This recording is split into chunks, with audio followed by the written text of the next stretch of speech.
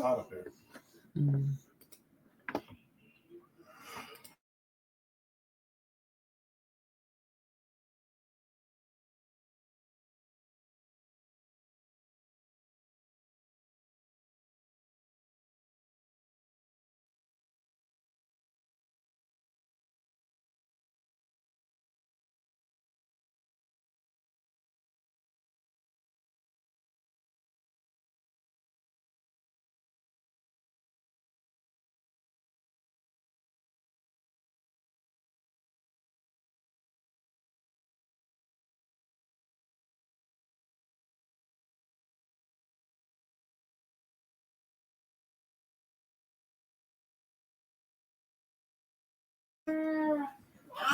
Hey guys, hey Ken, where you been?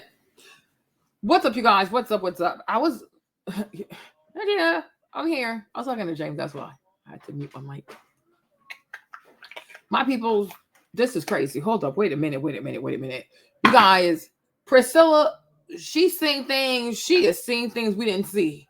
Well, we didn't really dig that deep, so. But I'm glad that she's bringing this up. This is crazy. This is crazy. This is really crazy, you guys. This Isis girl, she could be a fraud, you guys. Hey, Fallon, this Isis girl, she could actually be complacent. Complacent. What? This Isis girl could actually be complicit. And so she probably ran to YouTube to make this video to kind of like, hey, look at me. I'm innocent. I'm calling this out. Wumpty wump, wump, wump. You know what I'm saying? Like, maybe she knew. Maybe she knew. And now because it's going to get real, she's like, okay, how can I throw this man under the bus? But the whole time, she could have been helping him to do it. Hey, Sonia. Hey, Mark. Because this is crazy.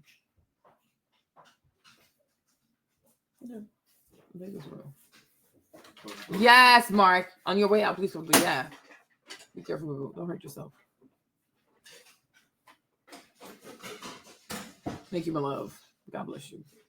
But just do me a favor. Give me my water bottle, the 2 water bottles, the green one and the big one. Hey, Janet. Yes, Mark. Hold on. Yeah, the big one.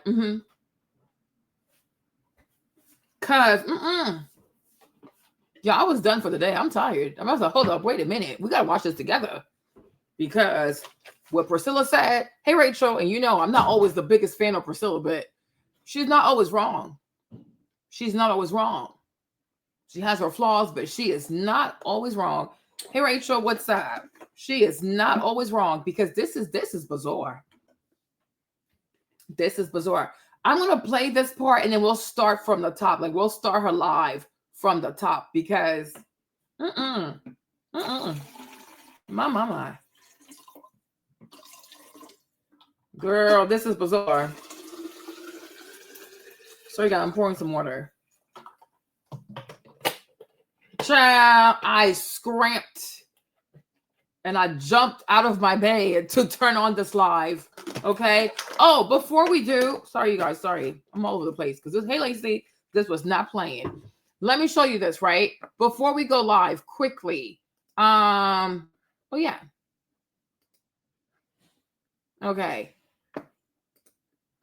Let me show you this, right? Before we go live, so you know, because this video, like the live we do today, it's not going to stay on here. It's going to be on this channel, right? I have another channel. It is called Girl Math is Debt, right? So I have all the links in my community tab, right? So it hits you. So if you don't see the live, like once we get off the live, if the video disappears, do not freak out. Just go to this channel, okay? All you have to do is type at Girl Math is Debt, and then it'll take you there. Or you could just find some links in my community tab. But this is where I have all my talking videos because on this channel, I will be doing political commentary, okay? But I know you guys like to talk. So I have a place, I have a whole new page, a whole new channel for all these talking videos, right? So I'll be taking all my talking videos and put them there, okay? So this is the page. Oh, I hope you guys love the thumbnails. I worked really hard on these thumbnails. Ooh, child. I worked really hard on these little thumbnails, okay? They're super cute. I used to hate making thumbnails. Oh, my God, just hate it. Ugh. Okay, oh, my gosh. Ooh. But now with Canva, I'm like, ooh, I'm an artiste. Look at me, okay? So here's the channel. If this live disappears after a while, it's going to be on that page. So do not panic. Okay. Just cleaning up this page and then I'm going to grow this other page, right? Okay, cool. Nice. All right, good. So let's go back to this. Okay. I'm back. So yeah, I saw that. Thank you, Mark. I appreciate you for that. So let me start playing from this part, from this timestamp. Hey, Gigi. Oh, thank you, Gigi. I appreciate you for that. Thank you. Hey, Sheila. Okay. We're going to play from this timestamp.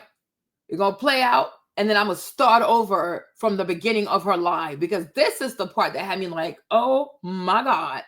This girl could be a fraud. This girl could have been complicit, but then she ran to the internet so she can distance herself and not have to face criminal charges for what she played a part in, allegedly. That's like, now that's how I'm feeling, because this is bizarre. This is really, really bizarre. So let's go. What about this? Until it was, he was attracted to his 10-month-old daughter, but no one knew until it was too late. And trigger warning, the details of this case are very hard to hear. Zara was born December 1st of 2019 to her mother Erica and her father Austin, and their relationship didn't last long, but they decided to remain friends for their daughter's sake. By the time Zara was 10 months old, her parents had a joint custody agreement that was strictly verbal and not mandated by the court. On October 3rd of 2020, Austin picked up Zara from her grandparents' house and brought her back to his apartment. Now, he just moved into that apartment 2 days ago, so he didn't have power, hot water, or heat, but he didn't care because he was planning to do something so sick that it would shock the entire community. Around 10:40 that night, Austin made a call to 911 saying he found Zara unresponsive. When first responders got there, they found Zara lying on the bed with no clothes on. She was not breathing. She was gray and cold to the touch. Zara's father was standing at the foot of the bed acting strange, completely calm and emotionless. Zara was then transported to a medical center where she was pronounced dead just 2 hours later. When doctors told Austin his daughter just passed, he shrugged his shoulders and sighed like he didn't care. When doctors removed her diaper, they found it overflowing with blood, and that's when they realized that she was viciously essayed in her A and B to the point where she was literally torn apart. This left her with a gaping hole that was nearly infected. He had almost disemboweled her. When police confronted Austin, he denied everything and said she had fallen, and that's where she got her injuries from. They also found out he waited over an hour to call 911. While she was laying unresponsive, he was sending explicit messages to 2 or 3 different women and Googling things like, how do you know if a baby is still breathing? Austin was later convicted of first-degree murder and sentenced to life in prison, but rest in peace to his poor daughter, and as always, I'll keep you guys updated. This who y'all make anybody daddies. You make anybody fathers. And then you say, so we can't trust the father to be around his own daughter? Hey. Huh? The average reading comprehension level of adults in America is 6th grade. So a 40-year-old woman is nothing but a 13-year-old in the mind. Wow. Wow. She a 13-year-old in the mind. This is a lot. Desperate and sex-driven. Mm-hmm. Fantasy driven. And you out here playing with men, knowing nothing about them, having babies for them, and because you don't have no help, because you jealous and hate other women, and you tore up your community over your jealousy and your competition, you did this, and so now you want to force a man to watch the kids, even though the men are telling you they're attracted to 14-year-old kids and under. I mean, they did just make. They are pushing to reduce the age of consent from 18 to 9 years old. What does that tell you, ma'am?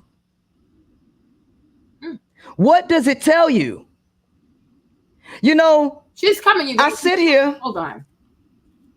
And I listen to the new trophy wife, one of them videos. It's coming, you guys. And you know, it really, really irked me and bothered me. You know why? Because some of y'all may know me and some of you may not. But for those of you who've been around here for a while, you know what was done to me by an ex of mine. Just want to be Taylor. My ex lied to the internet and said I was abusing my child. People on the internet would claim I was neglectful because my daughter would come in here and get on camera, and I would tell my daughter to move and get out the camera. Right. Or because my daughter could go in there and make her own oatmeal or toast. You know, they sent CPS to my house on a fucking lie and no evidence. But not the internet. Okay. Sitting here and watching this girl make content while her baby is in there screaming with that man. Yes, y'all listen. Screaming, ow. And listen. It's ow. And she publicly tell them that she ignore her daughter's cries. And then she say, she don't know how it happened. But they was quick to bring some folks in my house when I ain't never did no such thing. Now you tell me what you hear. You tell me what you hear, trigger warning. Because she say she don't know how this happened. Yeah, listen. She don't know how this happened. But watch her. I definitely understand it being hard because I stayed in situations much longer than I had to because I had children in those situations. So I understand the struggle of that. Definitely. You hear her daughter? Do you hear her daughter? She's sitting here doing her makeup. Ow, second time. She's not getting up. She's not checking. There's that saying, when you get sick and tired of being sick and tired. She says, ow again a third time. That's when you'll make a change. And that's very true. Again. You see this? So it's just all about. You see this? You have the courage. You see this? To do that. You see this? Sorry if my house is noisy. See this? I don't know how much you all can hear. But there's so many of us that you see that? It's like that. So if you hear stuff in the background, just act like you don't. Not her saying if you hear stuff in the background, act like you don't hear it. You see this? You see this? Is this normal? Is this normal?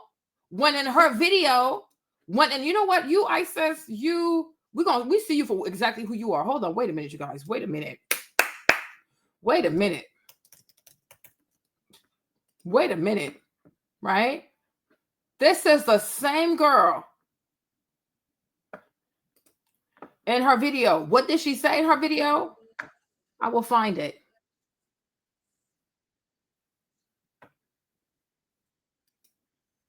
Okay. Sorry, y'all. Sorry. Hold on.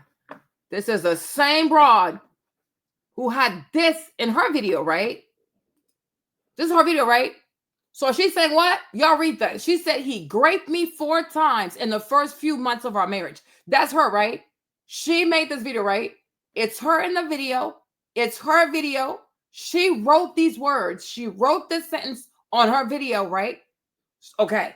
So she's saying she was raped 4 times the first few months of her marriage, right? And now she's telling us, if you hear something in the background, act like you don't hear it. This because she needs to be YouTube needs to take her channel down. She needs to lose her channel. She's up to no good. So you were in a relationship with a man. You got married to a man, right? It happened within a week. She knew him for more than a week. I think some of us got that part confused, right? She knew him for more than a week. But the time frame in which they decided to get married, that happened over the course of a week, right? Because she was dating someone, the thug. I think she was dating a thug when she had her 2 boys. Because I told you, I think for me, this girl, to me, I think she's a homosexual. I think this girl was homeless with 2 kids. You understand? So she moved in with a thug, and she said he didn't have a connection with her kids, which she did not mind, until she goes out with a man that she thinks is high value. Once she meets someone who's high value, who according to her, now I'm thinking this girl just lies on everything. Okay? Now I'm thinking this girl just lies Because maybe for her to present herself as like highly desirable, pretty, whatever, right? She came and told us that when he first saw her on the first date, he's like, yeah, be my girlfriend. But how do we know? We were not even there, right? These are things that she could be making up in order for us to feel like, yo, she's just so good at what she does. She's just so pretty. Like when men see her, they can't resist her, because I'm like, Sada, because he was so excited for you to be his girlfriend in less than 20 minutes. But then you had to be the one to buy the ring. You had to be the one to put pressure under his feet, whatever, hold his fire. What do you call hold his feet to the fire? It don't make no sense. So he's excited for you to be the girlfriend, but then you had to move him to want to marry you in a month. Girl, I think she's lying. Then you go and buy a $300 ring. He gave you some dusty ring he got from some cracker box somewhere, and then you took the ring. She's lying. I think her entire spiel, her entire persona is fraudulent. Nonetheless, right? If she was great within the first few months of her relationship, right? If you hear your daughter say, ow, ow, ow, this, and that, are you not going to be like, you guys, wait a second, let me go check what's happening? Why you can't check? Why can't you tell? At that time, too, she barely had any views. She barely had any followers. Like, girl, when we first encountered her early this week, she only had 18,000 subscribers. She had less than like 2,000 followers on Instagram. So it's not like she has this commanding presence on the internet where she's like, oh, my live is just so popping. I have like 20,000 people on the live, so I can't get up. No, barely nobody knows you, says you're delusional. But if I've been raped and I hear my daughter say, ow, ow, ow, this, and that, I'm like, you guys, wait a minute, I'll be right back. I've even done that before, right? I'm like, you guys, I gotta go make a bottle for Maverick. And I'll just disappear from the screen. I just play something and I'm gone, right? She's not getting up. On top of that, what did she tell us in her other video? In that other video, what did she also say in the other video? She said, oh, I watch my kids like a hawk. I watch them like a hawk. I make sure they never sit on anybody's lap. He knows how much I can't stand a person like that. Really? Now we're watching her playing with makeup while her daughter's in the background screaming, ow, ow, ow, ow, this, and that. And she's not watching her like a hawk. She's more concerned about doing whatever she's doing on the internet. She's more concerned about doing her makeup than watching her daughter like a hawk. Does that behavior look like somebody who watches her daughter like a hawk? No, she didn't care.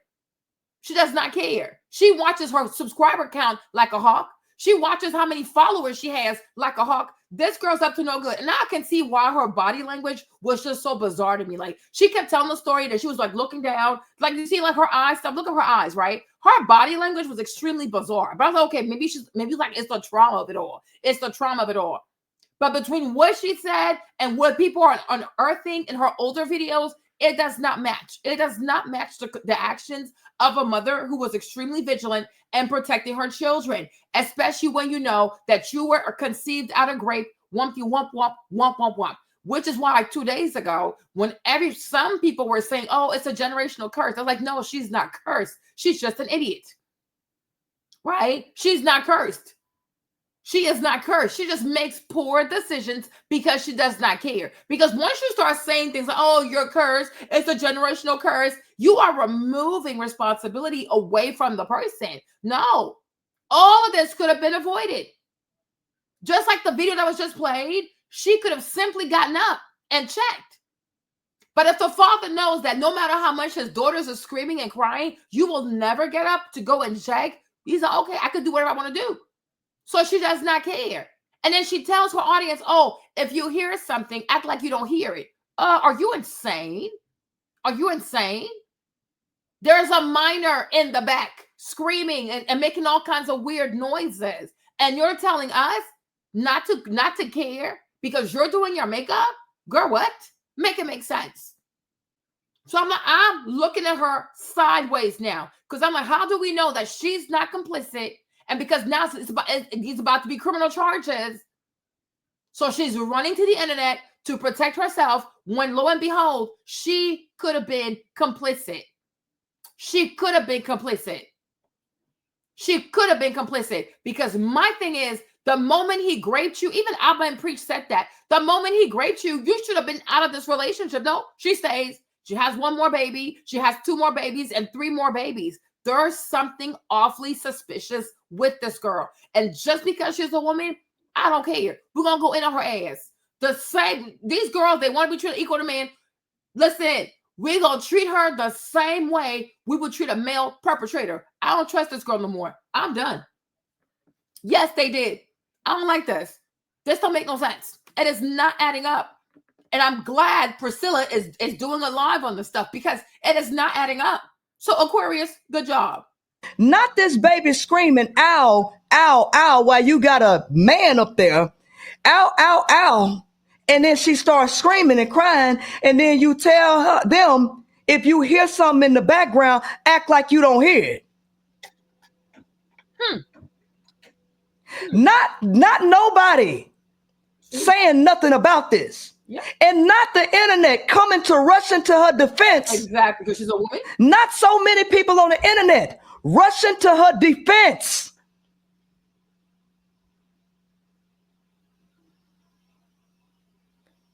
But they spread it all over the internet that I was abusive and neglectful. While they sitting up here defending a woman that was getting raped, that got raped 4 times at the beginning of her marriage, knowing what this man is capable of, and got the nerve to sit here and say, if you hear something in the background, act like you don't hear it. Not the goddamn internet, not raging. War. Yeah.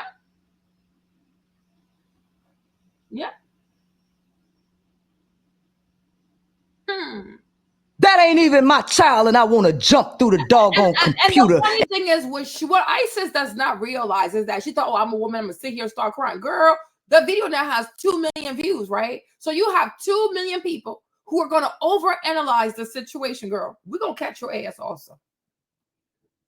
We're going to catch your ass as well. God is good. You're going to be exposed.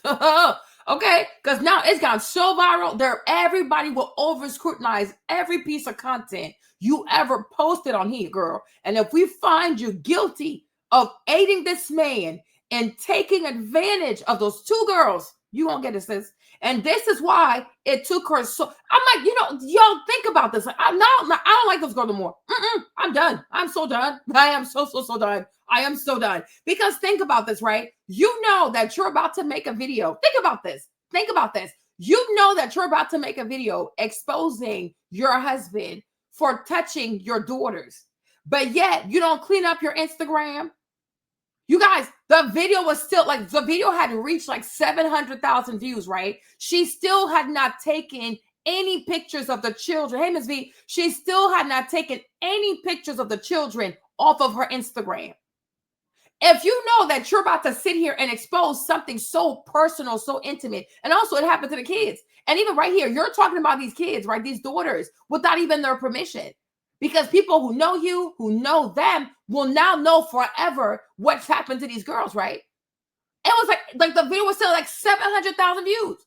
Me, Esther, we're messaging her take these pictures off, take these pictures down, take these pictures down, take the pictures of your children off the internet, right? So it's if you're someone that really cares about your children and you feel like you have to expose this man, at least make sure everything is clean. Make sure there's no pictures of your children anywhere whatsoever. No, she didn't care.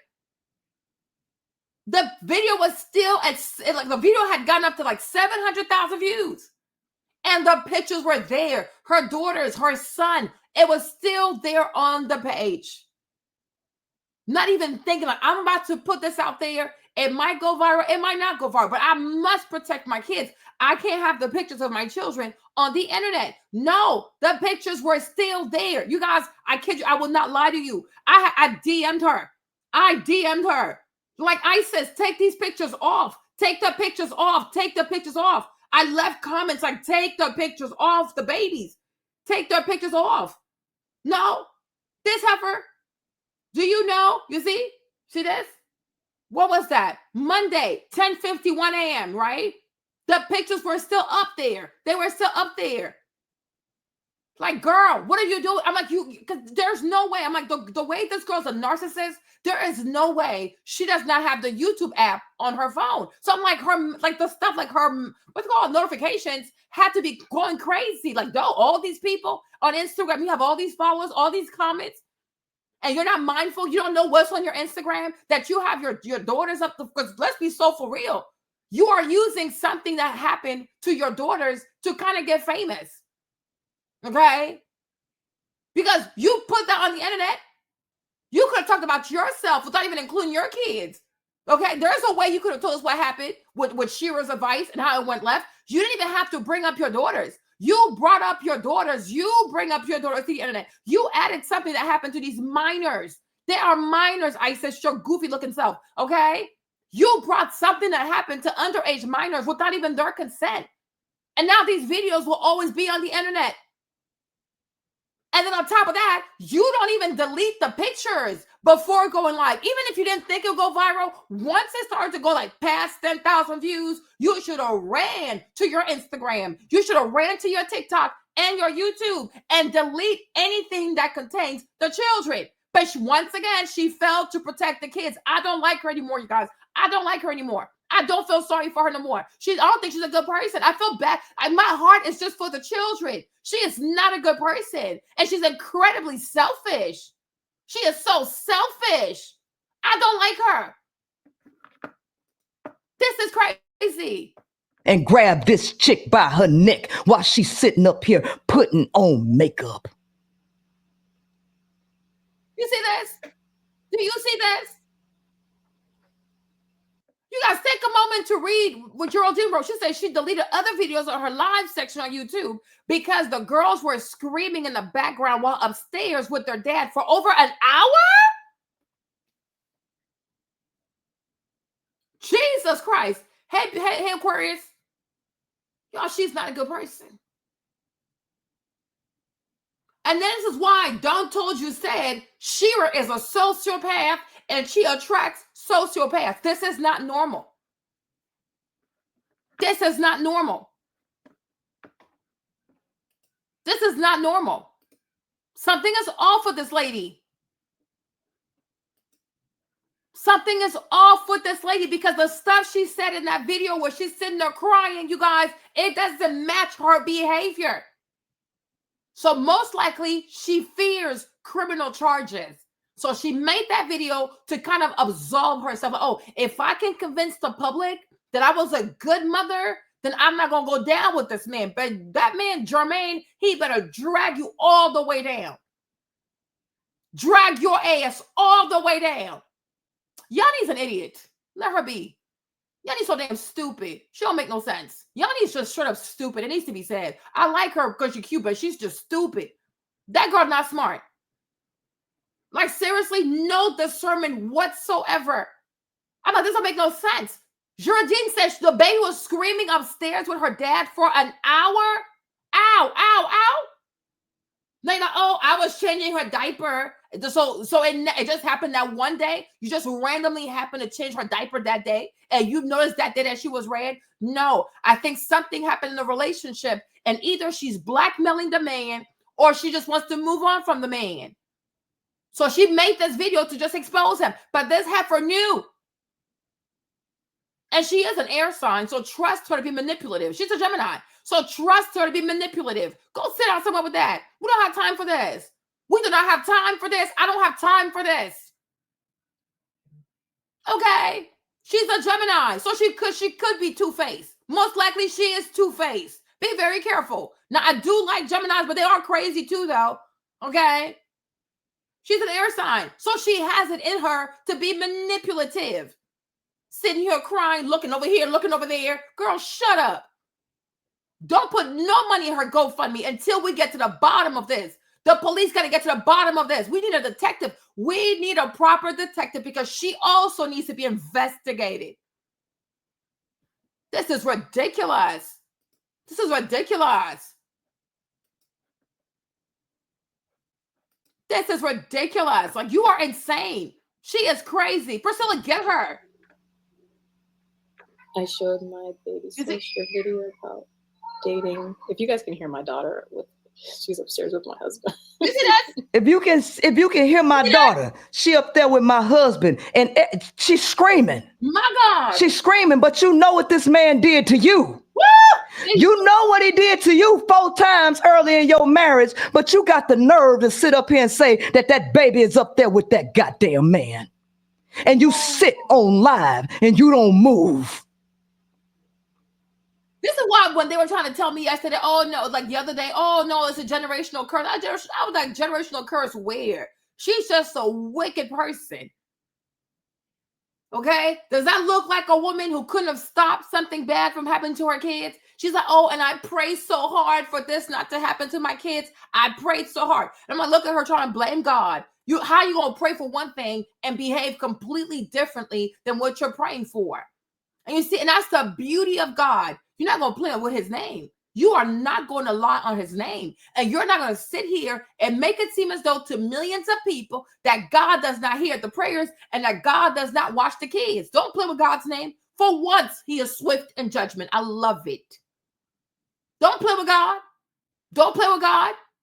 You got your makeup done, your hair done. You're sitting there more concerned about your brand or whatever you're trying to sell being Shira 2.0 than to actually be a mother. Thank you for me, right? Lies. I prayed to God. You didn't pray to nothing. I watch my kids like a hawk. Lies you tell.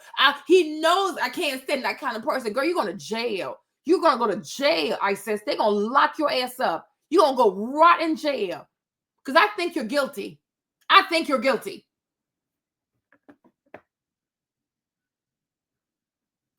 Okay? Hey, Goldie. You gonna rot in jail. You guys do not put money, do not give this lady a dime into her GoFundMe until we get to the bottom of this. Because now that I'm seeing this is crazy. Because I just saw her 2 videos and I bounced, right? So shout out to everybody who went through her live to watch her live and to see the kind of human being that she is. She's a POS. Oh my gosh. May God bless y'all because you guys are doing the Lord's work. Shout out to anybody who went through her video and found all this stuff, right? March 2024.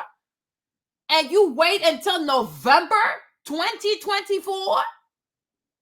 Something is up, you guys. Something is up. Oh, absolutely. Okay? Absolutely. March 2024. We are in November 2024. So what made you wait 8 months to sit here? Something happened. Something must have happened. So she ran to the police. She ran to the hospital before they came for her ass. Because maybe a teacher, something happened. And she felt like she had no other choice than to throw this man under the bus, run to YouTube, sit herself down over here real quick. You are crazy as hell. Jesus. But the internet, gosh. you rushing to her defense, making excuses for her. And how many of you was complicit in sending CPS to my house, all because my daughter can make her own goddamn oatmeal? And I told my daughter to get out the camera. Wow. Wow. And ain't no man in here touching my child. But y'all can hear that child in the background screaming. And she tell you, act like you don't hear nothing. Shame on all of y'all. Shame on you.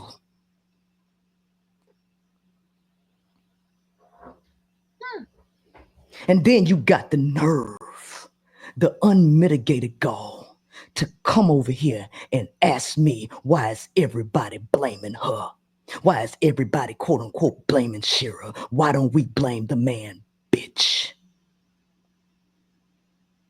How many more times I got to tell you about men? How many more times do I got to teach you about men for me to sit up here and not point the finger at you? My God. How many more times do I have to tell you who men are and to stop fucking around with them for you to sit up here and ask me why I'm pointing the finger at you? Because see, I know men. I know them well enough not to bring them around my child. And I don't care who the man is, daddy or no daddy. I ain't put nothing out my mind. So even though her daddy in her life, don't you ever think that I ain't monitoring everything. Because I trust the motherfucker to be who they are by nature. Man or no man, daddy or no daddy. My child tell me you did something, it's over. And I don't think about sweeping nothing to the side. Oh my God. You got a problem with not all men. That's what you tell yourself. That's what you tell yourself. But I know men. And I don't put nothing past none of them. None. Zero.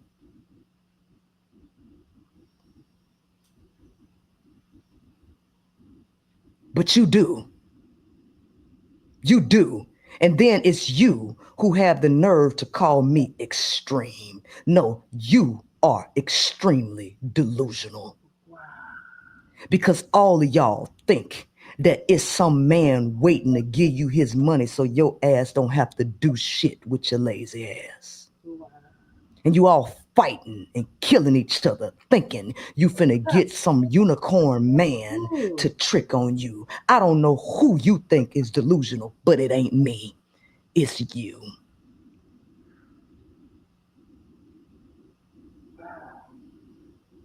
And y'all don't care who you hurt.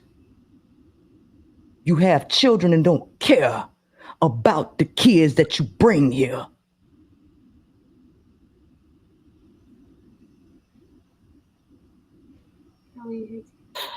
Being cranky, so I just don't know how he was able to get away with it and so sneaky. What you mean how he was able to get away? You see how people lie to themselves? Lie and then lie to other people. Do you see how people sit up here and lie to themselves? And they I don't know how he was able to do this and be so sneaky. Sneaky where? Where was the sneak attack?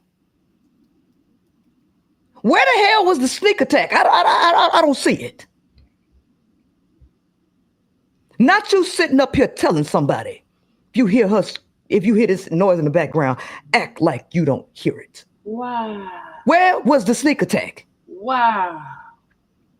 All because of your greed and your desperation to be lazy. How are you, a woman making $90,000 a year and don't want to do that and want to sit on your... I don't even think she ever made 90,000. I think she just lied, because who's gonna say, "Oh, I had 2 kids and no money"? Then what kind of courses can she sell after that? She was lying. She was homeless.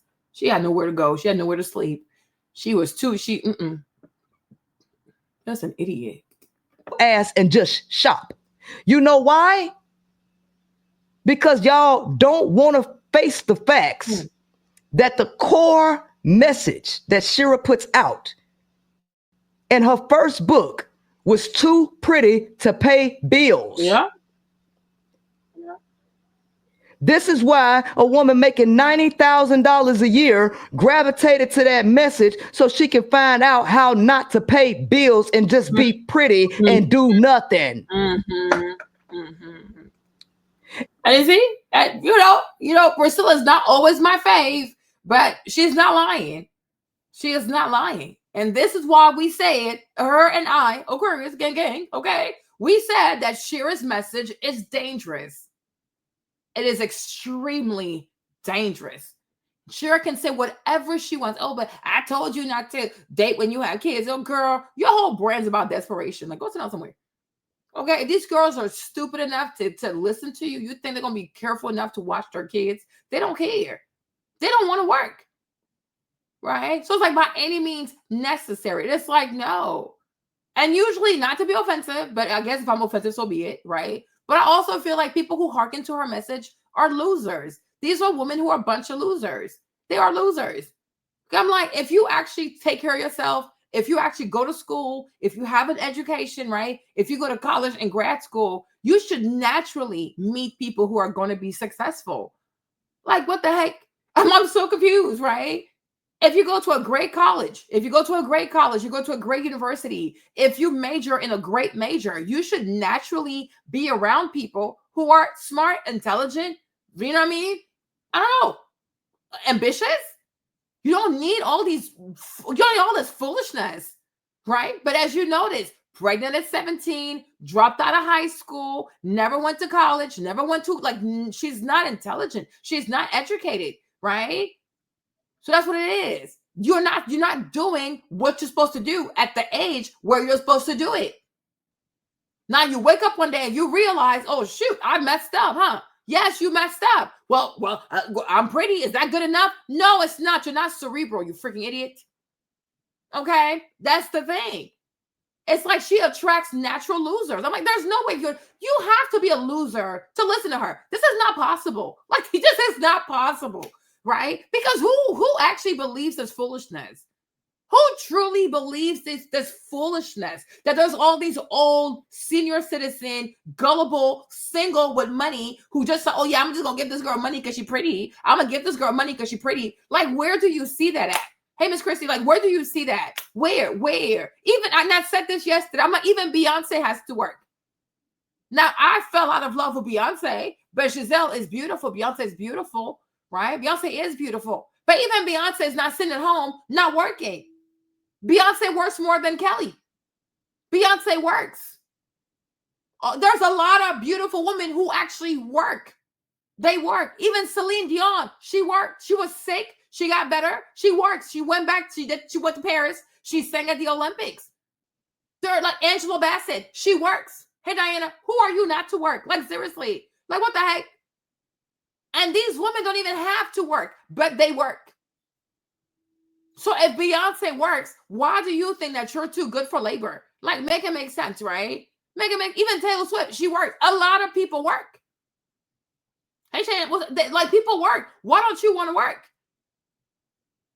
No work ethic. Like, you don't have work ethic. You don't care about your education. Hey, Ann, you don't care about your education. You don't have work ethic. You're a lazy bum. And then you say, well, I'm pretty, so because I'm pretty, I should be with a rich man. That's not how it goes.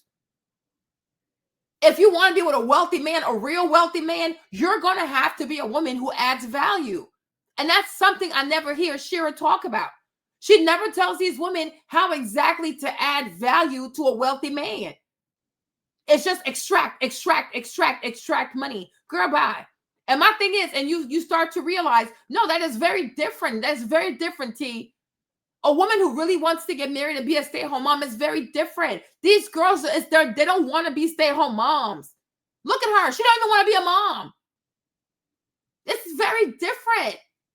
Like a woman who wants to be married and have children and raise her kid and wants to have a man who provides. She's looking for different things. Not just, oh, how much money can he spend on me? How much money can he spend on me? Is he going to be a good dad, a great dad? Does he have work ethic? Does he help the community? Is he a leader? Like, she cares about other things. You meet a man and within like a week or so, y'all decide to get married. Like, girl, what? What are we talking about? And then you get raped and you stay? No. These girls who listen to Shira are not looking to be stay-at-home moms. They're like low-key trying to be prostitutes. So it's like, it's not the same thing. And there's nothing maternal about Shira. I am very sorry. There's nothing motherly. There's nothing maternal about Shira. Nothing at all. This lady is cold. Like, she's a sociopath. I don't know how people find this woman entertaining. She is crazy. There's nothing maternal at all. What does she do that you go, oh, wow, she's a great stay-at-home mom. She does well by her daughters. Even the mere fact that she even makes this kind of content in front of her 16, 17-year-old, how is that even motherly? Imagine what her daughters hear in the house all day, every day. Is that appropriate for 16 and 17-year-old girls to hear that stuff? That the only reason why you go after a man is for money and money and money and money and money and money? That's not even motherly. I will never teach my daughters that. Because there is more to a man than how much money he makes. Is he even a good person? Does he not touch children? But this is like she has pimping advice, madame advice, every day in her house, in the presence of her daughters. How is that even motherly? She's like, oh, she doesn't cook for her kids because they can cook, like they're sick, they can make their own food. She don't cook for nobody. Like, oh, I'll do this, I'll do that. I'm like, what about Shira is actually motherly? Does she ever speak about academics? Does she ever speak about spending time with her daughters, reading with her daughters, like actually doing something that does not revolve around pimping people? No, she does not. So what is motherly about Shira? How can Shira teach any woman how to be a stay-at-home mom? What the heck? Like, seriously.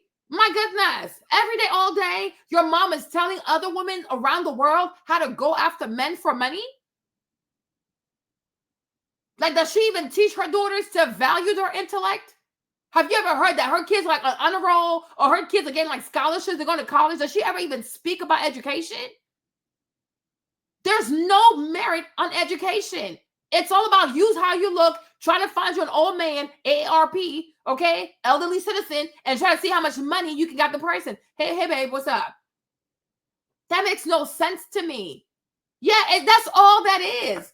And she does that in front of her daughters. These are young, impressionable women. How is this okay? Exactly. Like, she does not do anything maternal. She doesn't do anything homely. She does not do anything for the family. It never gave. This is a warm mother. You can talk to her. She's there for her daughters. She helps them with homework and things like that. No. Madame, how to do this, how to find a man with money, how to make him pay for this and pay for that. And this is what her daughters have to hear every single day. My God, how is that maternal at all? That is insanity. That is so insane to me. Exactly. Oh, it's door dashing. And I'm not trying to be offensive, but how much do you want to bet? If I go and look at her daughters, most likely they're overweight. How much you want to bet?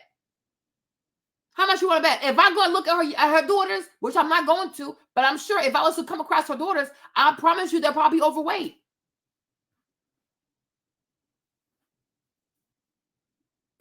Like, come on. Like, seriously? I'm like, the girl who really wants to be at home, she's maternal. She's not a predator. She's not a predator. But like Shira, what she teaches people is extremely predatory.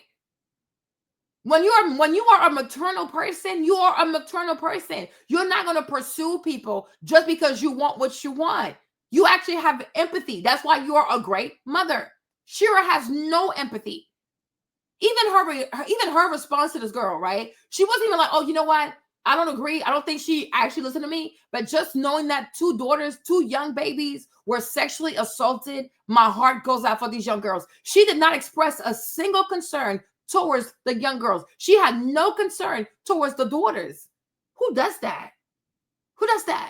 Everybody who watched the video said, oh my gosh, I hope her daughters are okay. I hope her daughters are okay. Shira never said, even though I don't think she listened to me. I don't think she watched my videos in full. I don't know what she did, but Shira never once said, but I hope her daughters are okay. My heart and my prayers go out to her daughters, and I hope they recover from this. There was never a single thought for any child involved. She didn't care. And that goes to show you, just because you give birth to children does not make you maternal right away. Just because you give birth to kids does not mean that you are motherly. Because when you're a mother, you can be a mother to all children.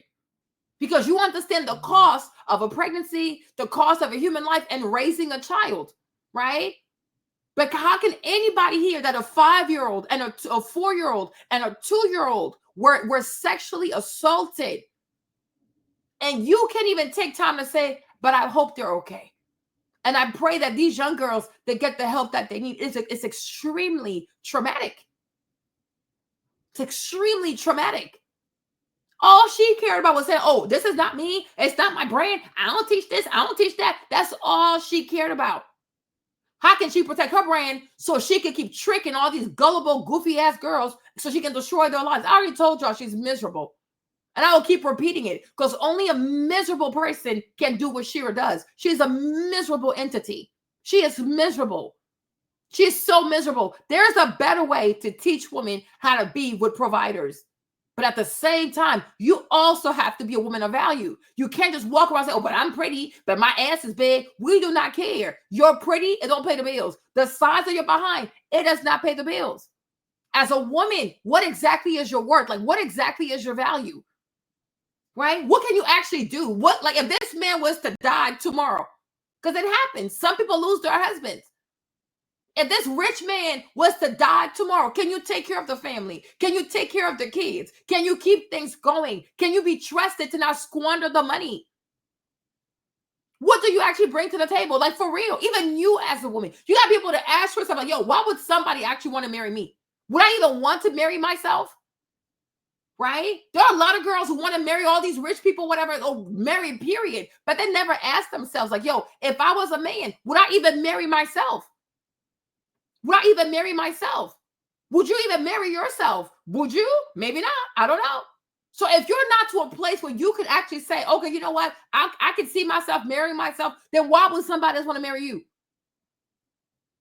There's no conversation about character. There's no conversation about like, like even value, but even like, okay, are you even ready for this relationship? Are you at a place where you are ready for a relationship? Are you in a place where you are ready to be somebody, to be an helpmate, to be a friend, to be whatever? Like, there's never any conversation about that. Everything is money, money, money. If he wants to see you, he has to pay. He wants to talk to you, he has to pay. One thing, I'm like, are you an escort? Are you an escort? This is straight up prostitution with people who don't have the courage to call themselves prostitutes. What the world? How can you be in a relationship if you don't take time to get to know the person? But in order to get to know the person, he got to give you money? Then call yourself an escort and let's be done with this. This is ridiculous. But if you're serious about a relationship, you are actually going to want to spend time and get to know the person. But then again, the people who watch Shira don't know how to get to know a man without having sex with the man. That's the problem. Because they have nothing else to offer besides how they look. Because when you can actually hold a conversation, when you can talk about many different topics, you don't have to sleep with somebody. Right? So when you don't know how to talk and keep somebody's attention because you're like, and you're just boring. Because you're so boring, all you can do is offer sex. I can see why he has to pay you every time you come outside, because that's all you're good for. That's all you're good for. Like, make it make sense, right? Make it make sense. You don't know how to get to know somebody without taking your pants off. You don't know how to get to know someone without taking out your underwear. You can't have a long conversation, a long dinner with somebody without getting whatever wet, whatever, getting aroused. Like, make it make sense. Make it make sense. Because a lot of girls today are incredibly stupid. They're incredibly dumb. They don't know how to talk. Don't know how to talk, can't keep a conversation, and you can't even keep a conversation interesting. So, of course, you have to sleep with people. And that's why you need money before you get out the house. Otherwise, he's going to sleep with you for free. And that's why I say people need patriarchy, because this is crazy. All of this is crazy. This is ridiculous. This is so ridiculous. Some women came on my last show talk about Princella just doesn't want us to marry men. That's desperation. The women are so desperate to be with a man, they under my comment section talking about Princella is that she don't want us to marry men. We want men. This is ridiculous. Princella just wants us to work. One lady, no lie, if you go look under the other comment section, one lady came under the comment section, Princella wants us to work. Shira is teaching us how to get it without having to work.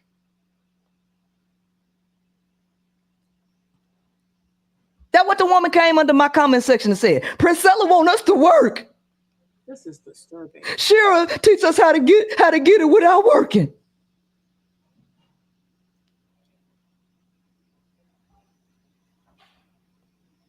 That's why I asked you at the beginning, what are y'all taking away from Shira's message? Exactly. What? What is it? What is your key takeaway? It's lazy, naive, desperate women who flock to the message because they want to know how to be lazy. How to roach up on a man and get some crumbs. True. Yeah. This is crazy. But Shira got books. Shira got businesses. And your ass ain't figured out that you probably should figure out how to become of value too. Shira ain't did nothing but shared her damn life experiences. And she making content for what you want. What you want. So why you want to be lazy? Why you so desperate? Yeah, she's all. You gravitate to people. You gravitate to people who you think got it easy, and you mad Princella want us to work.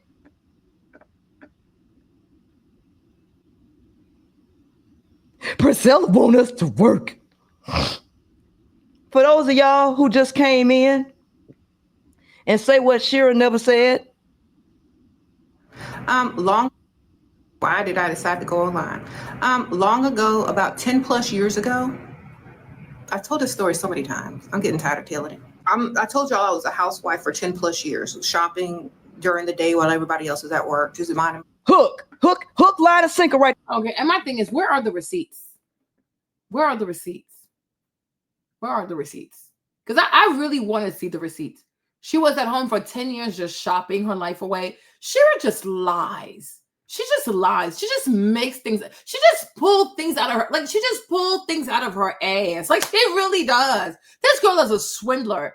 Okay? Where are the receipts? Even now, where is the shopping?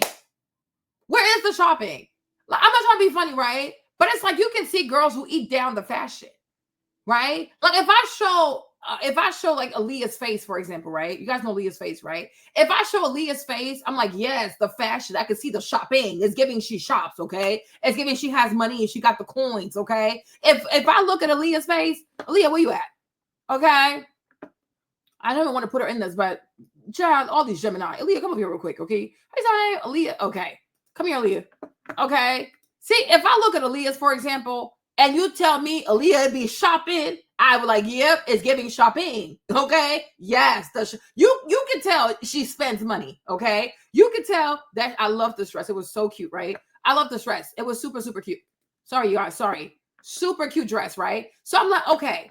If Aaliyah says to me, oh, I'm a housewife, wumpty wump wump, I could believe that. Okay. Like I'm saying, I can see the shopping. I see the shoppery in this dancery. Right? Okay. Aaliyah lives a life where it's like, okay, it makes sense. If she told you I was married to a rich man, wumpty wump wump, I would believe it, y'all. Because listen, what's understood does not have to be explained. What's understood don't have to be explained. Now here comes Shira. Hold up. Here comes Shira. I don't know why y'all do this to yourself. Okay. Here comes Shira. Not even a single clear picture in sight. Let's talk about that part. Let's talk about that part. There's never a single clear picture. Everything has filters and filters. I'm like, you make all this money, but you can't buy a proper camera. You can't buy a proper iPhone 16X Pro X.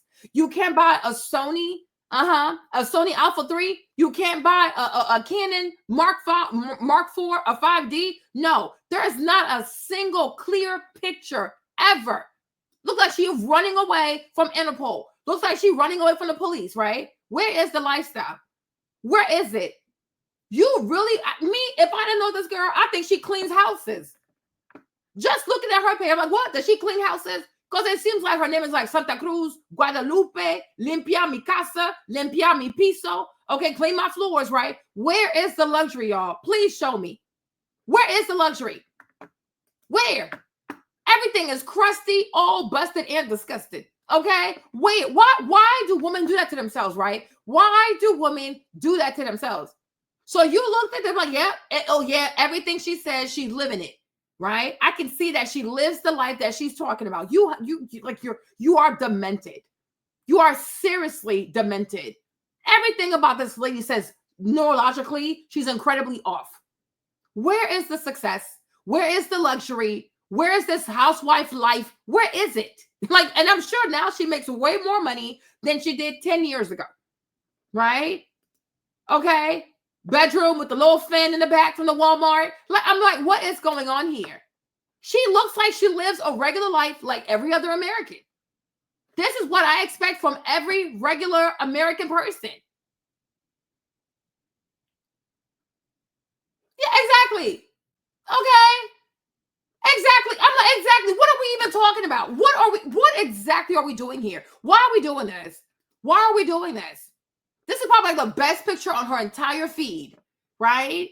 But I'm like, where is the luxury? Where is this housewife? Like, she's at the Korean store, okay, buying synthetic weight. Look at this. This right here. This is animal hair. Horse hair, dog hair, I don't know. But this is not natural human hair. She can't even afford the Indian bundles. What are we even talking about? What are we talking about? What are we talking about? What exactly are we talking about? Girl.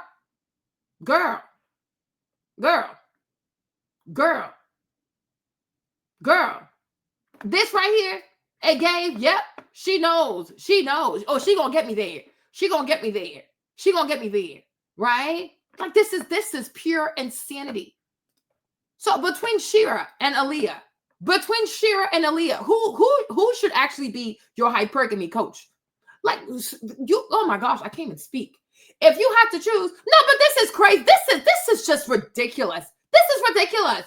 It's like if Shira lived a certain life, like I'm telling you, like if her Instagram feed was like just like clear, like just these crispy pictures in Monaco, in Italy. What's that place they have? Oh my gosh, that fancy place they have in Italy. Oh my gosh, Amalfi, whatever it's called, right?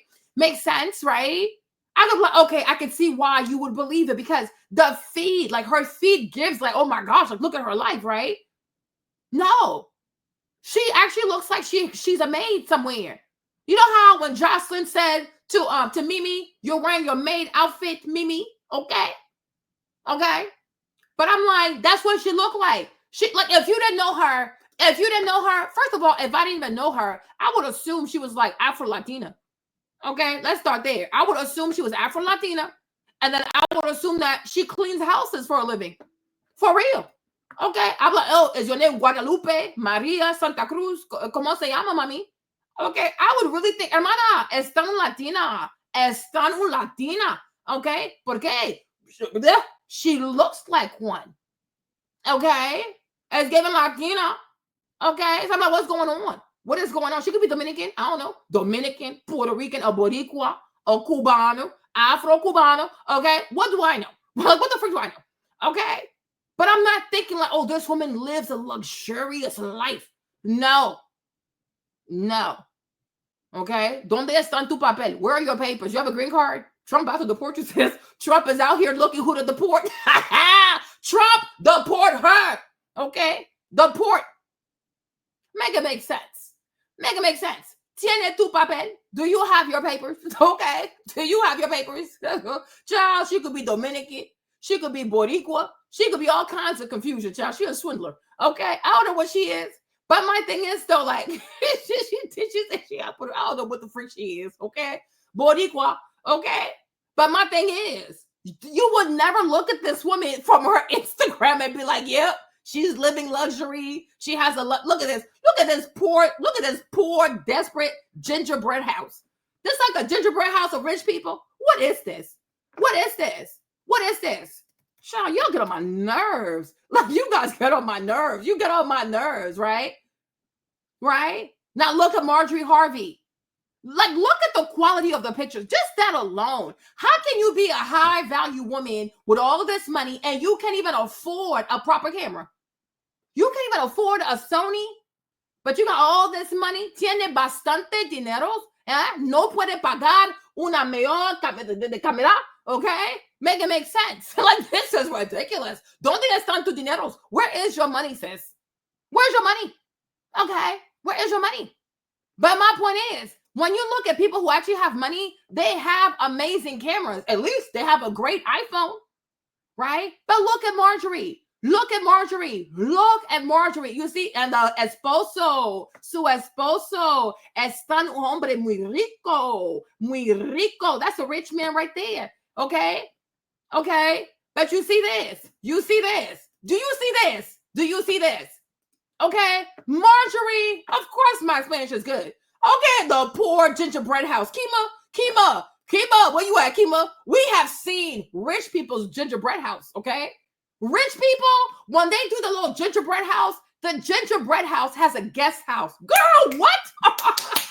Have you seen rich people's gingerbread house at Christmas? When I tell you the gingerbread house has a guest house.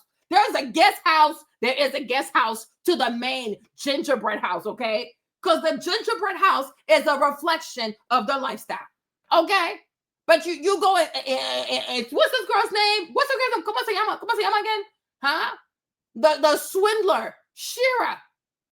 Her destitute ass, dry ass gingerbread house. Like, girl, you struggling with no peppermint candy on it also? No peppermint candy on it? You can't even afford peppermint candy for your gingerbread house, and I'ma listen to you. She don't even have peppermint candy, okay, on her gingerbread house. What is this? What is this? Like, what is this? Cancel. What is this? Make it make sense. Oh my God, she triggers me. She triggers me. Huh?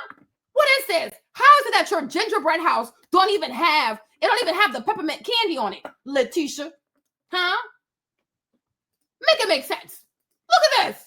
You guys, do you not feel sad for this gingerbread house? What kind of gingerbread house this is? Huh? And then two little gingerbread men. This is given the homeless shelter where she grew up. Make it make sense.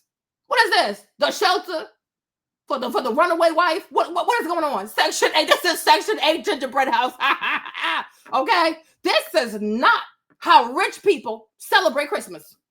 It's rich people y'all, have you ever seen rich people's gingerbread house? Let me show you. Hold on. Y'all, hold on. Rich people don't play.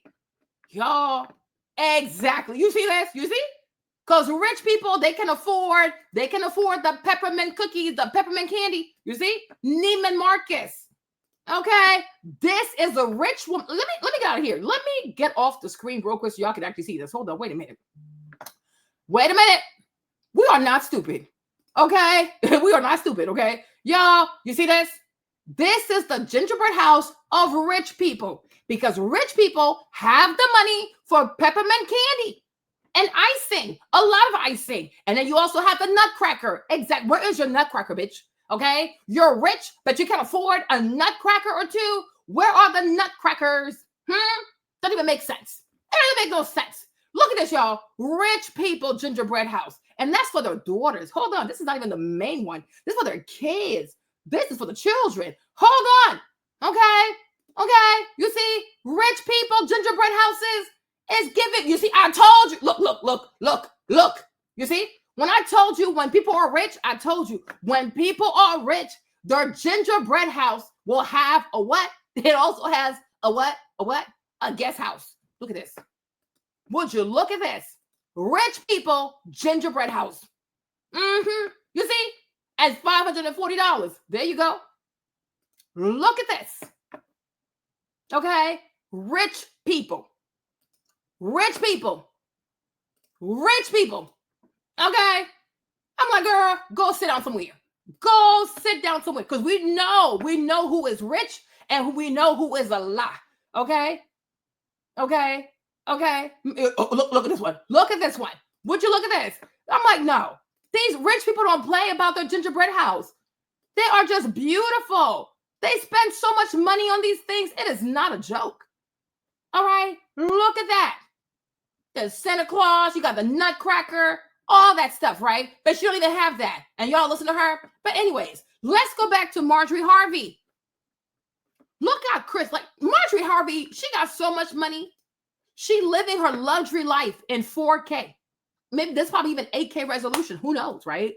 Okay, but this is 8K resolution because you're going to see every single pixel of her money, baby, okay? This is what you call rich. This is what you call hypergamy. Not Marjorie, child, whatever she sound like, you might want to listen to her, right? And then look at the background, okay? It's mountains, it's lakes, right? Look at this. Would you look at that, okay? Look at that. Look at the background. Look at this. All right, you see this? Every picture is clear. It is crisp, right? You don't get that. You don't get that from, what's that girl's name? Shira. All right. Look at this. Okay. 1,000% silk. All right. AK resolution. Girl, it is money. Shira, you can't even see anything. It's like she's running away from Interpol. It's like she's running away from the marshal. And then she exercises. There you go. And these are expensive exercise. You see this? Pilates, $400 a session, $200 a session. Right? Look at that. Would you look at that? Would you look at that? Okay. We're not doing this today, Shira. We are done playing with you and your goofy games. You understand? And then also, let's go back to Aaliyah. Right? So my thing is, if somebody here was to give us hypergamy, how to get a rich man, how to get a rich husband, wumpty wump wump, who does it look like? Aaliyah could do that. Right? Aaliyah could do that. Right? And you see, let's be so for real. Aaliyah, she gave herself, she really is giving struggle. She's giving a struggle life. I don't know why these girls believe in her. That's why I say she's a loser. I don't know what's wrong with people. She's a loser. Right? We're gonna get back to Priscilla, but y'all gotta see this. Aaliyah, another Gemini, Isis, you need to learn from your fellow Gemini and be like Aaliyah. Okay? Period. And the thing about Aaliyah gave herself that life. We're gonna clap. Aaliyah gave herself that life. You understand me? So then, if Aaliyah says, I brought my lifestyle up to here, I want to marry a man who could take me up there, we get it. We get it. And we can say, yes, she deserves that. Because by herself, look how much she can do for self. Right? If you can do so much for self, it is only right that you have a man who can do way more. Because you by yourself as a woman, you are extremely competitive. You are extremely hardworking. You are extremely dedicated, right? So, of course, you know what I'm saying? If a man finds you living luxury, buying, like it's your day-to-day, Aaliyah gave her. This is why I love Aaliyah so much. I really do. That's my baby. In my head, like, that's my baby sister. I love her so much, right? But let's go back to her channel. Let's go to her channel, you guys. Oh, by the way, you guys, if the video disappears here, right, it'll be on this channel. It's my new channel. Make sure you subscribe because that's where I have all my talking videos because I will be doing political reviews. Some of y'all don't like politics. I love politics. So to be fair, I'll just put all my talking videos over there, right? But let's go to Aaliyah's channel. Okay. No, it's 2 L's, right? How do you spell her name? Okay. Let's go to her channel. Okay. So right now, Aaliyah has what? 858,000 subs with 193 videos, right? Cool. Let's go to our videos. Let's go to oldest because people only want to see when you blew up. We got to see how people started. Okay. So let me just be here, right? 9 years ago, a whole decade of working hard to give herself the lifestyle that she has today. This young lady is self-made, right? But once upon a time, you know, the makeup was not all the way there. Skin was not always the way there. The hair wasn't all the way there. And she was a little bit chubby, a little thick, you know what I'm saying? Right? But there was a time she was a nobody. Nobody looked at her. She had no money. She was broke. She didn't have good skin, right? But you see, this is a young lady who was committed, dedicated, hardworking. She left nursing school. Her dad was so upset. Her dad stopped talking to her. I mean, that's a whole lot. She even talked about how her boyfriend were broke. And, you know, and when she was broke, she dated somebody who was broke as well. Okay. He used to work at a restaurant or something. He used to like bring food from the restaurant. It's all kinds of stuff, right? But you see, Aaliyah is like everybody else. Now today, because she is light-skinned, some people will say, oh, she has pretty girl privilege. That's why she made it. Oh my God, she has skinny girl privilege. That's why she made it. Oh, she had a skinny BBL. That's why she made it, right? Always making all kinds of foolishness. Okay. But you can see, you can be light-skinned and basic. You can be light-skinned, basic, bad skin, overweight, all kinds of stuff, right? So Aaliyah, she worked hard. And then she gave herself the privileges that she enjoys today. 9 years of hard work. You see the free stuff, right? You see it. 9 years. Nobody gave her this. I even told you, I said once upon a time, she used to be friends with, what's that boy's name? With James Charles. They used to all be friends and they went to New York Beauty Con. And when James made it, you know, he white. So when he made it, He bounced. Like, he left all these girls behind, the black girls, the white girls. He left everybody behind, right? But look at this video so you can see, right? She's not the girl you know today, right? And these are the kind of girls, oh, but look at me. Nobody's looking at me. Nobody wants to date me, right? Look at her. It's like, this is not the girl you know today. But that's why you have to be comfortable starting where you are. You work hard and you remain consistent. Don't try to sell your poom poom. No, there's no need for that, right? Don't try to trick on a man. There's no need for that. She took something that was free. YouTube, it is free. You can post as much as you want, as often as you want. It's as much as you're dedicated, you decide how far you can go, right? You understand? But she worked hard. Now, she did have a little BBL, I ain't gonna lie. But even the BBL, you got to maintain the BBL because it could go left, right? You understand? 9 years ago. Today, here we are. Let's look at Leah. She's skinnier, right? Her skin is a whole lot better, okay? Her skin's a whole lot better. Her money is a lot nicer, right? But it was 9 years of hard work. Like I said, I don't always agree with Priscilla, but she is right. You have to work. You cannot just be lazy and try to trick off of people, right? So when you see all the things that Aaliyah has, 9 years, 10 years, right? Exactly. But even her BBL, she had enough sense to do it tastefully. She did it tastefully. But one thing you can't say about Aaliyah is that Aaliyah doesn't work. Aaliyah works hard. Aaliyah works really, really hard, right? Another one. I like her too. Okay? I like her as well. Who's my other little baby? Okay? Another one. Okay? My girl Kira. There you go. Let's go to the old videos. All these videos. Because people are so afraid to start ratchet. Right? But here's Kira too. I mean, I don't like the fashion, but whatever. Right? But you start with what you have. This here, oh no. Okay? You start with what you have. You make the best of what you have. But she started like, what, 6 years ago? You see? Hold on, you guys. Hold on. Okay? So here's Kira's channel's 468, and she has 535 videos, right? All right, cool. You see? But you start with what you have. You start where you are. You make the best out of it.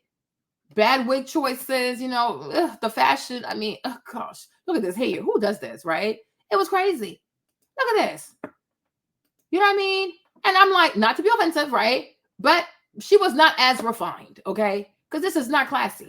Yellow hair, though, if you're a clam, right? Chewing gum on camera, all kinds of foolishness. Because when you don't know better, you just don't know better, right? So it's a little ratchet. Hey, queen, a little rough, right? But listen, that's who she was then. She knew what she knew. Because sometimes you don't know what you don't know, right? You don't know what you don't know. You understand? Cool. Let's get out of here. All right? Okay. But you see more yellow hair, more foolishness, right? More and more foolishness, right? We're like, what is this? But Kira also did not give up. So the style was very, hood rat, it's not for me. Really, it's not for me. But she kept going. But it was not classy. Now, you fast forward to today. There you go. Let's go today. You fast forward to today, it's a whole new deal. Thumbnails, beautiful. The aesthetic is there. The style is there. Like, she has evolved. Her style evolved. Everything about her has evolved. But once again, Kira invested 6 years. She worked. And today, Kira enjoys a beautiful life. Even if you see her Instagram, where's she at? Hold on.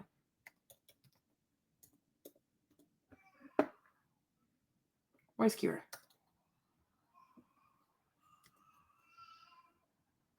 Oh, it's with an I. My bad. Okay. See? 400,000 on it. Followers on Instagram, right? But you see? Look at the aesthetic. Look at the aesthetic. So once again, between Kira and Shira, who would you trust to give you hypergamous advice, how to find the rich man advice, the wump, right? And one thing, what you notice, everything is so crisp. It's so beautiful. Pictures are sharp. Look at this. Everything is so sharp. Everything is so aesthetically pleasing. Hold on. Right? But like I said, people don't want to work. Right? But look at this. From the yellow hair girl, chewing gum on camera girl, look how far we've come. Evolution. Right? But look at her feed, y'all. Look at the feed. Once again, if Kira tells me that she knows rich people, she's around the rich man, then I'm okay, it makes sense. I can believe that. Shira, no. No, I don't believe that. Thank you. I don't. And you see, there's no more yellow hair. There's no more colorful wig. It's all black.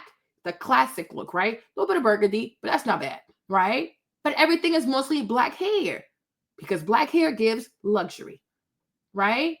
You see, there's no crazy colors on her head. So once again, between Shira and Kira, who can really tell you about rich men, be around rich men, what a rich man looking for, 1 through 1, blah, blah, blah, blah. Okay, I'm going to listen to Kira. I am not listening to Letitia, aka Shira. Now look at Shira's page. How can people take this woman seriously? All jokes aside, okay, we are in 2024. And her pictures still look like Instagram in 2013 when the app first came out. This don't make no sense. This makes no sense, right? Where is the brand? Where is the brand? No sense. Like, what is this, right?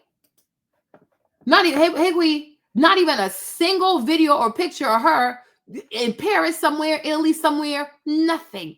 Always in her car, always in her messy room with her little fan from Walmart. And you think that girl right there can tell you how to get a rich man? You're not serious. You just don't value your life. Like, it's like you're like a kamikaze. Like, you just want to get beat up, used up, run up by some crazy ass dude pretending to be rich. You don't want to be safe. You just don't enjoy your life. Right? Like, come on. Like, seriously, this right here. Come on. You know better. You know better. But you refuse to do better. Right? And the only thing is, because she's telling you this is how you're going to get back at these dudes. So therefore, you listen to her. Like, exactly. But that has to match. The word's not enough. Aaliyah also has word. Kira also has word. But the whole brand is cohesive. And yet, Kira has money. Right? Aaliyah has money. And never does Aaliyah say, hey, girls, go chase a man for money. Never does. Right? Kira also has, where Kira at? Right? Kira also has money. Kira has a lot of money. She makes a lot of money. Because you see, like, every time she does a video, she gets about like 100,000 views. So she's making money, at least like 1,000 plus per video. Right? Have you ever heard Kira say, girl, go after this man, girl. Let me show you how to get a rich man, girl. Who's the rich man? She's her own rich man. Right? I've never seen Kira say, go chase a man for money. Go chase a man for money. Go chase. No. Okay? I've never heard Aaliyah say, chase a man for money. She left Atlanta. She moved to New York City. She did it by her own. So it's like, what is this? Make it make sense. When she was tired of living in Atlanta, she moved to New York by her own. Like, she has the money. Not saying that she would not like to marry a man that has way more money, but she has the money. She's not a beggar. Right? You don't have to pay her to come out all this weird stuff. Like, what? I mean, what is this? Make it make sense. It makes no sense. Girl, so let's continue with this video, child. This is crazy. A lot has happened since the last time that I recorded. I think the last time you guys saw me, I was in my second trimester. And yeah, I think I did post an update in the community section. And a generous man willing to trick on you. Right?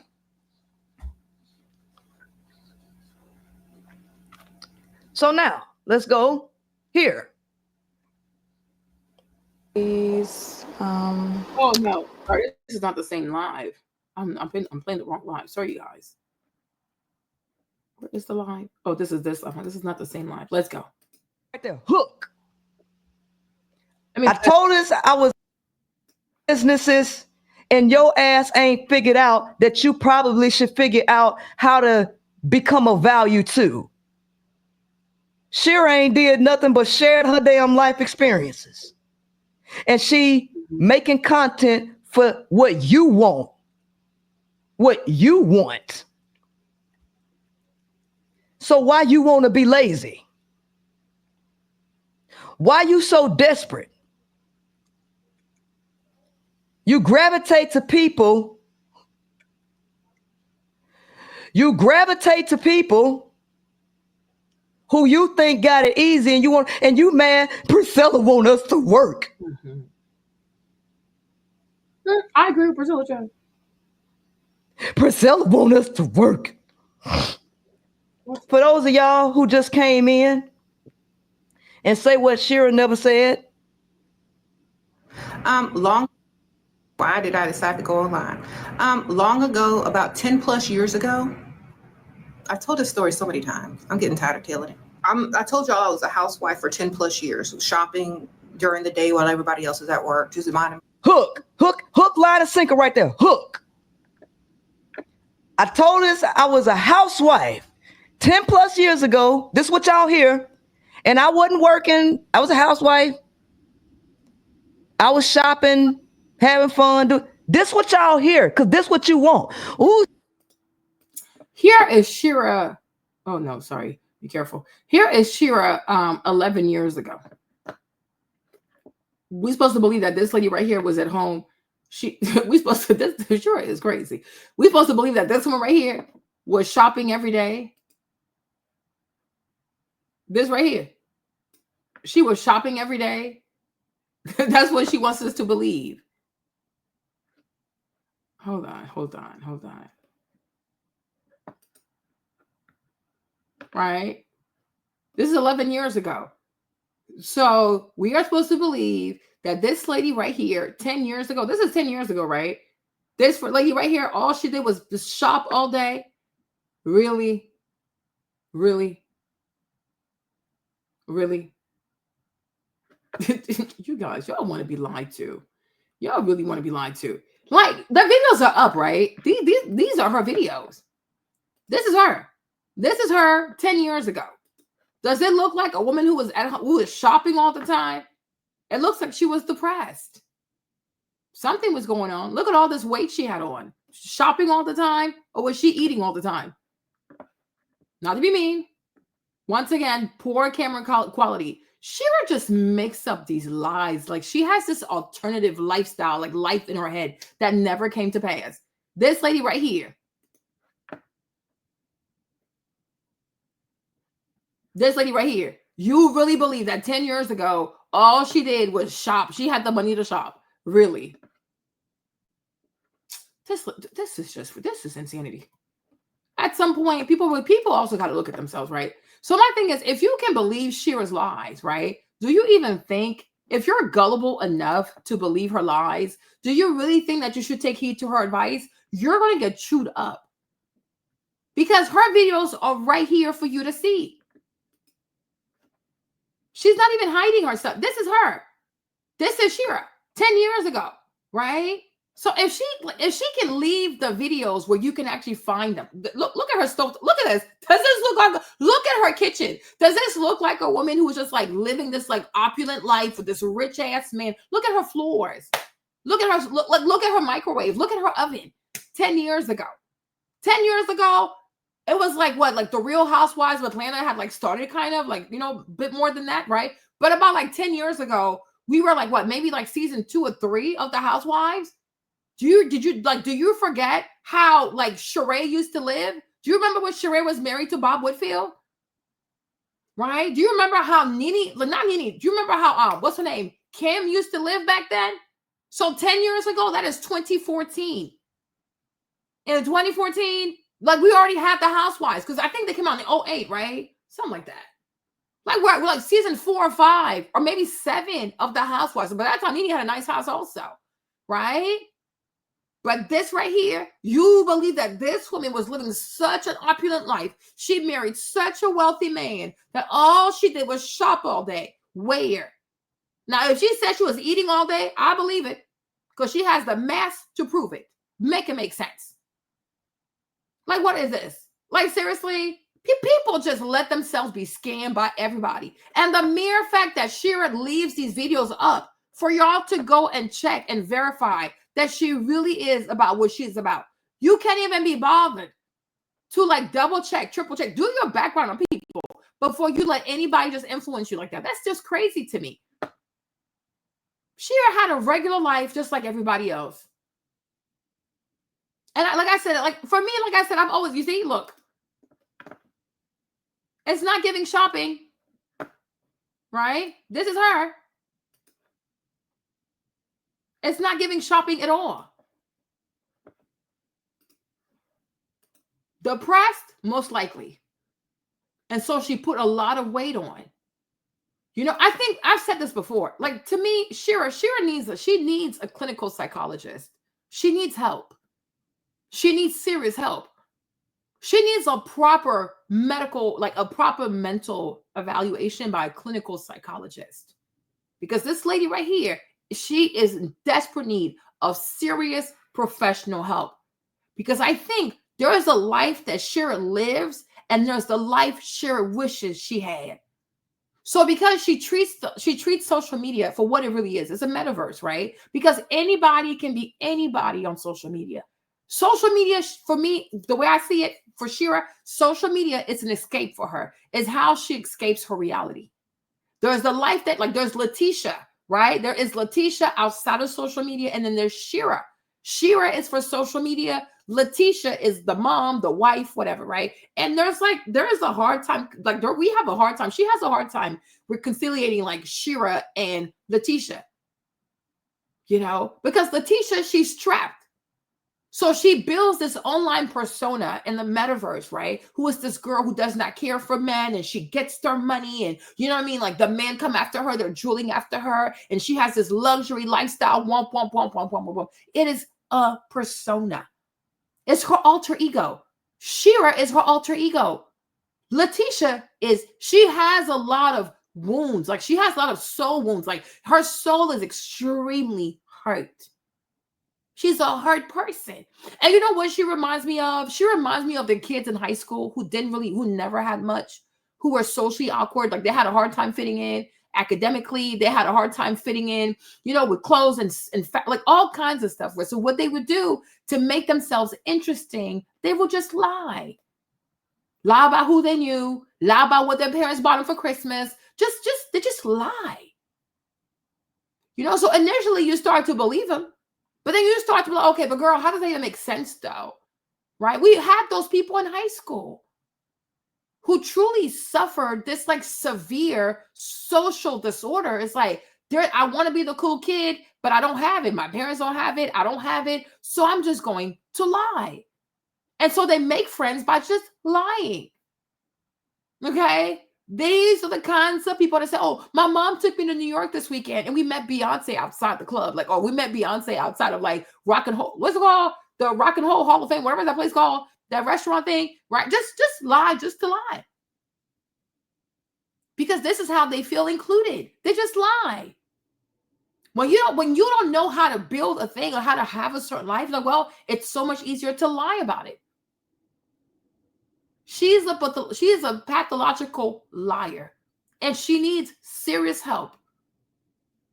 She needs serious help because she has I don't know if it's like, you know how they say like you have like body dysphoria? I think she has lifestyle dysphoria between the life that she truly has and the life she wished she had.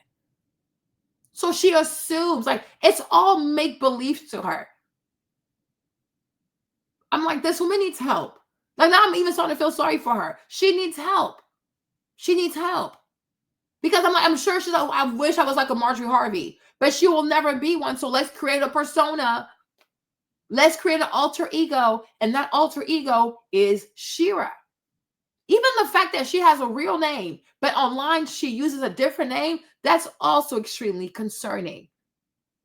It's extremely concerning. You know, she reminds me also of these kids, once again, socially awkward. They don't have friends. You know the type. There were people at school who were like, they had a hard time fitting in. So they make up friends in their heads. They talk to themselves. They think they know all these people. I even wonder if Shira is not schizophrenic. I really do. This is not like, now I'm being really serious, because I'm like, at this point, this is no longer a laughing matter, because everything about her is a lie. And the mere fact that she don't even go back and try to delete those videos because she wants to make as much money as possible from every single video. What is stopping Shira from going back to her old videos and at least like, let me block it? Because I'm telling people I was so rich and I was just shopping all day 10 years ago. But then this is your fridge. That's your refrigerator. That's your kitchen. It's not even granite. She had them. What's that material called? The plastic material. Like when they used to make your house and put the little plastic in there. Couldn't even upgrade anything in the house. Look at your kitchen. Because you know, most people, that's how you know if people have money or not. It's the kitchen, right? The counters, the appliances and things like, wow, they got money. Exactly. Look how she's living. You understand? I'm like, this lady, I really do wonder if Shira is not schizophrenic. I'm being really serious. You know? Because it's the same thing. If you guys I didn't really keep up with that. I saw like the finale-ish, resume-ish, right? But if you kept up a Reassessing, right? One thing she said about Jerome, aka Legion, is that he would talk to people like, yo, he thought he was a CEO. He thought he was what did he say he was? Oh, a VP, like a vice president somewhere. He told all kinds of stuff, right? When I heard the way she was describing this man, I told Nicole, I said, I think this man is schizophrenic. They have a strong sense of imagination. Like they're not connected with their reality whatsoever. They live in a different world. Like they're there all the time. And I'm like, that to me, it's like, it's giving Shira. She could be schizophrenic. She seriously could be schizophrenic. But there's definitely a mental disorder. That's why she lacks so much empathy, right? But I'm like, people need to take this seriously. People seriously need to take this seriously. And all of those who are trained, I'm not a trained psychologist. I'm not a clinical psychologist, but I'm like, those who know mental disorders, they need to look at this woman and really like help her out because she needs help. She seriously needs help. And the people who follow her because they want to get back at these men, because they're lazy, because they're greedy, they're also not recognizing like, yo, this lady could be suffering. Because why does she lie so much like this? Shira lies way too much. But because I guess at times she's amusing, people overlook it. But if it was a man doing this, people would just go into everything she said, watch every single video, and be like, no, this does not make any sense. Who you're claiming to be 10 years ago and the content I see on YouTube, it does not agree. It doesn't agree. I'm supposed to believe that this lady was like, she could just shop and shop and shop 10 years ago. No, I think in her head, that's who she wanted to be, right? I think in her head, 10 years ago, she would, because I'm like, we had the housewives back then. So I could see how like 10 years ago, she wanted to be that person. So she comes to the internet where nobody really knows her and just lies about everything in her life. You know? But this lady right here in this car, what kind of car this is? In this car, this lady right here was shopping all day. Unless she was shopping at the dollar store or like Charlotte Russe and like Forever 21. But even that, right? But there's nothing expensive on her at all. These earrings right there, Forever 21, Charlotte Russe, or even Clears. Okay, next. So where is the evidence? Like where people who follow her and who take to her word like it's gospel, right? Where is the evidence that this lady at any moment in time has lived the life that she's promising? Oh, if you take my advice, you're going to have the life I lived, right? Where is the evidence? Where is the evidence? Where is the evidence? Where's the evidence? I am so confused. Where is the evidence that makes you believe? Yep. And also for somebody who's married to such a high value man, Look at her video, right? Every video, she's a hot mess. Her hair's not done. Like, imagine this, but she's telling you that you're going to be married to a rich man, a high value man. You're going to be a trophy wife. If you're a trophy wife, your husband has so much money, right? Your husband has so much money that you have free time to take care of yourself. But every video, look at every single video. Her hair is not done. She looks disheveled. She looks tired. Look, her hair is a mess, right? She looks tired. Her hair's a mess. So she's definitely not living a life of luxury. She's definitely not living with a man who can afford her. Look at this hair. This is a trophy wife. She really got up and made a video look like this. A trophy wife, a woman married to a high value man. This was her hair. Like, you guys, you know this. A woman who's a trophy wife married to a rich man, she has plenty of time to get herself in order, especially her hair. This right here. I'm supposed to sit here and believe that, oh my gosh, look at her. Her husband is so rich. So she looks like a fried puppy. Oh, fried wet puppy on camera. That makes no sense. Right? Me, I got like, hold on. Let me see something. Okay, hold on. Let me even show you my channel. Hold up. Wait a minute. Leah, hold on. Okay. Let me even show you my videos. Hold on. The ones I kept on my channel, of course, because some videos are old, right? But you see, this is even me. This is me 12 years ago. And I'm sorry, but I look way better than Shira. My quality was way better than Shira. I ain't even trying to be funny, right? This was me 12 years ago. What are we even talking about? This is me. Hold on. Wait a minute. Because we're not going to do this today. Okay. Hold on. Wait a minute. Because I used to talk too much, you guys. Okay. This was me 12 years ago. Girl, you know you're a lie. Hold on. Where is the collab? Hold on.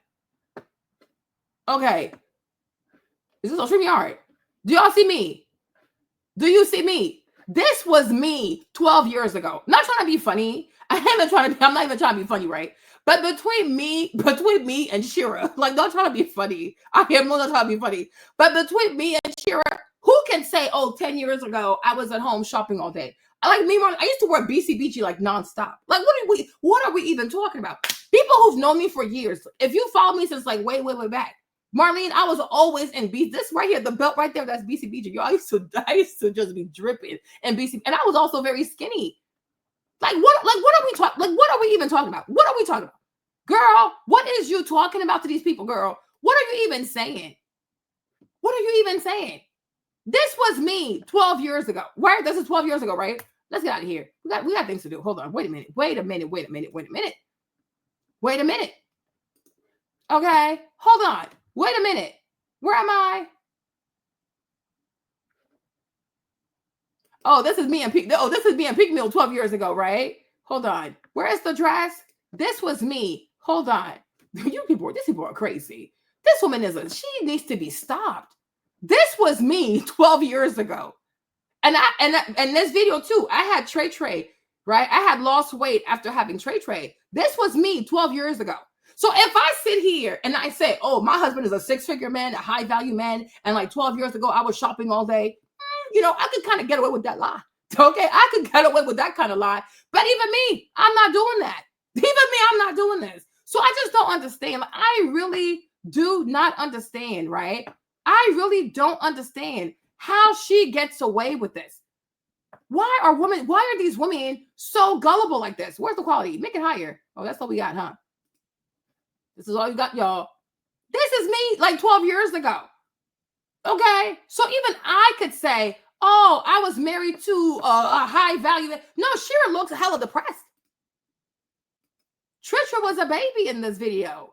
This is me. So I'm like, look, this is just wild. This is wild. This is so wild to me. This lady is so bold. And the fact that you ladies are falling for this crap, it really hurts my feelings. Like, it really hurts my feelings. I look so good. Oh, Jesus, if I could have my body back. Oh, Lord Jesus, get back to me. Okay. But this was me 12 years ago. imagine if I had never stopped my YouTube, child. Look at, and this is peak 12 years ago. Look at peak meal, right? Hold on. Wait a minute. Wait a freaking minute. We got time today. I used to do these lookbooks. Oh, I used to enjoy doing lookbooks. Oh gosh, they were so fun. Right? Oh, this one was so cute. This one was a cute one. Look. This one was super cute. Once again, it was all BCBG. Y'all, I used to give all my money to BCBG at the mall. Okay, make it make sense.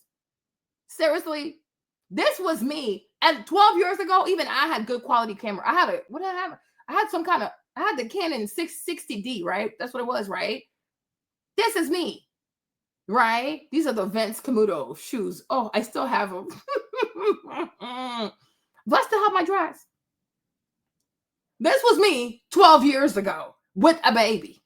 Okay. And even I was not at home shopping and doing my husband, he just buys me stuff and I just be shopping. No, Jimmy was working like a regular job, you guys. We were married and we didn't have that much money. Okay. But you see, I could tell that lie. Oh, 10 years ago, I was at home shopping all day. Wumpty wump wump. I'm like, okay. So you can be like, okay, I can see it. You know what I'm saying? Even my weave was expensive. Girl, I had expensive hair. It was Indian only. I love the nice things. Okay. I love the nice things in this world. You did 12 years ago. 12. Girl, shut up. Girl, shut up. Be quiet. We're sick and tired of your ass. Stop lying to these people. Okay. One more video. Hold on. Where's one? Oh, this was cute. This one was a cute one. This was a cute one. Hold on. Let me make it go fast. Hold on. Let me make it go fast. Go faster real quick. We ain't got time for this. Okay.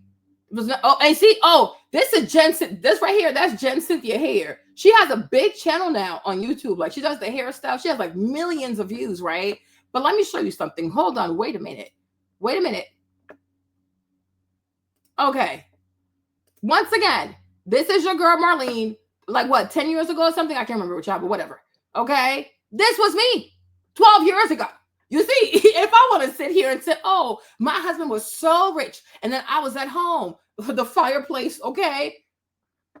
Like seriously. So you see, if I want to sit here and be like, oh, my husband was at home and then all I did was shop all day and I could buy myself all these BCBG clothing and da-da-da-da-da. See, even me, I could get away with that kind of lie. But no. My husband was not rich. We were actually in college. Like, yeah, right? We were in college. And even I don't come on social media and lie egregiously like this to people. This is insanity. This is seriously, exactly. If I wanted to lie, I could have said that to people. But no, we were in college, okay? And I had a baby. I had just lost weight after having Trey, right? But I was not a stay-at-home whatever. No, I was not.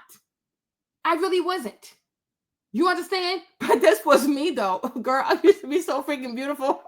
I need to lose weight, you guys. I need to lose weight. Okay. Oh, y'all, this dress was so cute. Y'all, I used to love him. Let me tell you something, right? Oh, I used to love myself a BCBG outfit. You guys, right? And mind you, these BCBG dresses, one dress was like $350. The jacket. Huh? I think I even have one. Hold on. Let me see if I can show you. Hold on. Give me a second. Let me go in the closet because I still have them. Hi. Because some still have the price tag on them. Let me see. This is, oh my gosh. No, she needs to stop. She needs to stop. We have to stop this lady. She can't keep lying to people like this. Right? And I still have them. Yeah, I still have these things, right? Look at this. Y'all, what would I lie to y'all? You see? And the price tag is still on. I used to be a size 8, y'all. Maybe size 8, size 6. I used to be so tiny. Right? But look.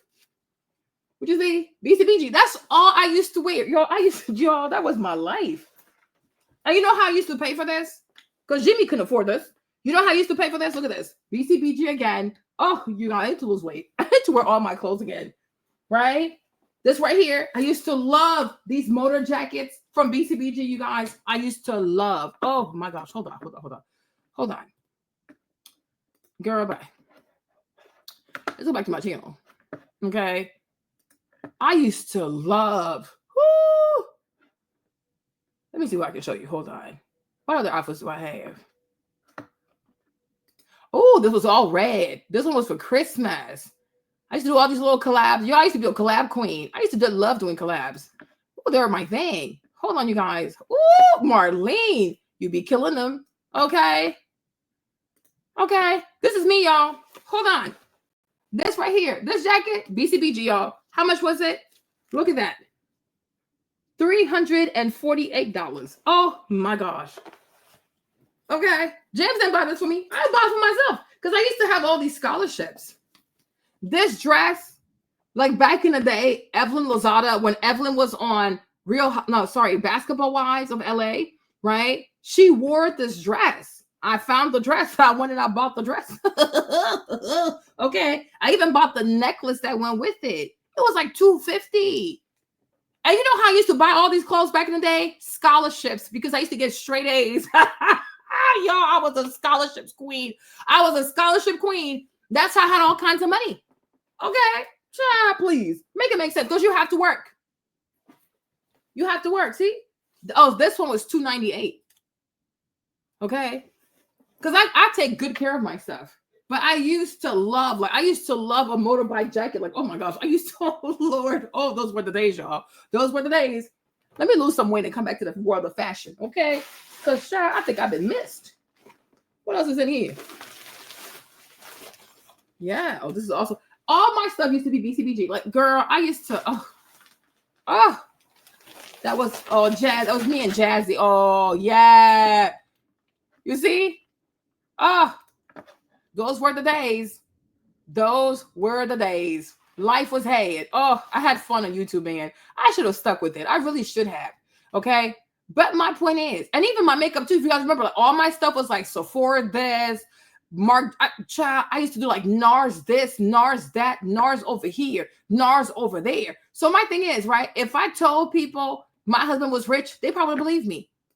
Okay. I was doing my makeup. You had all kinds of NARS. I had a wall full of NARS. Like it was just NARS everywhere. Oh my gosh, I used to buy NARS like it was candy. Most girls, they can only buy drugstore makeup. I was like, ooh, yeah. I didn't do drugstore makeup. I only did luxury. I had like NARS, Taj Mahal, NARS this, NARS that. You guys, I was addicted. Okay, make it make sense. Okay, so I'm like, girl, see the necklace right there? I bought the necklace with the cheetah dress. That's a BCBG necklace. It was like $300, and then this dress was like $348. And my shoes were Steve Madden. It was like $150 each. Okay, so me and Beauty by JJ, we're going toe to toe. Because child, Beauty by JJ used to look so good in those like Spank dress, whatever. Child, baby, let me tell you something. Oh, okay. Girl, I used to love a fan. When I used to be in love with Beyonce, y'all don't even understand. I love Beyonce. I love Tina Turner. I love Diana Ross. I used to be in love with a fan. Okay, but girl, these lookbooks were real. And you see my quality. Okay, so for Shira to come over here and to tell people that 10 years ago she was a housewife, she was sitting there all day. No, I had a baby. I was going to school. My husband did not make that much money. He was a college. We were both in college, right? But I had so many good grades, so I had lots of scholarships. So my scholarship money, I had fun with that. I sure did. I enjoyed myself. But it was scholarship money though. But I still work hard. I had to work hard to get the grades, to get the money. Right? But that's all I did. It was like NARS this, buy NARS. Like, I used to be obsessed with NARS. It didn't make no sense. I used to be obsessed. Hair, makeup, y'all. Oh, I had so much fun. It was too much fun. It was just way too much fun. But that's just how I live my life though. So I'm like, for you to turn around and to tell, oh, y'all, we got to see this one. Yo, this one, girl, I look like I was connected to the mob. What? Hold on. Yo, those days were had. What? This lookbook was fire. Oh my God, this is all BCBG. The pants, BCBG, the bag was the bags of Chanel, the jackets of BCBG. Yes, you guys. What? Oh, BC, they used to take all my money. Whew, it was down at the mall. I was just going to be see Chanel necklace on. Oh, Lord, why did I stop? I never should have started a business. I should have stuck to YouTube, and I would have lived my best luxurious life. I started a business. It was so stressful. I gained so much weight. I became so miserable. It was so exhausting. I should have stuck to being an influencer. Like, seriously, I really would have made it. Okay. But I'm like, if I want to sit here and tell people that, 10 years ago, I was sitting at home and my husband was giving me a lifestyle where I could go and shop, I could have done that. But even back then, too, I don't think I barely talked about my husband. I've never posted my husband. I've never said, my husband bought me this. My husband bought me that. My husband's a high value man. No, Jimmy makes a lot of money. I don't talk about how much money he makes because all that is, it's just ridiculous. It is just so ridiculous. Marlene, you used to look good, girl. Y'all, look at this coat with the fur. Ooh, I was connected to the mob. Okay, y'all, it's giving Mob Wives, the black version. I was a whole fool. I was a fool. Ooh, with the fan. Ooh, y'all, I used to love a fan. Ah, look at that. Oh, that was so cute. This was a moment. This was such a moment. You guys know what? I'm going to lose weight. I'm going to come back. I'm going to lose weight and I'm going to come back. Y'all, I lived. Enjoy being young, you guys. It don't last always. Now, this was the finale. This dress was mad expensive with the little fur thingy. And you know my biggest inspo when I would do these lookbooks? Beauty by JJ. Oh, Jenny was so good at this. She was just so good at this. I was like, oh no, I gotta beat her. I have to. Look at this dress. Oh, one of my favorite looks of all time. Okay. So you see, look at the hair. You guys, it would take me hours. It would take me hours to do these videos. Hours. Do my hair. Oh, life. Look at the ring. Look at the ring. Look at the shoes. Okay. Ooh. Okay. That's right. I know that's right. All right. I need to come back to this. Okay. I need to come back to this. My point is, even though I was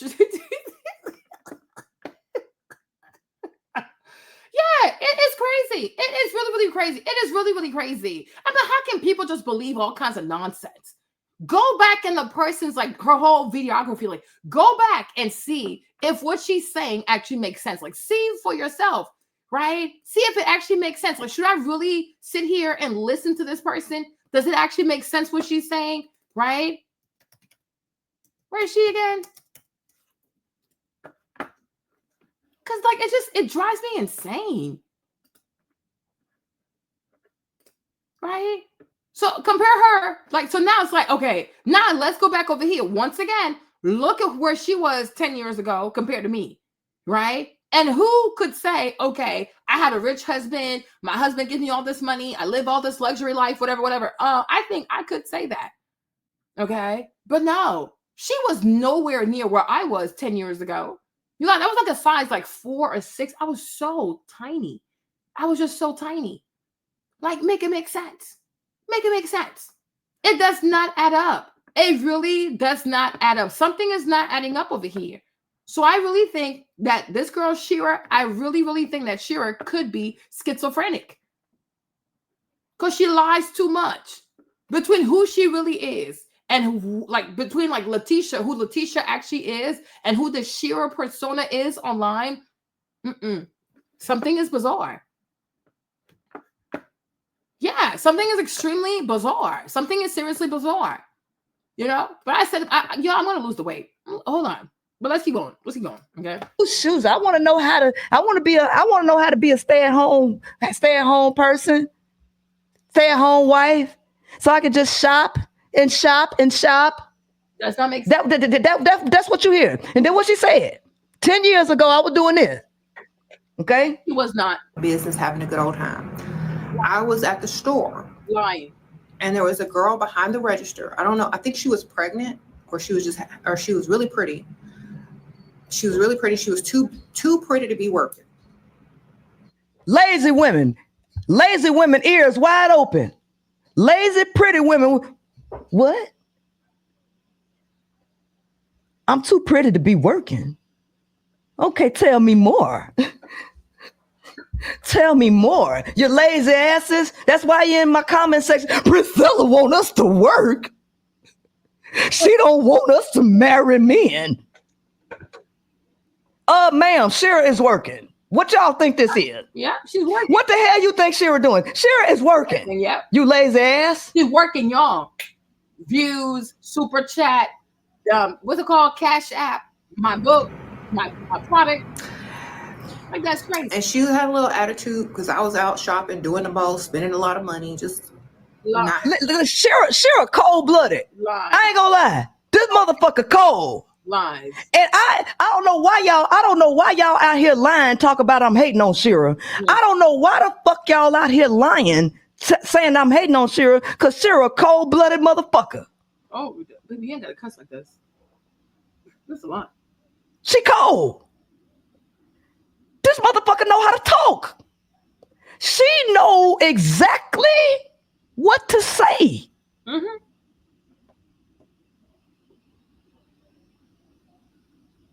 She's smooth. Mm-hmm.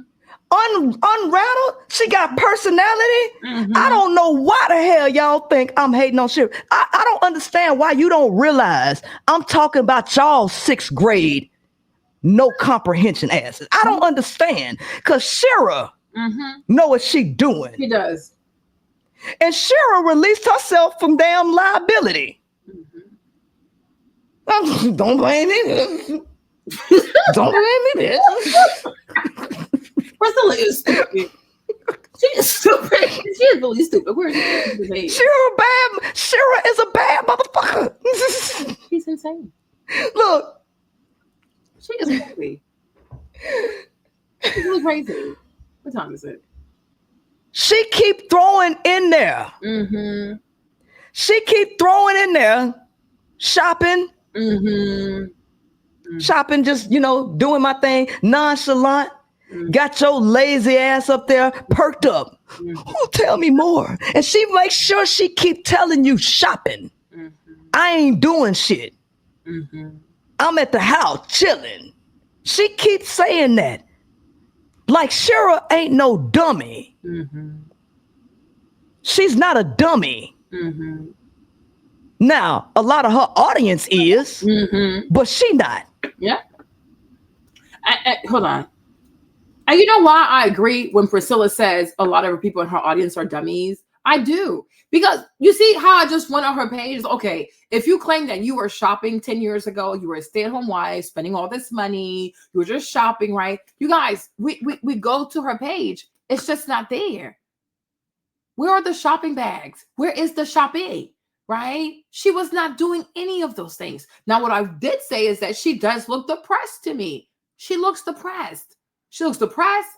She looks tired. She looks disheveled. Yes. And maybe she was miserable, but she was obviously going through something. And maybe that's why she came on the internet, because it was her way to, escape from her actual life that she was living. You know what I'm saying? Because who knows? Maybe she was going through postpartum, because sometimes it can stay with you for at least 2-3 years after you had children, right? But I'm like, look, her hair is a hot mess in every single video. And another thing also is even though, right, it doesn't matter what, okay, sure, whatever, right? But one thing about wealthy people, wealthy women, is that they love to decorate for the holidays. There's no fancy Christmas tree. There's nothing, nothing. She's not decorating for Easter, nothing. But she looks up to Kim Kardashian. She has a thing for celebrities, right? Let's see, Thrifty Mini Haul, how I made a kimono. Let's look at this for a second. So where is the shopping? Even look at what she's wearing. Look at her hair. I mean, look at how she's living. There is no way this lady does not have a mental disorder. This is the shopping she was doing. This is insanity. This this is madness. Like, this is real madness. I was a college student. So look at how I look, right? She said she went shopping. Where is the shopping? This right here. Like, what? But that's exactly what Priscilla is saying. She doesn't think much of her audience because she's gaming them too.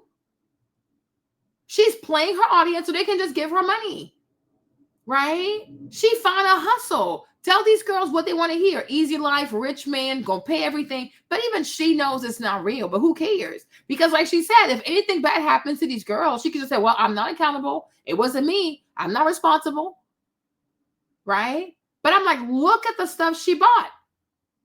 And I'm like, and you really believe that this lady can teach you a thing or two about hypergamy? You cannot be serious. She's not even hiding the videos. She doesn't block any videos. To be like, oh, there's no way I could have known. No, all her videos are public. But that's what we're saying. People are just lazy.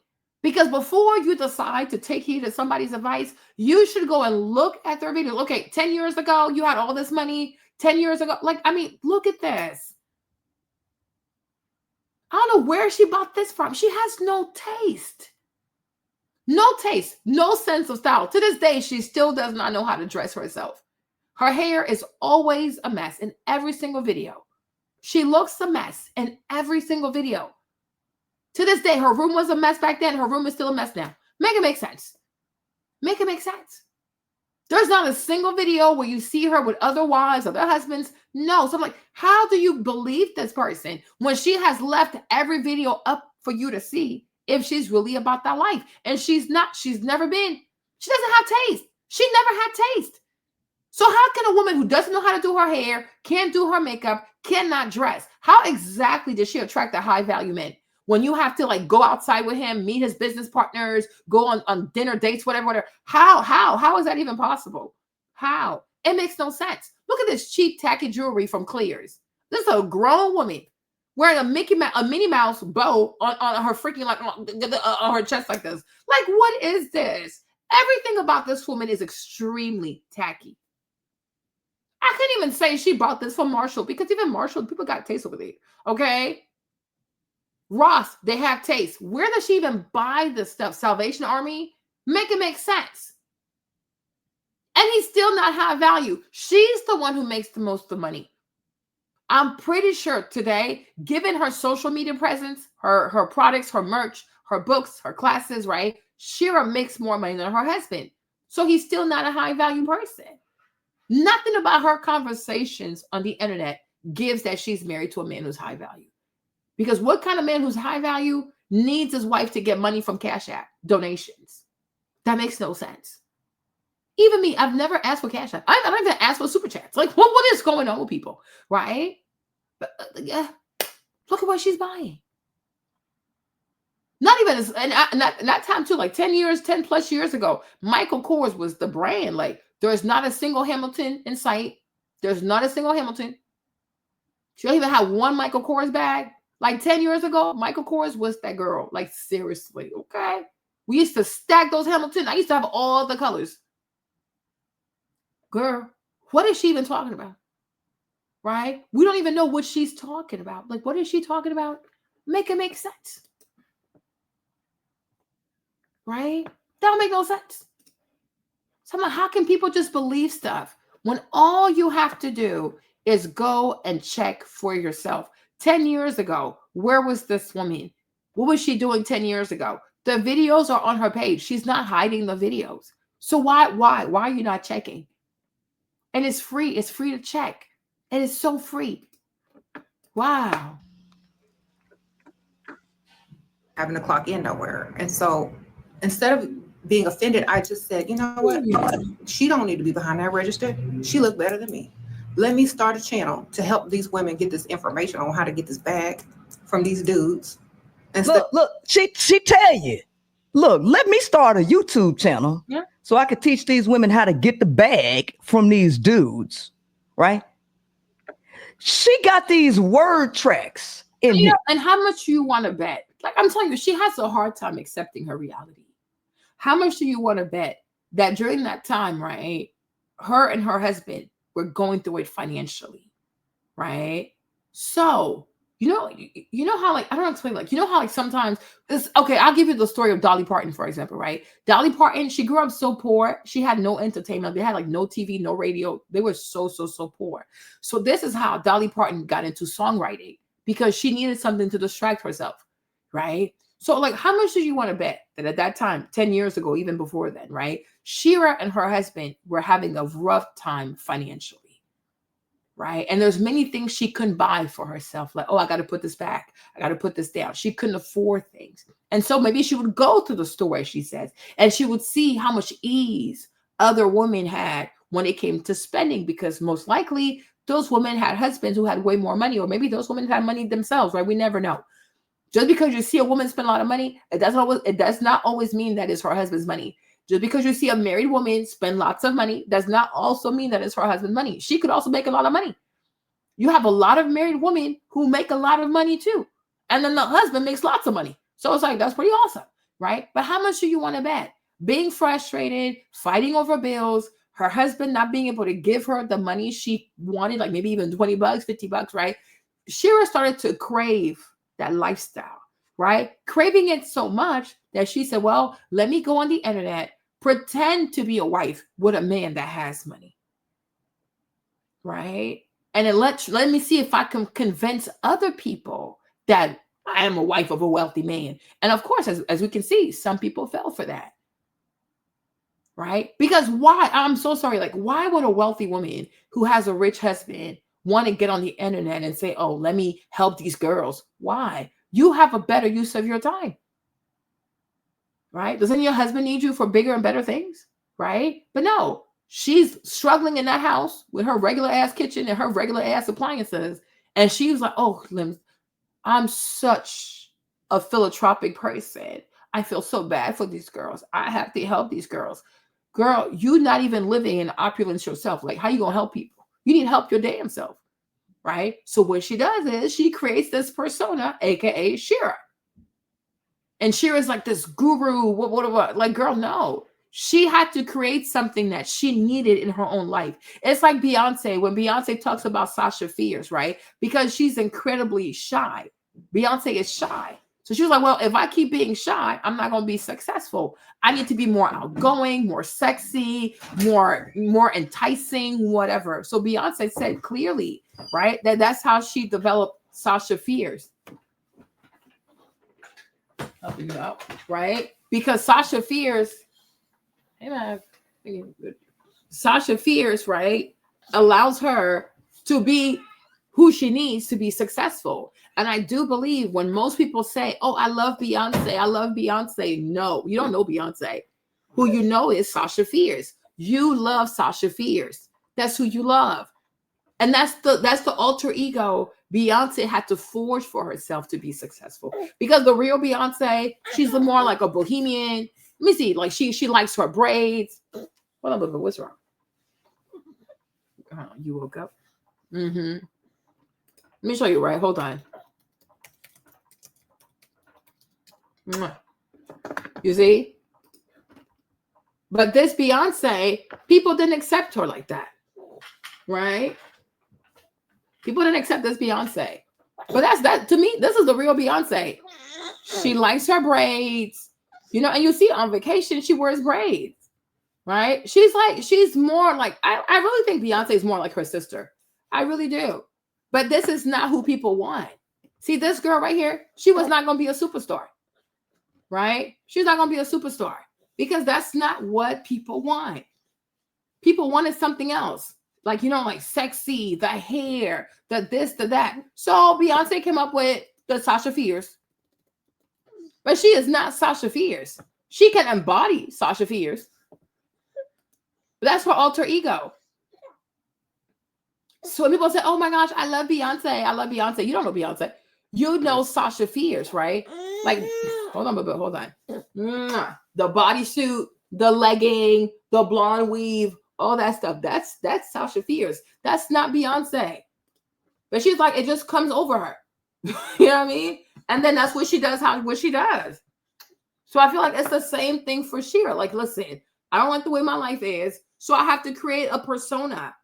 And that persona, she's going to be everything I wish I was. But in my real life, I am not. Okay? Come on, this doesn't make any sense. Oh, you're getting a little tired. Hold on, you guys.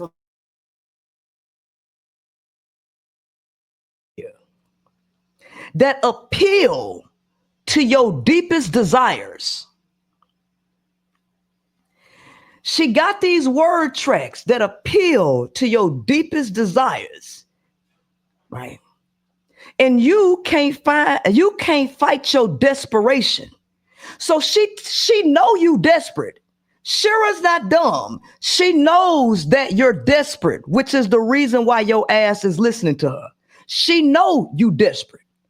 But Shira, even though she knows that her core message is to get the bag, use these men, and sit there so you don't really have to do nothing and let them do. Even though she know that a lot of y'all ass ain't smart enough to be able to do it. She know you not. She know you delulu. Right? She know you emotional. So Shira is real cool and easily release herself from liability. I told you not to be desperate. Don't be desperate. But she telling a bunch of people who are desperate at their core, which is the reason why they run into the message. She telling them not to be what brought them to the fucking message. But she's only saying that to release herself from liability when you go get fucked up out here.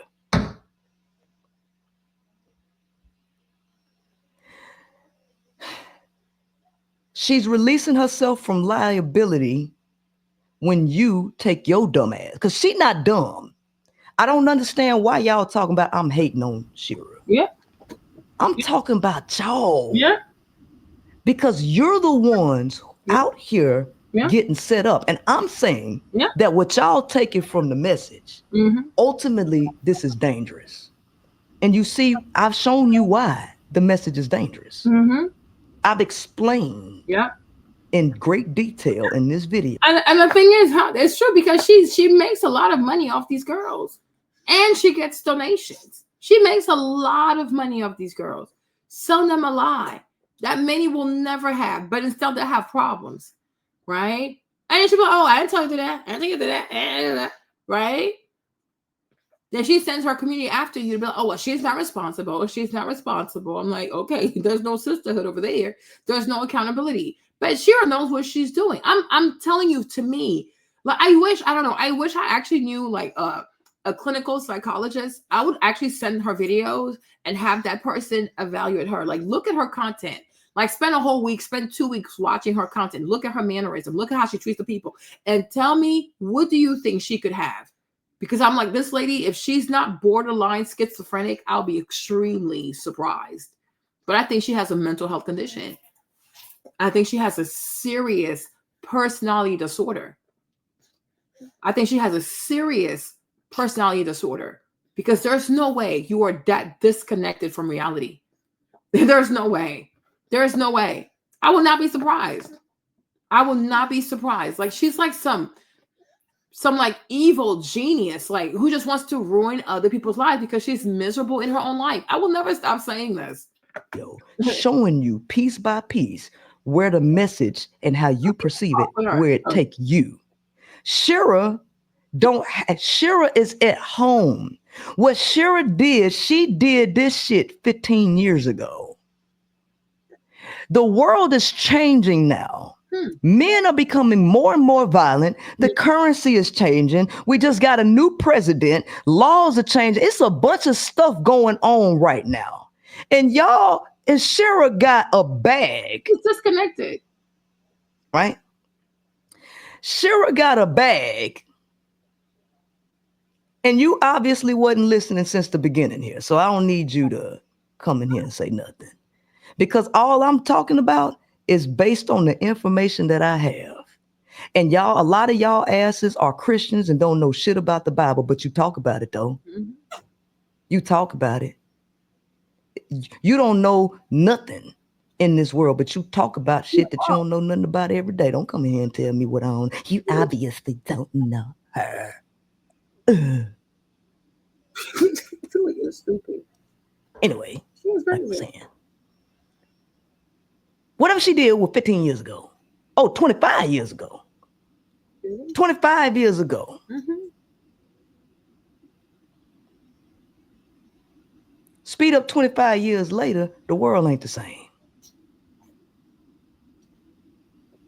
She getting more money from y'all Mm-hmm. than she ever getting from no man. Yep. So Yep. Shira's good no matter what the hell happened to you, ma'am. Mm-hmm.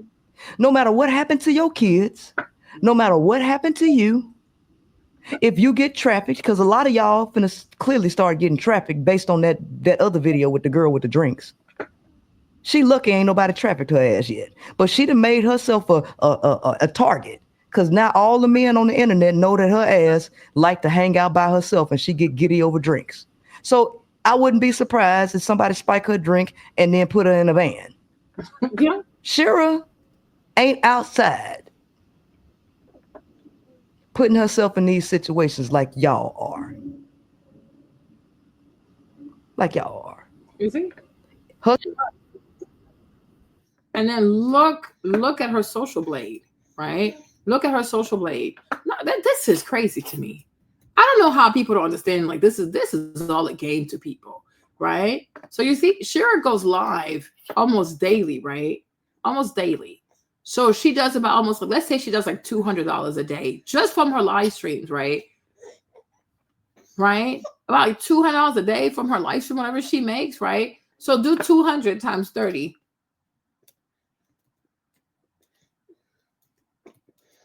Right? So already in a month, she's probably like making like over 6,000 with her YouTube channel. That's not accounting. What's it called? That is not even accounting. What is it called again? Her super chats, right? Her super chat. The fact that she also sells merch. I think she also sells courses, right? So just off of that alone, how much is she making per month? From the safety of her home, right? Like she said, she's working. It might not seem like she's working. What's wrong with the baby? Oh, it's okay. It's okay. It might not seem like she's working, but she's working. Because this is not free.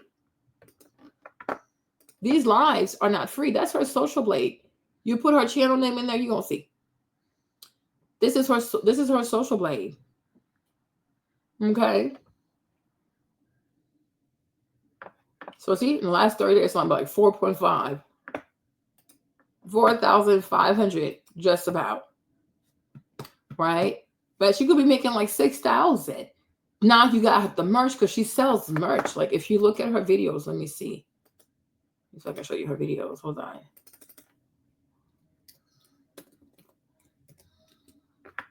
Right, hold on. You see? She always has her Cash App so she can make extra money. Right? Hold on.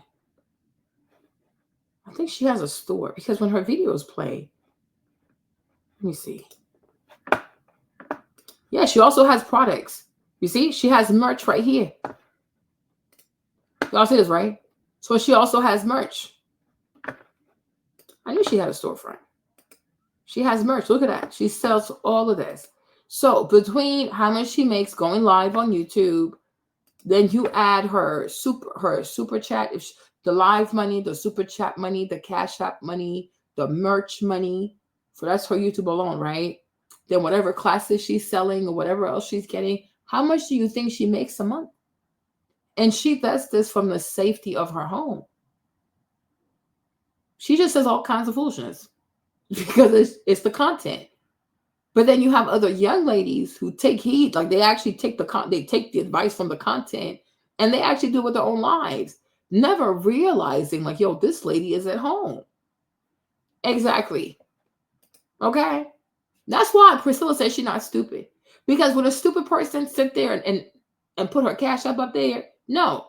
Would a stupid person go and get mugs and t-shirts and whatever, all kinds of stuff made? No. Right? She's a businesswoman. She understands how to make money. So now I do feel like now Shira has the money to shop as much as she wants because she built the brand to get to a place where she can spend as much money as she wants. And if we're being honest, right? Let's say Shira goes outside and she sees a Rolex for like $6,000. She doesn't need her husband. She could just buy it. Right? She's in a place in her life where she does not need her husband's money. She can give herself the money.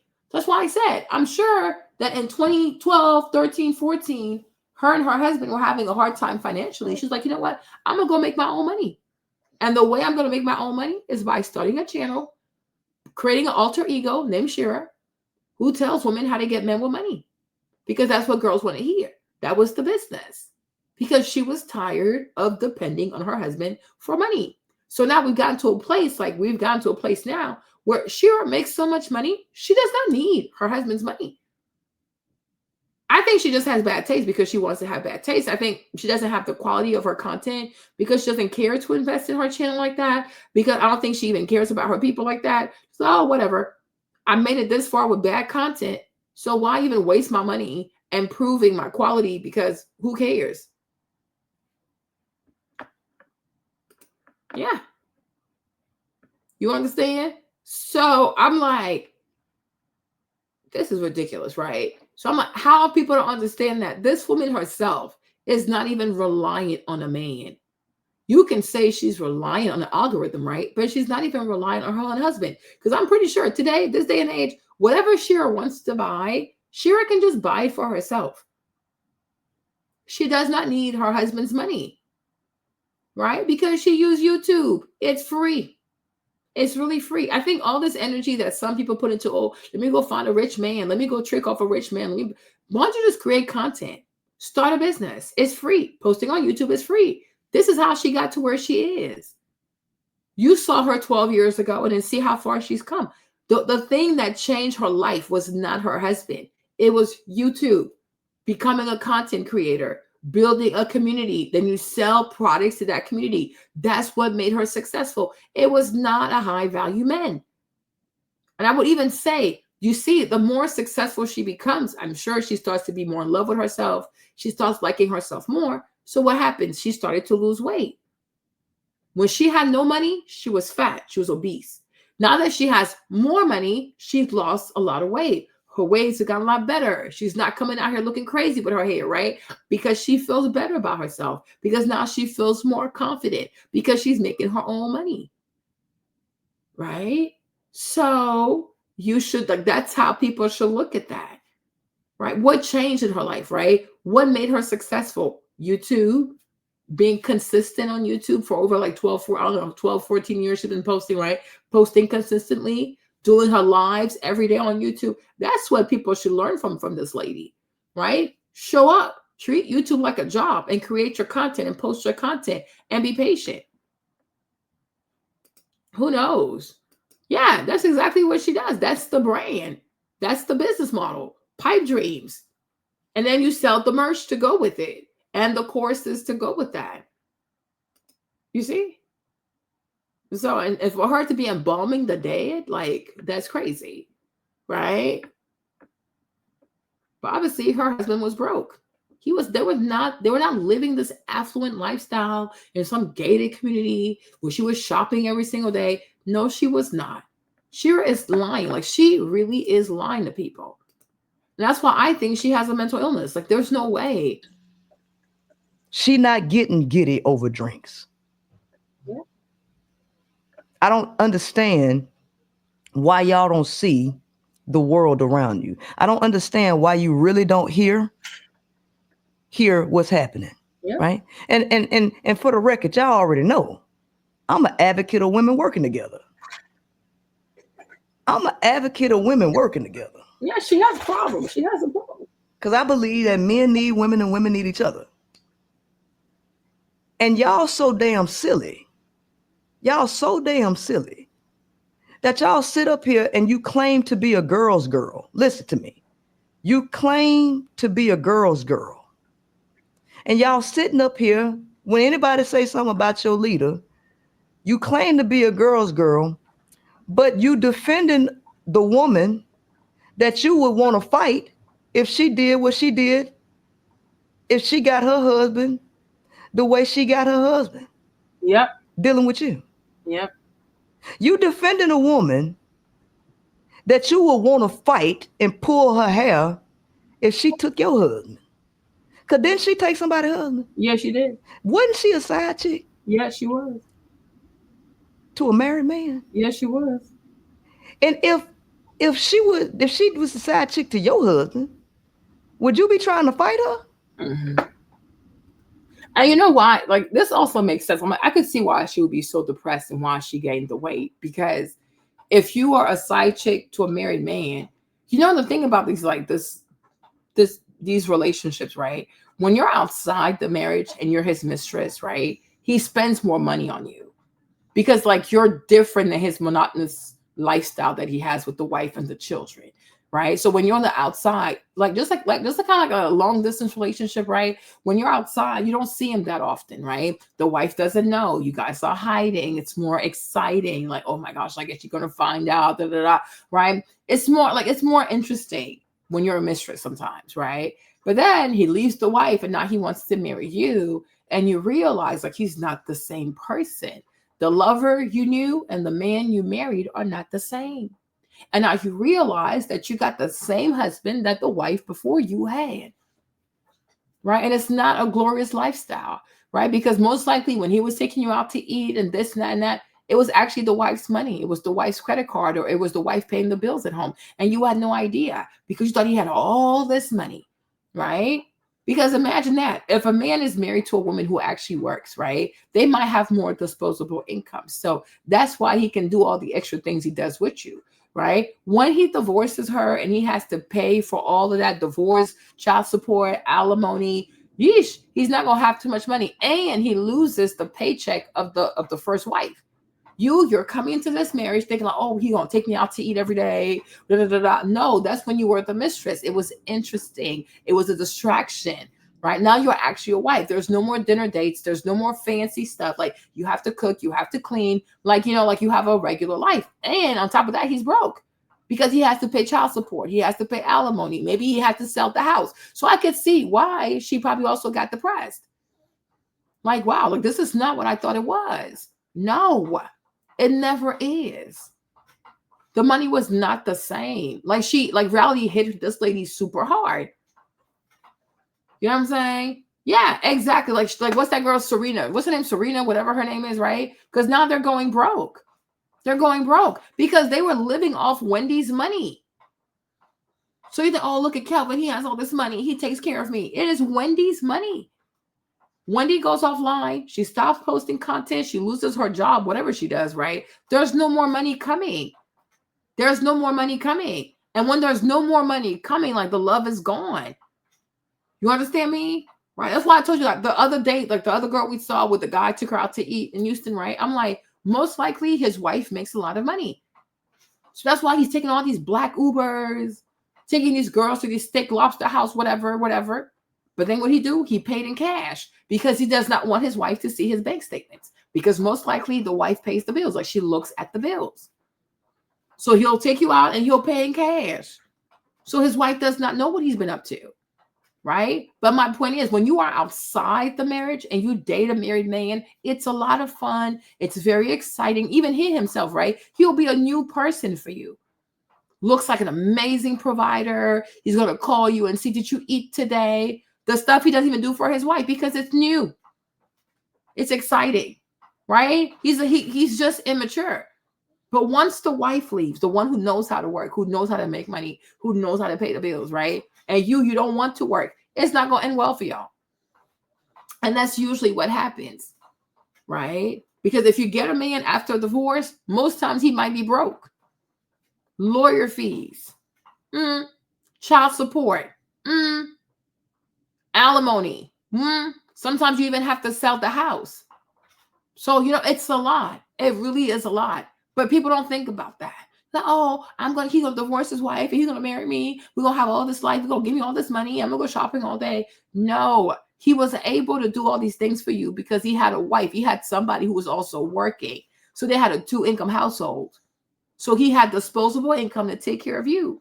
Most men on average cannot afford to have a mistress unless you're like a superstar, you're a basketball player, I don't know, baseball player, soccer player, right? Like those kinds of people, they have so much money, they can afford to have mistresses. But most men, and especially in America, most men don't have the extra money for that. They really don't. So if they're able to entertain a mistress and be really nice to her and spend money on her, because the wife also works. The wife works. So by having a 2-income household, he has disposable income. So that's what he's spending on you. The day he loses her income and he has to pay her money for the kids and this and that, he's not going to be able to do anything for you. But they don't get that, right? They don't get that. So they're like, oh, I'm going to tell his wife, or you try to do things for the wife to know. Once the wife knows, it's done for you. It's over you. You're going to be struggling financially. Because you see, as long as the wife does not know you exist, right? She'll keep paying the bills. She'll keep helping him pay the bills. Then he'll have disposable income. But the problem with these mistresses is that eventually they get greedy.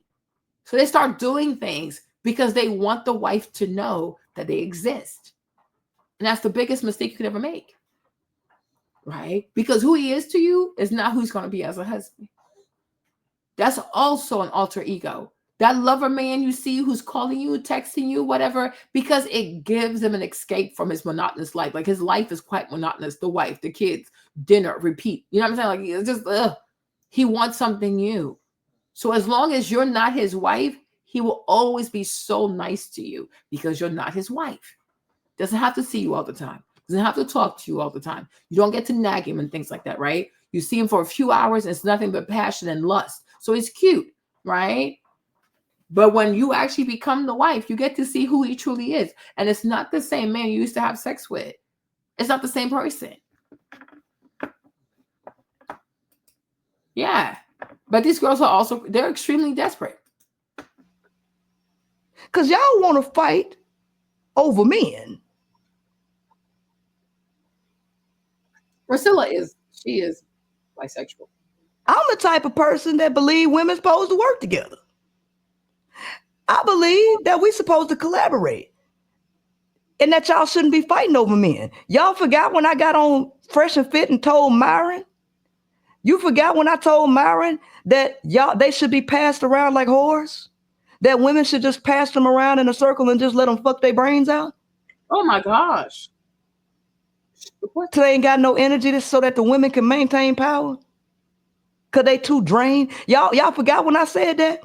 Shira tell y'all, go roach up on somebody else. And you talking a girl's girl, but you be wanting to fight Shira if she took your motherfucking husband. Y'all don't make sense. Y'all don't make sense. And at the end of the day, you the one looking like the fool. I swear to God, I thought that girl was going to say that she got some serious money out that dude, but she over here getting excited. Shira motherfucking said that. My thing is, VM, right? I think a woman has the right to say, I don't want to go half and half with a man, especially if it's her husband. That doesn't bother me. That's not what we're discussing over here, right? I don't have a problem with a woman saying like she doesn't want to go half and half with the man. People have the right to say, like, this is what I want in my life. Like, that's fine. But does that mean you're going to get that, right? Between what you want and what you're actually going to get, sometimes life be lifing, right? But a lot of women will have to pay bills with their husbands. That is a reality of this country. Like, it really is. You understand? Now, if you say that you don't want to pay 50, because this is what I also say. Right? Because if you're by yourself, you're definitely paying 100% of your bills. Okay? You understand? If you're by yourself, you're definitely paying 100% of your bills. Now you could say, hey, when I do get a husband, I don't want to be paying half and half with my husband. Okay, that's fine too. But between what you will do and what you want and what you will get, sometimes it doesn't agree. A lot of women will have to pay some kind of bills with their husband. We also have to be realistic. Is it going to be 50-50? I don't know. Is it going to be 70-30, 80-20, right? I don't know. I really don't know, right? But we also can't sit here and tell a woman, oh, if you have to pay bills, then he's really not the one for you. It depends, right? because a lot of women pay bills. It really depends. Like we need to know a lot more information, right? It depends. If the husband can afford a certain type of life and the wife says, oh no, I want this, and that. If she's willing to work for that, to add the extra so they can have that life, okay, that is fine. You understand? But I feel like when you give people advice, you can't give a hard rule like, oh, but you'll make promises like, oh, you will never pay a single bill. Like you will never have to pay anything. If he's a multimillionaire, that is one thing, right? But most women in America, most women around the world, but most women in America will have to pay some kind of bill. They'll have to pay some kind of bill. But should the husband be chasing her around like, oh, where's your half of the rent? Where's the half of this? Like, I mean, that's a little too much, right? But even Gabrielle Union is married to Dwayne Wade. Dwayne Wade is worth $170 million, and she pays half the mortgage. You see, she's very beautiful. She's a celebrity, right? She's a Black woman. She's rich, I guess, to some extent, right? She's very famous. But even Gabby pays half the bills. And when she doesn't have money, she says she has anxiety because she needs to bring half of the mortgage. I'm like, okay, that's kind of weird, right? Well, my point is, right, you can't say, oh, y'all giving bad advice. You have to be reasonable when giving advice. Me, I don't have a problem with anybody saying, in my life, this is what I would like to have. It doesn't bother me. But people also have to realize that not every woman is going to live a life where she pays no bills whatsoever. It is not going to be real for a lot of people, right? Considering the bills and childcare and this, and that, right? A lot of women will have to pay some kind of bill, whether you're paying the power bill, whether you're paying the car insurance, whether you're paying for childcare, whatever. Like, unless you are willing to bring down your lifestyle, so you like, okay, I don't want to pay any bills, but I'm also not going to spend any money, whatever it is, right? It's up to you. But Marlene, I will never say to any woman, oh, I can promise you that you will never pay any bill. I can't do that. I can't.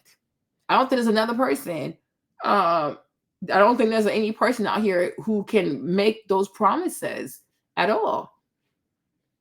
Because if that's the case, why is Shira even working? Right? Why is Shira working? Because maybe there's some type of bills that she has to pay. Why is she working? Why is she working so hard on social media? So we have to be reasonable. To tell young women out there that you will never, ever, ever have to pay a single bill. A man should never require you to pay a bill. No, some women will have to pay bills. And just because you pay a bill does not mean that your husband's a dusty. It's a case-by-case basis, right? That's it. But it's like, how many women are actually, if he's wealthy, but many people are not going to date wealthy people, right? I don't know why a lot of people struggle with the fact that the majority of us, we are average, regular people, right? If in your circle right now, you don't even know 5 wealthy people, how in the world are you going to marry a wealthy husband? Like, think about this. Because to know wealthy people, you have to be in the circle of wealthy people, right? If in your current life, at this current moment, you don't even know 5 wealthy people, what are the odds of you actually marrying a wealthy man? You've never had access to wealthy people. And you think that somehow you're going to find a wealthy man to marry you? No. People who marry wealthy people already know wealthy people, right? Even this whole, I got to marry a 6-figure man. If you are only around people who make 50,000, what are the odds of you getting to know somebody who makes 6 figures? People also have to be reasonable, right? Now, if you know lots of wealthy people or a few wealthy people, yeah, I can see it for you. But if it's not the norm for you to hang around wealthy people, the odds of you marrying a wealthy person are quite slim. We have to be very serious, right? If you are a young lady and all you have is a high school degree, the odds of you marrying a wealthy man are probably none, right? If you are a young woman and you have a college degree, depending on your major, you marry somebody wealthy, maybe like 20%, 30%, but you'll probably marry a regular person. Now, if you have some type of graduate degree, like if you're a lawyer, like, like those kinds of career, like if you have an MBA, like those career where you're around money, if you're a young lady and you have a master's in finance, I don't know, okay, I can see it for you, because the kind of work you do, you rub shoulders with wealthy people. So I can see that, right? I can see that. But, oh, I'm cute. Okay, I'm gonna marry a wealthy man. How? Who's going to introduce you to that circle? OnlyFans, eHarmony, like, what's it called? What's the other app? What's that B app? The B app? What is the B app? Yeah, like, but you definitely said proximity, Becca. Proximity. So if you don't have proximity to a wealthy person, how you gonna marry the wealthy person, Becca? You also have to be reasonable. Once again, between what you want and what you're actually gonna get, you have to be real. You gotta be real, right, Becca? That's a Bumble, exactly. If you know wealthy people, if you've always grown up around wealthy people, the odds of you marrying somebody wealthy quite high, because that's just your circle. That's your normal environment. Your normal environment is wealthy people. Like Ivanka Trump. Like, what's what's Trump's daughter's name? What's her name? Right? What's that girl's name? Ivanka, right? Ivanka Trump, for example, she doesn't need advice from this lady on how to find a wealthy man. She grew up around a bunch of wealthy people. Her father's a billionaire. So were we ever surprised that she's gonna marry a wealthy person? No. Chelsea Clinton, her husband, he from a wealthy family. I think they met at Oxford or something crazy. It makes perfect sense, right? You look at what's that girl's name? Mary Kate, the queen, whatever. What's that girl's name? Right?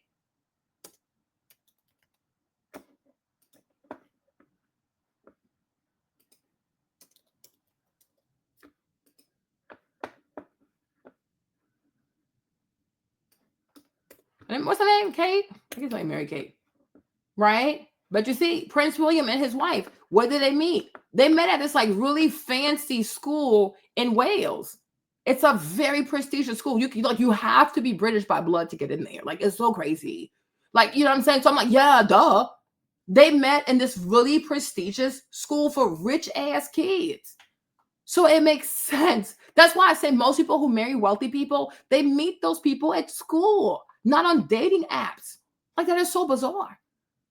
Scammers are on dating apps, right? But my thing is, if a young lady is already like 22, 25, and she does not even know two wealthy people, how in the world is she going to find a wealthy man? I'm confused.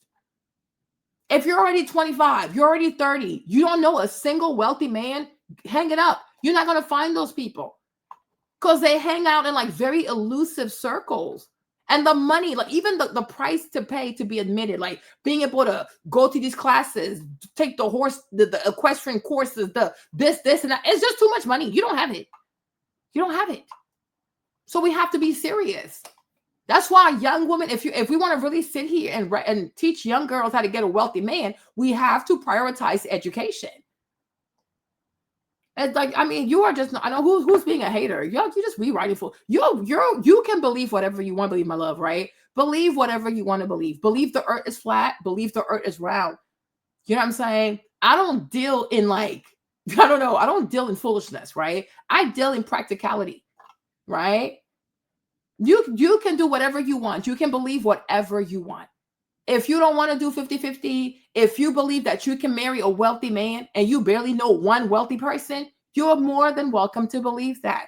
This is why people like Shira, no, we don't have to block her, you guys. No, be patient. This is why people like Shira exist and they can make a lot of money. Because a lot of you ladies, people like you, VM, you're just not practical, right? But that's what you don't understand. You have a serious cognitive problem over here, right? The majority of ladies who marry wealthy men, I gave you this lady here, Kate. I also gave you, Kate went to a prestigious, like Ivy League before, like Great Britain, okay? Freaking Chelsea. Chelsea went to Oxford, another bougie Ivy League education, right? Number 3, who else did I give you? Ivanka. Ivanka went to, I think she went to University of Pennsylvania. She also went to an Ivy League, right? Like even the lady, what's her name? Vusha, what's that? The girl who's married to JD Vance, right? She also met JD at Yale University. They went to law school together, right? Michelle Obama, right? She went to Harvard. She went to Princeton. She went to Harvard. Her husband went to Harvard Law School. She also went to Harvard Law School, right? He becomes the first Black president. She becomes the first Black lady. Michelle Obama is extremely highly educated. You understand? So the odds of her marrying somebody that's going to be wealthy one day, yeah, they were quite high. Because most people meet their wealthy husbands or soon to be wealthy husband at school, not on dating apps. Right? But if you struggle with that, it kind of lets me know that you probably don't have enough education. So when I say that, and you look at the fact that on your resume, you don't have enough education, you feel disqualified. So this is why you're acting out, right? You're acting out like a child.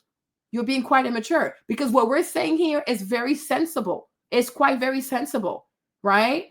You're not educated. You might know how to do a thing, but you're not that educated. And you didn't go to prestigious schools, because if you had gone to prestigious schools, you would not need Shira's help, right? Exactly. You're a nurse. It's not a big deal, right? You're a nurse. It's not like you're not even a doctor. You are a nurse, sis. Be for real. You have to stand up for 12 hours. You have to answer to a doctor. You're not even the doctor. That's what we're saying. That's why you're acting out. So my recommendation to you is go to med school. But you will have to go out on the rent, sis. You are a nurse. Like, a wealthy man is not looking to marry a nurse. Like, you see what I'm trying to say? And that's the problem. Because you're like the status, not to be offensive, right? But your status as a nurse is not prestigious enough for you to marry a wealthy man. Why would a wealthy man want to marry a nurse? It's not prestigious. He can't even brag about that. And the thing is, even if you meet his family, even if he wants to date you, they'll be like, okay, is she a doctor? No, she's a nurse. Imagine that. It's embarrassing, because everyone's going to be like, okay, did she not have the wit? Is she not smart enough to go to med school? So go to med school. Because if you become a doctor, now that is prestigious, right? But you think a wealthy man is really out here looking to marry a nurse? Are you kidding me? Like, be so for real. Yes. Stop being silly. Do you see a bunch of nurses out here married to wealthy people? No, you don't. Nurses marry regular people. You are just a nurse. You don't have status. You wear scrubs all day and Crocs all day. Now you put your hair in a bun. You think that's attractive? You think that's feminine? You are crazy. You are seriously crazy. Hey, Chioma. Right? Can you? No, she's not a troll. She's being for real, because nobody ever told her that. Because this is why people are so delusional. Right? Do you really think a wealthy man is out here, and on top of that, you work part-time? Make it make sense. Exactly. So you can't even get a full-time gig as a nurse? You work part-time? What else do you do on the side? Okay, what do? You trick your body on dating apps? You sell your body on dating apps? Yeah, exactly. You're a part-time nurse, and you really think you're going to marry a wealthy man. Like, are you serious? Are you serious?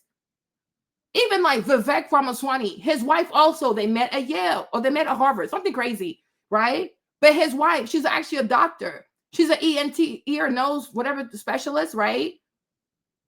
So you think a wealthy man, if he had to choose between a doctor, he gonna go for a nurse? Are you kidding me? Now, if he's about to die and he needs like elderly care, then he'll call on you to take care of him because he's almost dead. But you think a wealthy man at his prime, he's gonna choose a nurse? Hey, Tabitha, what's up, my love? You really think that? Like, be so for real. Like, are you insane? Are you insane? Do you see a bunch of nurses out here married to wealthy men? You don't see that. It is not common. It is not. It's coming in your head. You're the weirdo.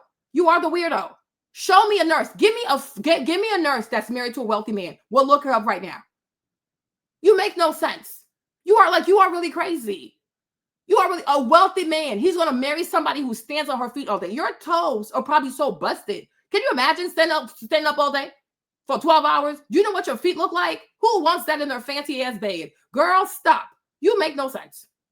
Okay? Your thighs are probably all hard and extra muscular because you got to stand all day. Like, girl, I know your legs not soft. Like, you make no damn sense. You stand up all day. Go sit down somewhere. Like, exactly. Like, make it make sense. Your toes probably all kinds of jacked up. Exactly. Doctors marry nurses. A doctor. Exactly. But not a wealthy man.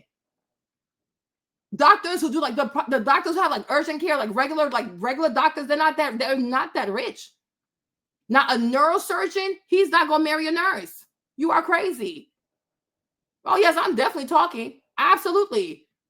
You think I'm sitting here, oh, I'm going to marry a wealthy man? People need to stop being delusional. Okay? I mean, some doctors could, but most likely he had an affair and she's his second wife. If a doctor marries a nurse, most likely he had an affair with the nurse at work. So to avoid a lawsuit, sexual harassment, going to HR, so he married her. But most likely the nurse is his second wife. But you really want to sit here. You really want to sit here and say, oh, wealthy men are out here looking to marry nurses who stand up all day for 12 hours and change diapers and deal with all these fluids like blood and urine. Like, please, make it make sense. I have to look it up, right? Exactly. Like, child, this makes no sense. But I'm like, if you want to marry a wealthy man and then you decide to go to med school, then I'm like, okay, I can see that. Because that is way more prestigious. Like, that's something to brag about. But, oh, my wife is a nurse. Like, but his friends, their wives are lawyers. His wife is like, she's on Wall Street somewhere. This other guy's, his wife is over there. Like, child, you can date a business owner. That's fine. But does not mean he's wealthy. A lot of entrepreneurs don't even bring home like $60,000 a year. So he can be a business owner. That's fine. It doesn't mean he's wealthy. You would have to check his income. Like, you would have to check his taxes. Girls, say whatever you want. Y'all can lie to yourselves as much as you want. I don't meddle in lies to people, right? We see nurses every day. Many of them, they look mad, they look mean, they look tired. Of course, they work 12-hour shifts, right? Many of them also high stress jobs. They have big bellies. Many of them have a big old belly, right? If most women could, they would not be nurses. It is exhausting. It is tiring, right? But I've never seen a nurse, but oh my gosh, look at her. She looks so feminine. No, not really. It is a lot of work. It's not prestigious. No, we're not talking about real man. We're talking about wealthy man, right? And that's how I know that you guys don't even know wealthy people. You're talking out your butt. And that's why you watch Shira. You are talking out of your butt. You understand? But no. And I've been asked exactly. Like, exactly. And people even call them ATMs. Like in a DMV area, they call nurses ATM because a lot of men take advantage of nurses, right? But you're not going to sit here and lie to people. I'm not Shira, right? Whew. Exactly. You're an engineer. Good. But is he a wealthy man? No, he's a well-to-do. He does well for himself, right? And if you had married that engineer, Brie, maybe you would have paid some bills. Yes. Because is he the wealthiest man in America with all these bills and all this inflation? And also maybe he also has student loans? No, we have to also give practical advice because a lot of ladies are not going to marry wealthy men, but you can definitely marry a man who does well for himself, of course. And that's why I say, should it be 50-50? I don't know. But it could be 80-20. It could be 90-10. It could be 75-25, right? That's okay. Exactly. And it's not even a bad thing. It is not even a bad thing because nobody has to marry a wealthy person. Shan, you know what I'm trying to say, Shan. She's being a little delusional, Shan. Don't internalize. It's me and her, okay, Shan? Just that. Okay? You cannot be delusional. But if you are really set on marrying a wealthy man, I will say that I'll encourage you to go to med school. Well, you don't even know what kind of man I'm dealing with. You have no idea, right? But one thing I do know is that we have to also be real, is that in America, the average woman will marry an average man, right? You don't have all these wealthy men for every woman who wants to marry a wealthy man. You don't have enough of that. You don't have enough of that, right? And if he's a wealthy man, whenever he came out of college or he came out of grad school, wherever he is, most likely he's already taken because most people get married in school. That is my point.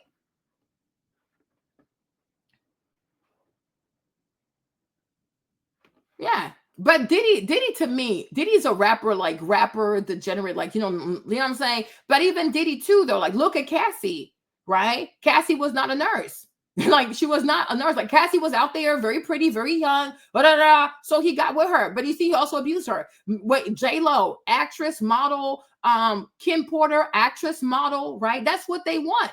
This is what they want. But you're not going to hear a wealthy man say, well, I can't wait to marry a nurse.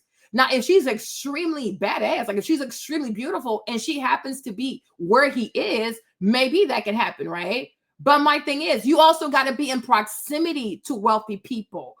If you don't even have access to wealthy people, how exactly are you going to marry this wealthy man? Okay? How exactly are you going to marry this wealthy man? How exactly? Right?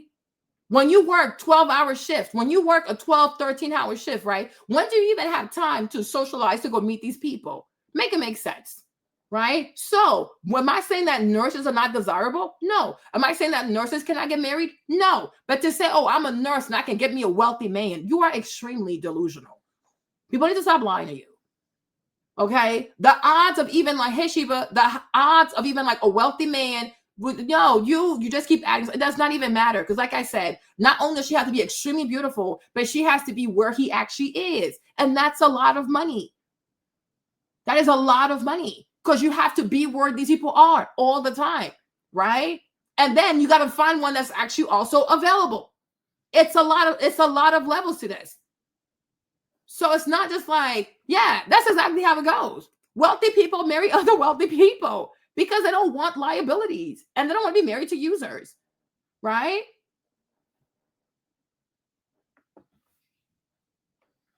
Exactly. And that proximity, Harlem, is not cheap.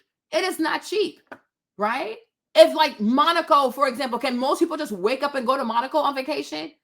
Can you imagine? Can most people just afford to go to Ibiza on vacation? Can most people, like, no, when you're a nurse also, you got to check in with your boss. You got to get time off. And the time, oh yeah, bye, you're tired. Okay. The time off that, like, let's say like July, for example, right? Let's say July is when all the young billionaires, all the young, the affluent wealthy, like, let's say July 4th to like July 15 is when they go to Martha's Vineyard, right? All these wealthy people. Okay. But you can't just go there like that. First, you got to get permission from your boss. Hey, can I take off this whole weekend? The boss might say no. So if your boss says no, you can't go to Martha's Vineyard. You don't even have the time off. You understand? That's like, so you guys, you're sitting here. A lot of you guys, like, you sit here and you act as if this proximity to wealthy people is so free. Like, it costs nothing to have access to wealthy people. And it does. It costs a lot of money to have access to wealthy people, right? You have to invest in yourself. You have to look a certain way. You got to be part of certain clubs, certain this, certain that. And you also have to have the time. But if you're working 12 hours a day, you working 12 hours a day, then you have to put your time off. Your time has to be requested and it got to be approved. Girl, you might not make it. You might not make it. So it's like you also have to be realistic here. You really do. And then when you, let's say you even get the time off, right? Your boss gives you the time off and you were able to save some money to go to Martha's Vineyard for July 4th weekend. You think you're the only girl that's pretty there with your nursing behind? You're going to have supermodels from Paris, supermodels from Milan. Like, you don't think, like, do you know how these people play? You don't even know. That's why I say a lot of you guys, you don't even know wealthy people. Because otherwise, if you did, you would try to find somebody within your tax bracket and call it a day. Because to him, you're the most beautiful girl ever. But y'all want to go and tussle with supermodels and shit like that. Are you crazy? Are you crazy? Okay. Are you crazy? Why would a man, because Shane is here, but I'm saying, like, why would a man want a nurse or me when he's young and rich and super wealthy, when he can have a model straight off the catwalk in Milan who just walked for freaking, like, what's her name? What's her name? What's that girl's name? The Versace lady. What's her name? I forgot her name. What's Johnny's sister? Donatella, right? What's that guy? What's the guy who does the parties? What's the guy who does the parties? What's that guy's name, y'all? Mike, what's his name? Michael Rubin. There you go, right? Okay, so here is a July 4th party, right, with Michael Rubin. Look at all the people who go there. Look, I mean, it's nothing but supermodels. It's nothing but celebrities. Oh, I just walked for Donatella. Look at all these people. These people are coming off from Milan. They're coming off these runways. Like, these are wealthy, sexy, whatever people, right? Okay, you got time off from your work. You save some money. Okay, what's your claim to fame? What are your accolades? Okay. These people have huge Instagram followings. They move the culture. They shape the culture. They wear some of the best clothes in the world, right? And you think you're going to show up and do what? You're going to show up and do what? These are all supermodels, top actors, these people are so freaking wealthy. And you think you're just going to walk up in there and be like, oh yeah, look at me. I look good. And I'm a nurse. You a nurse. You have a freaking Hall of Famer right here. You got these are wealthy people. These are wealthy people. You can't keep up with these people. So the best thing to do is, like, you know what? It will be nice, but guess what? Let me find a man to whom I'm a supermodel. There you go. right? But you really want to compete with these girls, you're not going to win. You're not going to win. You're just not, I don't care how pretty you are, you're not going to win because you think you're the only one who's pretty. Like, you think you're the only one who's pretty. Y'all crazy. Y'all really, really crazy. Like, I think sometimes with some of these girls, I think some of y'all, what y'all do is y'all compare yourselves to your girlfriends. So maybe like in your female circle, you might be the prettiest, right? But you're not really comparing yourself to the pretty girls of the world. Because if you did, you mind your business. You will mind your nursing ass business. To maybe to like in your little group of friends, you're the prettiest. Go for it, girl, right? In your little group of friends, you are the prettiest. But please compare yourself to all the pretty girls around the world. Girl, even me, I know I might be a zero. Hello, somebody. Mind the business that pays your bills. Like, you compare your friend, like you a size 8, most of your friends, they a size 16. So in your head, oh, I'm pretty. Yeah, to your girlfriends. Like they say, you might be a 5 in Ohio. You might be a 10 in Ohio somewhere, right? You might be a 15, like a 15 out of 10 in Memphis, right? When it comes to New York City, you might be like a 0.5. So just because you're pretty in your city, just because you're pretty amongst your friends around the world, okay, you ain't that girl. You are not that girl. Be very careful and be very humble. Y'all delusional. You guys are really crazy. Like, some girls are incredibly beautiful. Some girls are incredibly beautiful. Their skin, their hair, their nails, their voice. I'm like, but damn, she is freaking gorgeous. You understand? In your little city, you might be cute. But are you like a Miami 10? Are you a Miami 10? Are you a LA 10? Are you even a 9 in LA? Girl, make it make sense. So my thing is, mind your pretty business in your city, get you somebody in your city, and to him, you are the prettiest thing he's ever seen. That's what you need to do. But I'm Diddy, you should be with me. No, it's too much competition. I don't got time for this. I'm sensitive. I can't take projection, okay? You understand? But I'm like, imagine if you had to go and compete with a Tyra Banks from the 1996. Okay? Imagine you go there and you see girls that look like Tyra Banks did in 1996. Girl, please. I'm staying home. Okay? And this is what these guys see every single day all around the world. You want to go compete with that? You want to go compete with that? Right? Imagine that. Imagine that. Me, Marlene, I'm going to go compete with supermodels. Yeah, right. Yeah, right. Even when I was skinny, I'm not doing that. You are crazy. You are seriously crazy. It's going to mess up your self-esteem. It's going to mess up your self-esteem. Okay? It's going to mess up your self-esteem. So, like, people have to tell people the truth, right? Go for men who will find you extremely beautiful. Like, to those men, you're like a 15 out of 10. Like, yes, right? But you think, I'm going to go to Monaco, like billionaire boy weekend. Oh, no, thank you. I got to go. Okay, send me pictures. Okay, that's a whole different league. And I have enough respect for myself, and I have enough respect for other women. Like, you know what? She's extremely beautiful. Now, she might not be more intelligent than me, but she looks really good. Even on social media, even on Instagram. So even black girls, I'll see some black girls and I'm like, but damn, she's beautiful. And on top of that, many of those girls too, they might have natural hair. You got these black girls out here. I don't know where they come from, but like, they're naturally beautiful and they have long natural hair. You're going to show up with your lace front, your glue, your baby hair, everything's fake on you. Huh? Your hair's fake. Your lashes are fake. You need all kinds of makeup to feel beautiful. A lot of girls are not naturally beautiful. Let's stop lying. I don't have time for this.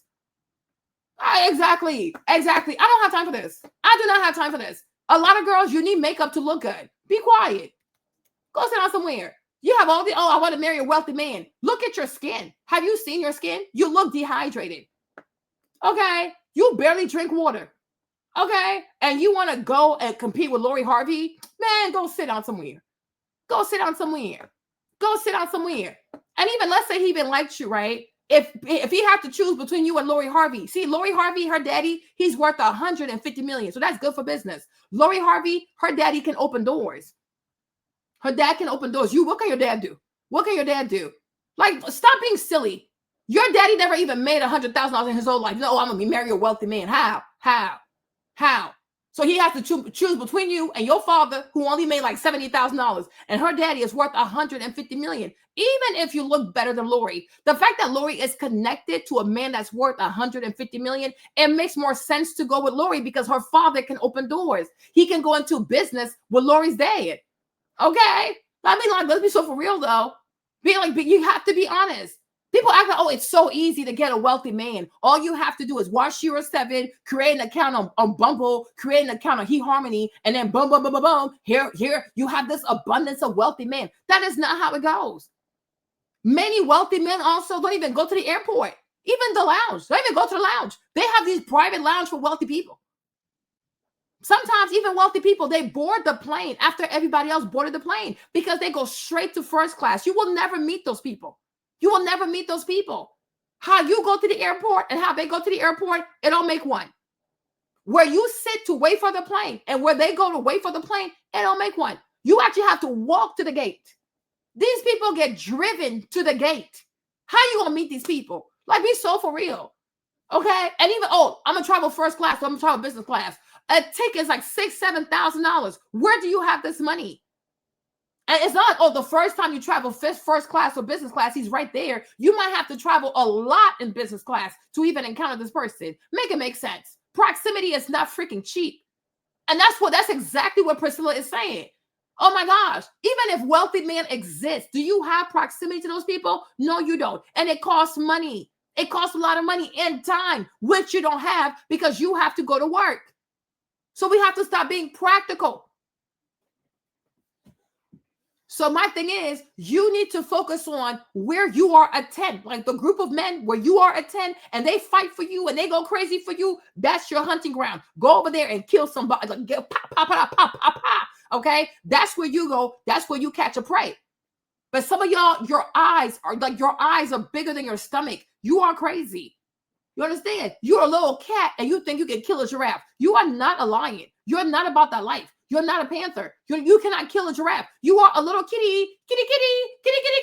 Okay? So stick the little mice that you can get around the neighborhood. Stick to that.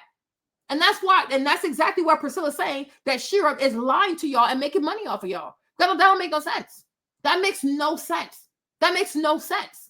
So like I said, you do what Aaliyah did, you do what Kira did, right? You build your YouTube, you work really, really hard on your YouTube, you build an amazing brand on YouTube, you make a lot of money, you start looking like money, and then these boys will start coming into your DMs. You have to, you got to find a way to set the trap. But if you think living your regular life, and because you some type of cute in your little circle, that somehow you are going to marry a wealthy man, you are insane. You are insane. People have to stop lying to people. Seriously, it triggers me. Stop lying to people. Because you sit here every day and you see who wealthy men are married to. Does it give you? No. Does it give your profession? No. It's not all the way impossible, but it's extremely rare. It's not all the way impossible that a wealthy man could marry a nurse, but it's extremely rare. You would have to be sick, be in the hospital for a long time. She takes care of him. He falls in love with him. And you see, it even sounds like a movie. So it's BS. It really is BS. You understand? But I'm like, when you're talking about boys, men with money, yeah, you're crazy. But proximity to wealthy people is not easy. That's why celebrities usually marry other celebrities. That's why wealthy people usually marry other wealthy people. That's why rich people send their kids to these bougie ass private school so they can be around other rich kids and get married. But you want to start outside the club and think somehow you're going to catch somebody in the club as if you don't have other girls inside the club who are also competing. Make it make sense. Make it make sense. If it was that easy to find a wealthy man, child, please. It is not possible. So we have to be serious. Yes, ideally, a woman she doesn't want to pay half and half because it does give roommate. I get that, right? But you also have to be reasonable enough to say, okay, you know what? I'm okay with maybe 75-25 or 80-20 or a 90-10, right? Because the odds of you paying zero bill are extremely rare, right? So it's like, okay, 50-50, I can kind of get with that. Okay, because it does give roommate, we're going to pay everything half and half and half. It's kind of weird because if you weren't here in his life, how would he make it? right? But if y'all going to be married, have a family, have vacation time, and do all kinds of other stuff like that, he most likely would need your help. So what can you compromise on? And that's what you should also showcase. If you are a woman who's really serious about relationship, if you are serious about being with someone and not just trying to trick off of people, you should be able to compromise. Adults, they compromise. I don't want to do 50-50, but I can do 80-20. I can do 90-10. I can do 75-25. Cool. That's good. We can compromise. 60-40. We can compromise. Right? But it can't be, well, it's either you pay everything or you pay nothing. Because how exactly do you win? Because think about it. And that's how I know, once again, that a lot of you ladies who talk like this, you've never been around wealthy people. Because what wealthy people do especially is they negotiate a lot. You know what I mean? They're always negotiating. So the fact that you don't even know how to negotiate, it's like it's either this or that, you're not even flexible. You've never even met wealthy people. You think these rappers, like it's the rappers, like these influencers, you think, oh, I know what a wealthy person is. No, you know what a new money, loud ass, ratchet ass, ghetto ass influencer is with money. That's what you know. But actually real wealthy, long established people with money, you don't know. Because everybody who is mature has to compromise. You don't have to do 50-50 because as a wife, it does give roommate. It's kind of weird, but it could be 60-40, 70-30, 75-25, 80-20, 90-10. You have to be able to compromise. But in this America, the way it costs out here to live out here, for you to say, oh, I'm not paying anything when you're already paying 100% of your bills, you make no sense. If a man can take you from 100% of all your bills to 20%, it's actually a pretty good deal. If he can take you from paying 100% to only paying 25%, it's actually a pretty good deal. But the fact that you can't even, like, that don't even process in your head, like, you know what? It's better to pay 25 than to pay 100. Yes, it's a great deal. And then as the years progress, it might go from 25 to 20 to 15 to 10. And eventually you might get to a place where you paid nothing, right? But you should be able to compromise. Like, make it make sense. Like, girl, what? But I'm like, even Beyonce works. Beyonce works. The Gabby works. A lot of celebrities, they actually work. Who are you to think you're not going to work? What is so special about you? Beyonce can have a sellout, like, world tour. She packs out arenas around the world. Beyonce works. One time they said she worked so much, like she worked for 3 days. She forgot to eat. Beyonce works relentlessly. Okay, so who are you to say, well, I'm not going to work whatsoever? No, you have to work. And you should want to have something to do. Because eventually you're going to get bored. So you got to have something that you enjoy doing that can make you some money or at least keep you occupied, right? But this whole mindset of like, well, I'm not paying anything at all. It is not reasonable. Because the odds of that happening are quite slim. And anybody who sells you that lie, it's just grifting. Like, they're just swindling you. It's not real. Exactly. I'm like, Beyonce, a lot of people work. So it's like people work. People really, really work. Even Mackenzie Bezos, like Jeff Bezos' wife, she was part of the business. Melinda Gates. Melinda Gates also worked. She was part of their foundation. Like, she worked. Hillary Clinton, she works. Michelle Obama, before he became famous, she worked. After the White House, she also wrote books. She made money off of her books, right? Oprah works. People work. Taraji, she works. People work, right? But I'm like, they work. Do they work as much, like crazy hours? I don't know, but they actually do work. So how can you say, well, I'm not going to work. I'm not paying any bills. I'm not going to, when you're currently paying all of your bills? That makes no sense to me. So stop chasing people who are going to sell you these lies, sell you these fairy tales, because it's not going to happen. And you keep being so dead hole, like, oh, I'm not going to. A lot of opportunities are going to pass you by. They're going to pass you by because you're not being reasonable. You have to be reasonable. You don't have to do 50-50, but then you got to compromise. What can you do? Let's talk about it. But most women will have to pay some type of bill. Most women do pay bills in America. Like, it's the American way. We have to stop. We really have to stop. Now, you can say, when my daughter grows up, I want my daughter to marry a wealthy man. So make sure that you take care of her. Make sure that you encourage her to take care of her school, put her in private school, you know what I mean? And make sure you have the money to keep her in private school. And hopefully she gets a fancy college scholarship. She goes to an amazing college. And you also got to tell her she got to multitask. Do your work, but also look for a husband, right? Because right here are the young men of tomorrow, right? If you go to a very prestigious university, you are seeing the leaders of tomorrow. So find you a husband amongst them people. Don't wait until after college, after grad school. Now you want to look for a wealthy husband. You left them at school. Why didn't you marry him when you were at school? Like, that's not how it goes. I mean, like I'm saying, like a lot of women actually work. I just think it's crazy. Like, oh, I'm not going to do this. I'm not going to do that. Like, girl, please. Oh, I will never do this. I will never do that. Like, it makes no sense. Like you're currently paying all of your bills. But I can see a woman saying, if I'm your wife, why would I pay 50-50? Because it does make it feel like I'm your roommate. That part, I really do respect that part. But so what can you do? But you're going to have to do something. Right? Because by yourself, you can only do so much. By himself, he can only do so much. If you two put your incomes together, you can do a whole lot. Because marriage also is about partnership. It's about partnership. So what you got to bring something. He got to also bring a bit more, but you got to bring something. We have to be reasonable. But it's not that easy to just walk into wealthy men. If you're 25 years old already and you don't even know a single wealthy person, the odds of you meeting a wealthy person, they're quite slim. If you are already in your 30s or you're in your mid 30s and you don't know a single wealthy person, the odds of you finding somebody wealthy so late in the game, even small. Okay, but I feel like by the time you're 25, you should know at least like 5 or 10 wealthy people. Real one, not the scammers, but actual real one. If you don't know any, then most likely you'll just be middle class. And that's okay too. Like, it's not the end of the world. That's okay as well. It's not the end of the world. Like, it's just fine. But I don't know how you have this lady telling you that, oh, you gonna just find a wealthy man. And even she didn't find a wealthy man. Like, come on now. She sits there. She has her cash app ready. She got a whole cash app ready to ask y'all for money. She's asking y'all for money. And somehow you think she can get you a wealthy man? She's asking for money on a cash app. Have you ever seen Marjorie Harvey ask for cash app donation? That makes no sense. Digital panhandling, okay? Begging on the internet. Why is a wealthy woman married to a wealthy man asking for cash app donations? That makes no sense.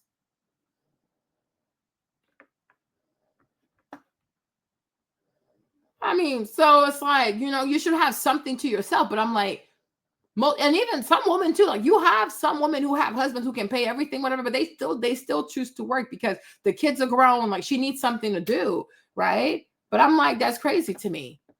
So no, stop lying to people. Like stop lying to people. There's too many liars. Like too many people lie to people. It's sure as motherfucking 7. Let me tell y'all how I got these 2 drinks. Now I usually order me some Prosecco. Girl, Prosecco. You could get Prosecco for $8, ma'am, at Walgreens. You can get some Prosecco at Walgreens for $8. And the man that bought you the drink bought you the same drink that you bought yourself. So you sitting up getting excited over $16 worth of drink. Bitch. Not you getting excited over $16 worth of drink. And then one of the drinks you're talking about, girl, this man bought me a drink and he was with another woman. Let me tell you, baby. But what? Look, let's listen to it again. Look, she got $16 worth of drink. All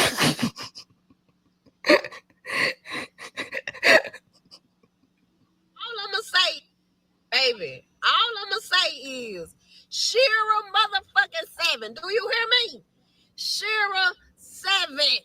So you see these 2 glasses, right? And let me tell you how these 2 glasses, got in front of me.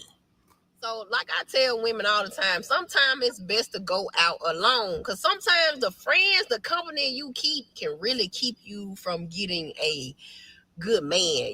Sometimes a man will look at your friends and be like they motherfucking ass ratchet. I don't like that shit. Hold on. And sometimes your friends can be a little bit intimidating, and then a man probably won't even approach you. A man can look at you all day long and won't even say nothing to you because of the company you keep. So me, I go out alone a lot. So y'all, I always get this one drink, and just like Shira 7 said, like, you know, get you a little cute little drink. It don't have to be as expensive, but it gotta look expensive. So I always order champagne everywhere I go. You know, I don't care. I always give me a little Prosecco with a splash of cranberry. I don't really like mimosas, but I love like that. I just get a splash of cranberry for like the color or whatever. But y'all, baby, this bartender right here, y'all, this shit is so crazy. Y'all. So this bartender, I'm looking at her making 2 other drinks that just like mine. I'm like, damn, somebody get what I get. Or somebody must ask what I had got. So they gave her the same drinks that she ordered for herself that wasn't too expensive. Listen. I don't really get that much, nothing expensive. I usually order me some Prosecco with a splash of cranberry juice, just for the color. And I see them making 2 more drinks just like the one I got. Now you getting happy over $8 worth of motherfucking drink in one glass. $8, $16. Your ass is excited. It's been a loose Shira motherfucking 7. I mean, she know what the fuck she talking about, goddammit. Bitch, I don't think Shira 7 said get excited over $16, bitch. I thought she said she was a goddamn financial advisor. I didn't hear no money transactions. Not a goddamn dollar. Bitch, not you getting excited and hype over $16 worth of goddamn Prosecco. This is crazy. Oh, she making the 2 drinks. She give me the 2 drinks. I'm like, girl, I can't drink. I ain't ordered this. She was like, girl, 2 other men to order you a drink. And I was like, what? She was like, yeah, 2 other men to order you a drink. So, y'all, one of the guys that bought me the drink came up to me. He was like, yo, you smelled so good. He was like, when you walked past me, he said, I have never smelled a woman like this a day in my life. He said, I have never smelled something that would just grab my attention like that. And he was like, what do you have on? And I was like, well, it's some roll-on stuff that I get from the farmer's market. Bitch, you sure you ain't got that shit from TikTok shop? Huh? Talking about this some roll-on stuff. You don't even know how to explain what the hell you got yourself. Talking about, well, it's some roll-on stuff I had got from the farmer's market. Bitch, I think you got that shit from TikTok shop. Why you sitting up here on TikTok? Girl, you done got on my nerves. Because if you were my student, if you were my listener, I would disown you. If you were listening to me in my message, you got out here saying that shit, girl, I disown you. Oh my Lord. Oh my. He was like, what is it? He was like, I said, it's like a vanilla spice types thing. He was like, I never just wanted to just buy a woman a drink like that. He was like, he was like, fan that on me. And do you see how the girls who listen to her are so attention depraved? I think a lot of girls who follow her also have daddy issues. Because ain't no way. Ain't really no way. I don't meddle with people. I don't deal with people who meddle in extremes, right? A man comes up to you at a bar and says, what is it that you have on? I have never smelled a woman that smelled this good. You just come out of prison? Right? I mean, like, what the freak? Like, did you just come out of prison? Right? Isn't that weird? You've never, how old are you? Let's say he's like 35 or even 40. So, like, you've been out here for like 3 decades. You've been outside for over 4 decades. You've never smelled a woman that smells as good as me. Sir, were you just released from prison? Because I can see if you've been around men for like 20 years, 15 years, it makes sense. Okay? But no. I probably smell good, but if for you to say that's the first time you've ever seen, like you've ever smelled a woman smell this good, it's bizarre. Right? But you see, these girls are so attention depraved. Like, you give them the most outlandish compliments and they believe it. Like, that's kind of weird. How come you've never, ever smelled a woman that smells as good as me? Even better? It's giving prison. But what do I know? Right? That is extremely bizarre. That's a cheap ass compliment, but it made her so excited. Oh my God. Oh my gosh. Oh my gosh. Stupid-ish. Another thing also, right? If you really want high value men, should you really be going to bars, ordering drinks by yourself? Once again, it gives prostitutes. It gives escort. Like, okay, she's looking for somebody that has a lot of money. Take her somewhere, have some sex, and then you'll give her some money. right? Why don't you actually sit down and have a proper meal? And if it's really expensive and he pays for that, I'm like, okay, that's a little bit different, right? But cheap liquor at the bar, is that even feminine? I'm so bizarre. Like, I'm really like, is that even like, is that what wealthy people, is that what wealthy girls do? Like girls that really have taste, etc. Do they actually go to the bar? Like a serious woman who wants a serious relationship, who's not trying to attract dusties, like she's gonna go to a bar and order prosecco with cranberry? Like what's happening? Like what am I listening to? Right? So this is why we say that you have to be extremely desperate. You got to have daddy issues. I mean, you're all the way lost for you to look up to Shira and try to apply her advice. Because a young, gracious woman should actually go and sit down. Like you should have proper reservations, right? Should sit down and order a proper meal. And make sure you order a salad. Don't go straight for the protein and the carb, okay? Ooh, can I get some meat and some mashed potatoes and some macaroni and cheese? Right? Order a salad. Have some vegetables on your plate. Act like you've been somewhere, right?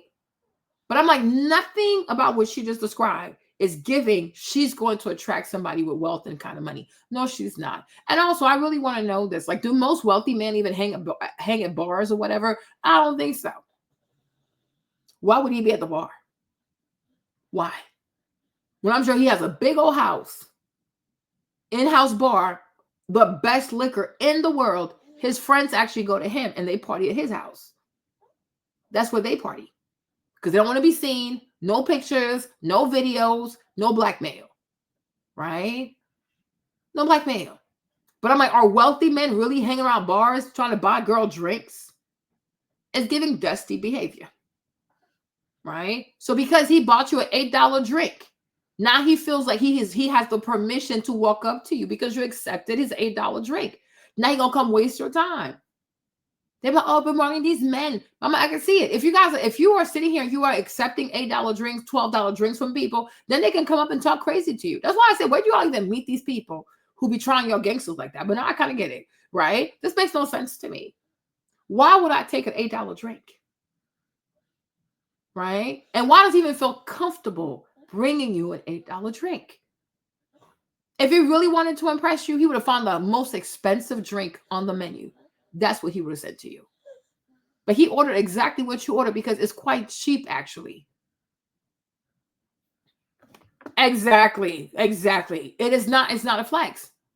Even when you watch movies, when a man meets a woman at a bar, it ends in like them having sex for the night. It's a booty call. It leads to nothing serious.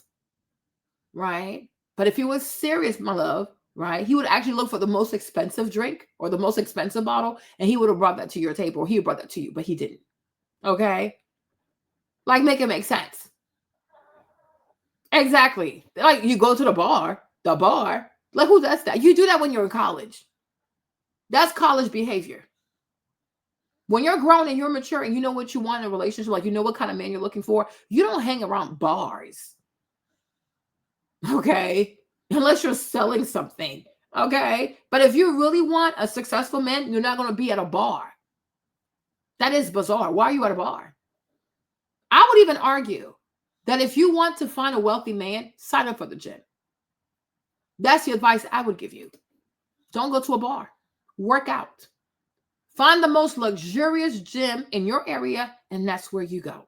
And you know what time you should go? 5 o'clock in the morning. Because that's when most of the CEOs, the wealthy people, that's usually when they go to the gym. After 7, it's regular people. After work, also, it's the middle class people. CEOs, they work out extremely early. 5 o'clock, 4 o'clock, 5 o'clock, 6 o'clock. By 7 o'clock, they're done exercising. Right? Then anything after that, like from 8 until like 1 p.m., like 2 p.m., it's usually like those stay-at-home mom or like the elderly people. They have like the group classes, whatever, right? And then after work, it's the middle class people. But I would say go work out. Because that's where you'll find those people. You find the most exclusive gym, you pay your membership, and that's where you go work out. But it's not a bar. That's what, once again, that's why I say Shira does not know wealthy people, because even her husband is not a wealthy person. He is not. Like, This makes make it make sense. Ooh. Was like, oh my God, blah, blah, blah. And y'all, me and him just having a conversation. It wasn't, it was a very light conversation. I just told him thank you very politely. And that man just let me enjoy the rest of my night. He didn't hassle me. He went on no crazy shit. So I asked the boxer, I'm like, who the other man that bought me the drink? I said, because I'm not going to be able to drink both of these drinks. She was like, girl, that man is with another woman. Y'all, a man with another woman bought me the other drink. Now look at how happy they are to be standing up on other women. Now you know that ain't my message. I don't believe that women should be trying to conquer each other and try to act like they better than other women and be so happy. Girl, her man was looking at me. Her man bought me a drink. Bitch, her man sent your ass a $8 goddamn drink. While he might be paying her bills. How the fuck you know they ain't swingers? Now y'all know I date women now. Yep. Right? You know I date women. When I first decided to start dating women, I decided to go check out the goddamn dating sites. Mm-hmm. Now, if any of y'all date women or you buy or whatever, especially you buy motherfuckers, because it was you, buy, ladies, you. Y'all ass be all on the dating site scouting for fucking women to bring them back to your man. Bitch, how you know that woman didn't tell him to send your ass a drink because she wanted a threesome, bitch? Huh? You sitting over here thinking you so special, and it was really the woman that sent the drink because she's scouting to bring your ass so she can let you, y'all can have some old kinky ass sex. I think it depends who you're talking to. I think for some women, 100,000 is a lot of money for them because they've never seen this before, right? And for some women, I think they mean like wealthy, like he has like millions, like luxury life, like millions of dollars, whatever, which is why I say like it's so crazy to think that, But, the thing that happened, I think over quarantine, I think one of the worst things that could have happened to these women was Kevin Samuels, because I feel like before, people really didn't have a problem with like who they dated, who they could date, who they could marry. I think with the rise of Kevin, and Kevin kept talking about this high value men, right? Women felt as though like, well, what does that say about me if I can't get a high value man, right? So not everybody wants a high value man because it's like the latest gadget. It's like the new iPhone, right? I got to have a high value man. Before we had this conversation, I never heard anybody saying, oh, I don't want to pay no bills. I don't want to pay for this. I don't want to pay for that, right? This whole high value conversation, I don't want to pay any bills conversation, it really came to part with, it came to life with Kevin Samuels. It really did. It really, really, really did. And now it's like, you're looking at this man and you're thinking like, well, could I have more? Could I have a man that has more? And it's like, most likely not. This is the best you're going to do.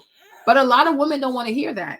They don't want to hear that the men that she currently has, or the man that she could have is the best that she's going to do. It's like, what you mean that's the best I'm going to do? Oh, I can get me a wealthy man. I can get me a wealthy man, right? It's the same thing. It's like it doesn't work the same. It's like when the BBL thing became a trend, right? Okay, a BBL, you can kind of get that because it just involves money. You find a doctor, you save the money, and you go get the surgery. When it comes to a wealthy man, it's a human being. Like, he also has to want you. You can't force yourself onto people. You can't force somebody to love you. You can't force somebody to marry you. You can't force somebody to pay your bills. You can't force someone to give you a lifestyle where you pay for nothing. Like, you can't, because now you're talking about a whole human being. When it comes to the BBL, for example, if you feel like, oh, to be a baddie, you got to have a BBL, right? That's something that you can control. If you work, you save, you scam, I don't know. But if you have the money, you can just go get the surgery, right? But when it comes to a whole other human being, getting another human being to get into a relationship with you, that involves so much more, because that's a whole other person. And that person has to agree to want to be with you. That person has to agree to love you, to provide for you. And it's not as easy as scheduling a surgery with a surgeon, because the surgeon, as long as you have money, he'll do the surgery for you, right? But you can meet a high value man. You can think you want a high value man. You can meet one. but he also has to want you back. And what I'm starting to realize is that a lot of girls have a hard time with understanding that you're just not going to have a wealthy man. It's not going to happen for you. It's not going to happen for a whole lot of people. It's just not going to happen. But like I said, you can find a man who does well for himself and who can provide greatly for his family. Does he have to be a high value man? No. And even the way Kevin does, and the people throw this thing high value, but they never go back to what Kevin described as a high value man, right? It's that you make 10 grand every single month, right? And you've made that kind of money for over 5 years or something like that. You also have to be surrounded by other high value men. So you just can't call yourself high value man. Like you can't just baptize yourself or christen yourself a high value man. Other high value men have to call you high value men. Okay? Like it's a lot that goes into it. Right? And I'm like, most women are not going to get that.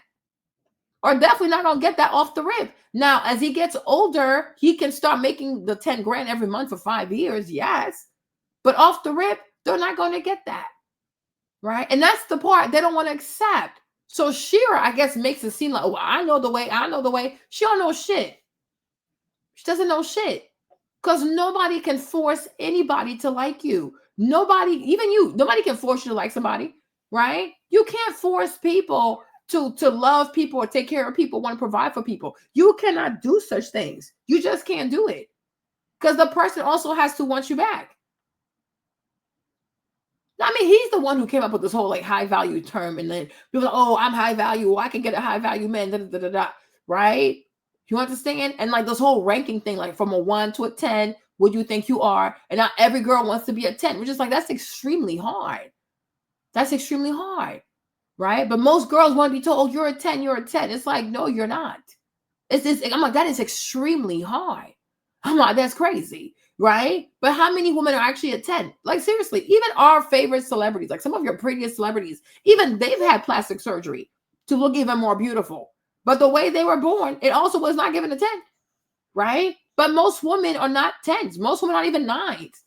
But they lie to themselves. Like this, it's just so crazy to me, right? And if you have to wear a bunch of makeup to think you're pretty, then you're really not pretty. The makeup makes you look pretty. Take the makeup off, right? What do you actually look like without makeup? Okay. What do you actually look like without a shape like shapewear or something like wrap your belly tight? Like, you know what I'm saying? Like, that's crazy. That is really, really crazy, right? And my thing is another thing also, if you don't even wear your own hair, if you barely have hair on your head, then you know you're not a 10. You know you're not a 9, and you know you're not an 8 because you get extra points for having your natural hair.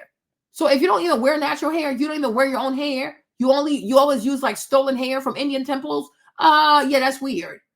If you can't go outside with no makeup on, you always have to wear makeup. Yeah, that's also very bizarre. So you're definitely not an 8, right? So it's like, be so for real.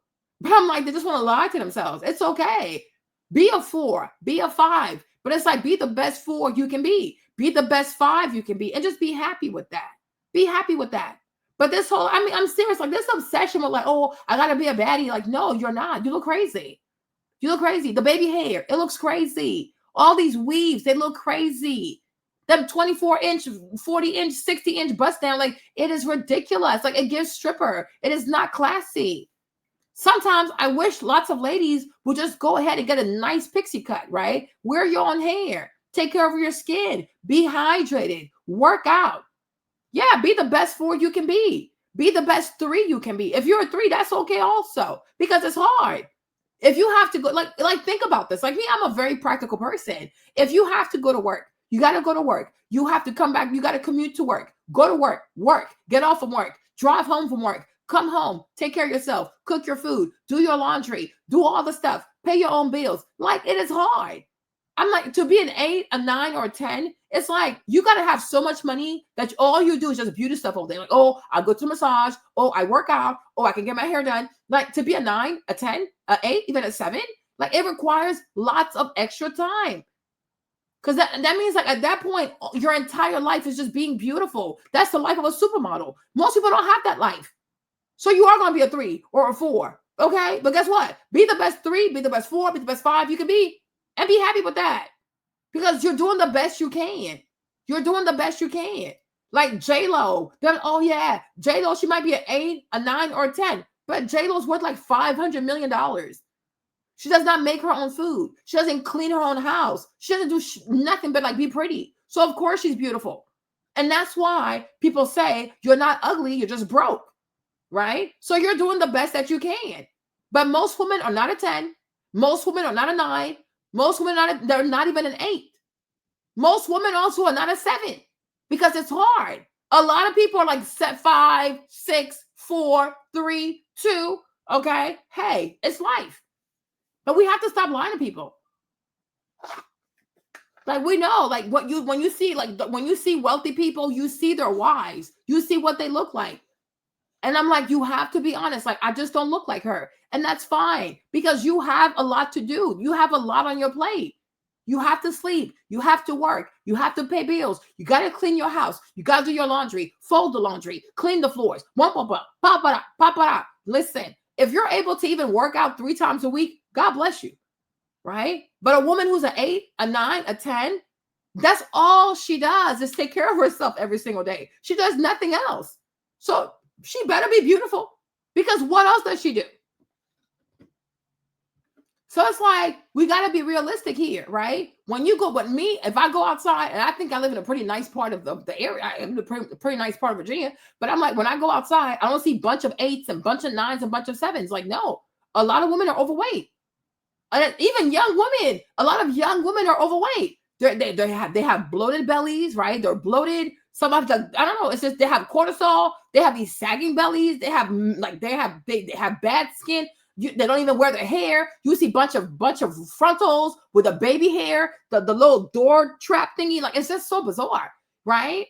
So it's like a lot of people themselves don't even take care of themselves. A lot of women don't take care of themselves, but somehow they think they're so beautiful because I think I am. There's what you think and there's what you are, and it don't match. Stop having body dysphoria. Like, see it for what it is. Yeah, they're plain. Exactly. So what's the problem? You're plain. What is wrong with being plain? You are plain. So you can find a guy who likes plain. There are men who love plain. What is the problem? You want to be you want to be a wife or whatever to the most competitive men in the world. For a man to be wealthy, he's extremely competitive. And you think he's going to settle for you when he has everything. He drives a Ferrari. He lives in a $4 or $5 million house. He has the best watch, the best clothes. He has the best of everything. But when it comes to his love life, he's going to settle for a 4. Like, you're crazy. Go sit down somewhere. Make it make sense. Like, it makes no sense to me. Like, it makes no sense. If he competes and he has the best of the best in everything, he's going to go for a model. He's going to go for a woman that's on TV, like something like very, very flashy like that. That's what he's going to go for. He's not going to go for you or me, and that's fine. And you have to respect that because it makes a lot of sense, right? It makes lots of sense. Like, okay. No, it does not bring it to an 8 or a 9 because you had gastric. Like, don't do that. I'm not trying to be mean, but like, don't be delusional, right? If you had to have gastric, like that means you were severely overweight, right? So even with the gastric, when you lose weight super, super fast, your skin also like just loses elasticity, right? And most likely you also have a scar. There's a young lady out there who has no scar. Like, I don't want to be that person, but it's like, you also can't be delulu. Like, having gastric bypass does not make you an 8. I mean, it's a start, but it doesn't make you an 8, right? Because while you were neglecting your body, there's a young lady who never got to be obese, right? She was never obese. She was never obese. You allowed yourself to be obese because I'm sure you didn't care. You're probably depressed. I don't know, right? And then you got to use medical help to lose it. You didn't even lose it naturally. You needed help. So, like, are you even competitive? No, I mean, I hate people do that stuff, right? We see a body after the gastric sleeves. Don't do that. Do not be delusional, right? I'm glad you got your weight under control, but you also have to know that there's a woman out there who does not have a scar. Okay, but there's somebody who never was. She was never fat. She was never fat. She does not have any scar. She doesn't have any stretch mark, right? Because she took care of her body. You know what I'm saying? But there's somebody out there for you, but you can't say, oh, I lost weight through surgery, so now that makes me an 8 or a 9. You're really not serious, right? You are not serious, right? Or do you not have an Instagram? Because some of y'all, I wonder, are you actually on Instagram? No, I think in the eyes of God, we're all a 10 because God does not care how we look physically. But we're not trying to marry God. We're trying to marry men, and men are visual. So we have to also be serious. Yeah, she's beautiful to you. Are you going to marry her? Like, you're all so crazy. Or you're a lesbian, right? If you're a lesbian and Yanni is a lesbian, then what you think actually matters. But when you're not the one to marry, when you're not the one to buy the product, nobody cares what you think, right? Right? Because you're also looking for a husband. I don't know what Yanni is looking for. She could be a lesbian. She could be straight. I don't even know, right? But it's easy to say, oh, I think she's pretty. Yes, you're a girl. You think she's pretty. But what you value in a woman, a man might not value the same thing. So it doesn't matter what you think, unless she's also, if you're a lesbian and she's a lesbian and you're what she's looking for, then if you think she's beautiful and you will date her and marry her as a lesbian couple, then at that point, yeah, it matters. But if you're not going to marry her, you're not going to take care of her. It really does not matter. No, it does. Like, I hate when girls do that. Oh, I think she's pretty. Nobody cares. You're not her type, right? If you're not her type, what does it matter what you think? Right? And like, that's what we do as girls. Like, we give each other compliments. Oh my gosh, you're so pretty. And also, girls, we call everybody pretty because we're so damn fake. Okay? No, we're so fake. We call everybody pretty. A girl wears a bunch of makeup. We say, oh my gosh, you're so pretty. No, the makeup is pretty. She does her makeup well. Take the makeup off. Let me see something. Okay? A girl wears fake hair. We call her pretty. No, like, all this is fake. Right? We call everything fake pretty. We call fake hair pretty. We call like bunch of lashes, bunch of makeup. We call that pretty. We call BBL pretty because that's what girls do. Girls lie to other girls. You don't understand me. I don't know if I've seen Yanni. Girl, Yanni is not the most beautiful girl in the world. She's pretty. She's not the most beautiful, right? And that's why she sits at home all day doing YouTube talking bad about men. Why is Yanni not living her life? Did you ever think about that? Right? Think about that. Does it make sense for her to be so young, so beautiful, and all she does is sit at home and make content where she bashes men? Why is she not dating her life? Do you see Lori Harvey make Yanni content? Have you ever heard Lori Harvey even bash men? No. So ask yourself that, right? That's my point. When you can feel anybody as pretty, that is fine, but you're not buying the product, so nobody cares what you have to say. That is fine. Nobody cares. To you, Yanni is beautiful, right? I don't think she's tired. I don't think she can get what she wants. That's it. She is not tired. Nobody is tired of men. Girls are not tired of men. They are not. That's why no matter how badly they get treated, they go right back. They're not tired of men. Most women are not tired of men. They want more men. Like, don't do that, Miss Christie. Don't lie to them girls. They're not tired of men. Women love men. And I wish they would actually come outside and be very honest, right? They love men. They love men. It's just that the way they make their money and how they like to spend money, they want a man that makes more money.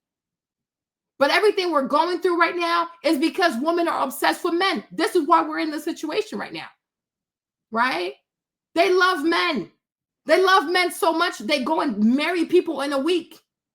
If women did not love men like this, we would not be in this predicament. They love men so much, they will backstab a girl, backdoor their best friend for a man. So they love men. They adore men. They love sexy men. They love the chocolate men. They love the rich man. These girls are a bunch of liars, Miss Christie. Do not believe these people. Do not believe these people. When they get together, they only talk about men. Have you ever seen these girls get together, talk about education? They never talk about education. You can sit out here, Miss Christie, and make a whole channel about how to be educated. They're not going to watch your content, right? Make a whole channel. Tell them how to cook. They're not going to watch your channel. But start talking about men, they come in droves because they care about men. And I wish they could be more honest about that. They love men. They care about men. They believe that having the men gives them value. They believe that. And it's okay. Be honest. Oh, we get to decenter men. They say that when they get off, they go find a man. They're like, oh, they're starting to text somebody.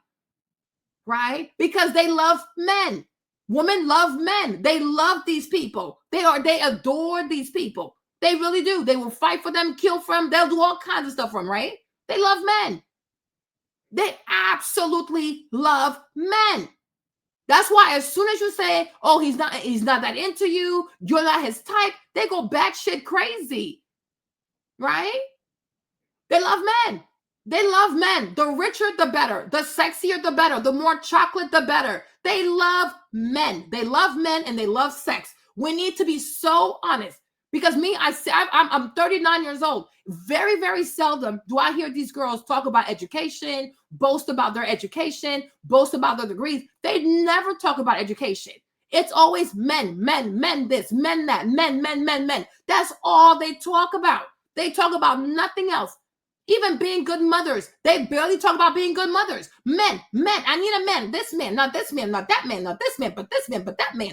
That's all they talk about. From the dusty to the wealthy, that is all they talk about is men and men and men. I know these women. I know women well. I'm a woman myself, right? When they say they don't want something, that means they want it so badly, it drives them insane. Okay? When these girls say, oh, I don't really care. Oh, she cares plenty. Okay. Oh, I don't want one. Oh, she wants more. Okay. Women always say the opposite of what they truly want. Don't take them people seriously. Okay. I think it's nature. God just made us this way, right? But that's what they want. They want men. They want men. Look at how much Shira is making money off these people because they want men. Okay. Her also, Priscilla, she also makes money a different way because she also has a book to sell. I mean, she's talking real stuff right now. She's talking real stuff, but I'm not stupid. Priscilla also wants to sell her book.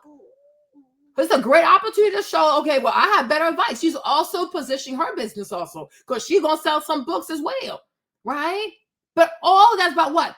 Getting these girls to get a man. Priscilla has one way to go about it, and then Shira has another way to go about it. But they both are teaching these girls how to know men. Why? What does that even matter if they don't care about men? They care. And I promise you, Priscilla probably sold over like 100 or 200 books between those two lives she already made. I'm sure she did. I'm sure she did. And I'm sure she grew her audience. And she'll have a whole funnel for these girls and she's going to sell a product. Absolutely. Because these girls care about men. They want men. They absolutely do. Do you understand this, Chrissy? They do. Don't let these girls bamboozle you. They will walk all over you for a man. They will backstab you for a man. They will backdoor. Look at Megan. Look at Meg the Stallion and her best friend Kelsey, right? Meg is the superstar, but she backdoored her friend Kelsey to go mess with a midget. A midget. You understand? Nicki Minaj, a mega superstar. She got a husband out of prison. Can you imagine? Can you imagine? So we people can't sit here and tell me that girls do not care about the man. A woman like Nicki Minaj, who's worth like over 100 million, her husband has like 20 mugshots. Girl, what? And she fights so hard. How many relationships, sponsorships, brand deals, whatever that she's lost behind Kenneth Petty, Zoo Petty? Imagine that. Out here about, some Zaza. This dude is outside at 3 o'clock in the morning near some black trash bag talking about some Zaza on some Zaza. That's her husband. And she loves it. She loves it. Could you have ever pictured this? Nicki Minaj with a felon, multiple time felon. This dude, this is crazy. This is crazy. But that's Nicki Minaj. That's Nicki Minaj. So it's like they care about men. They care. They care plenty. Look at the Kardashians. When they don't have a man, they're not relevant. When the Kardashians have a man, people care about them. That's why look at somebody like Khloe. Look at Khloe. Look at Khloe Kardashian. Look at Khloe Kardashian, Miss Chrissy. How much money she has. And she's out here begging Christian. What's his name? Christian. What's that boy's name? Always cheating. Tristan. Third trimester, Tristan Thompson. Begging Tristan to love her. It is so sad. Khloe is so rich. Look at her house. Look at her cars. He cheats and he cheats and he cheats. And she begs for babies. She begs for his sperm. Kim Kardashian begging for Kanye's sperm. Look at Jeannie Mai begging for Jeezy's sperm. Can you imagine? She's like, oh, I don't want no kids. I don't want no kids. I don't want no kids. Until she met Jeezy. Because that's who she really wanted. Right? Then she was like trying to freeze a sperm, trying to steal the man's sperm. But she's telling us he's abusive. She's like, girl, I'm so abusive that you have my sperm frozen without my consent. Can you imagine that? These girls are out here acting crazy. They're crashing out behind a man. We got to stop lying to people over here. Right? Tia Mowry, she thought she could just divorce Corey and she wouldn't care. Not every day she's crying how much she misses him. She cries every day on her show. Oh my God, I miss my husband. Oh my God, I miss Corey. So it's like, no. Exactly. All of them, they be begging for love. Huh? Kylie Jenner, they told her she was so pretty. She was so pretty. Child, look at Travis Scott. Have you seen his face? Okay. But even Travis Scott don't want her. Then they have to go find a little Parisian boy, Charmaine. Even him, he don't want to kiss her. Like, it's like, this is crazy. This is crazy. And it seems like Drake also hit that. It's insane. It really is insane. It truly is insane. Okay? But I'm like, these women, they love men. I'm not falling for this. I am not falling for this. I am so not falling for this. They invest so much money. Courses, classes, seminar, clothes, makeup. I mean, you name it. They put so much money behind being like, how can I make myself desirable?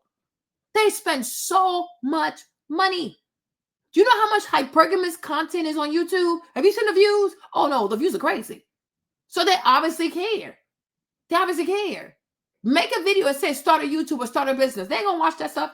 But you make a video and you say, oh, this is how you get a rich man. This is how you practice hypergamy. This is how you get more proposals. The views are like, pew, they go through the moon. The views are out of this world because they care. They want a man. They don't want to be alone. They don't want to be alone. They don't want to sleep alone. They don't want to come home. They don't want to be by themselves. They want a man. I think he did. Exactly. So we have to stop lying. Oh, they don't care. No, they care. So we have to stop pretending they don't care. And instead, okay, I know you care. You might say you don't, but you really do care, right? So what we have to do, give them advice to mitigate them hurting themselves.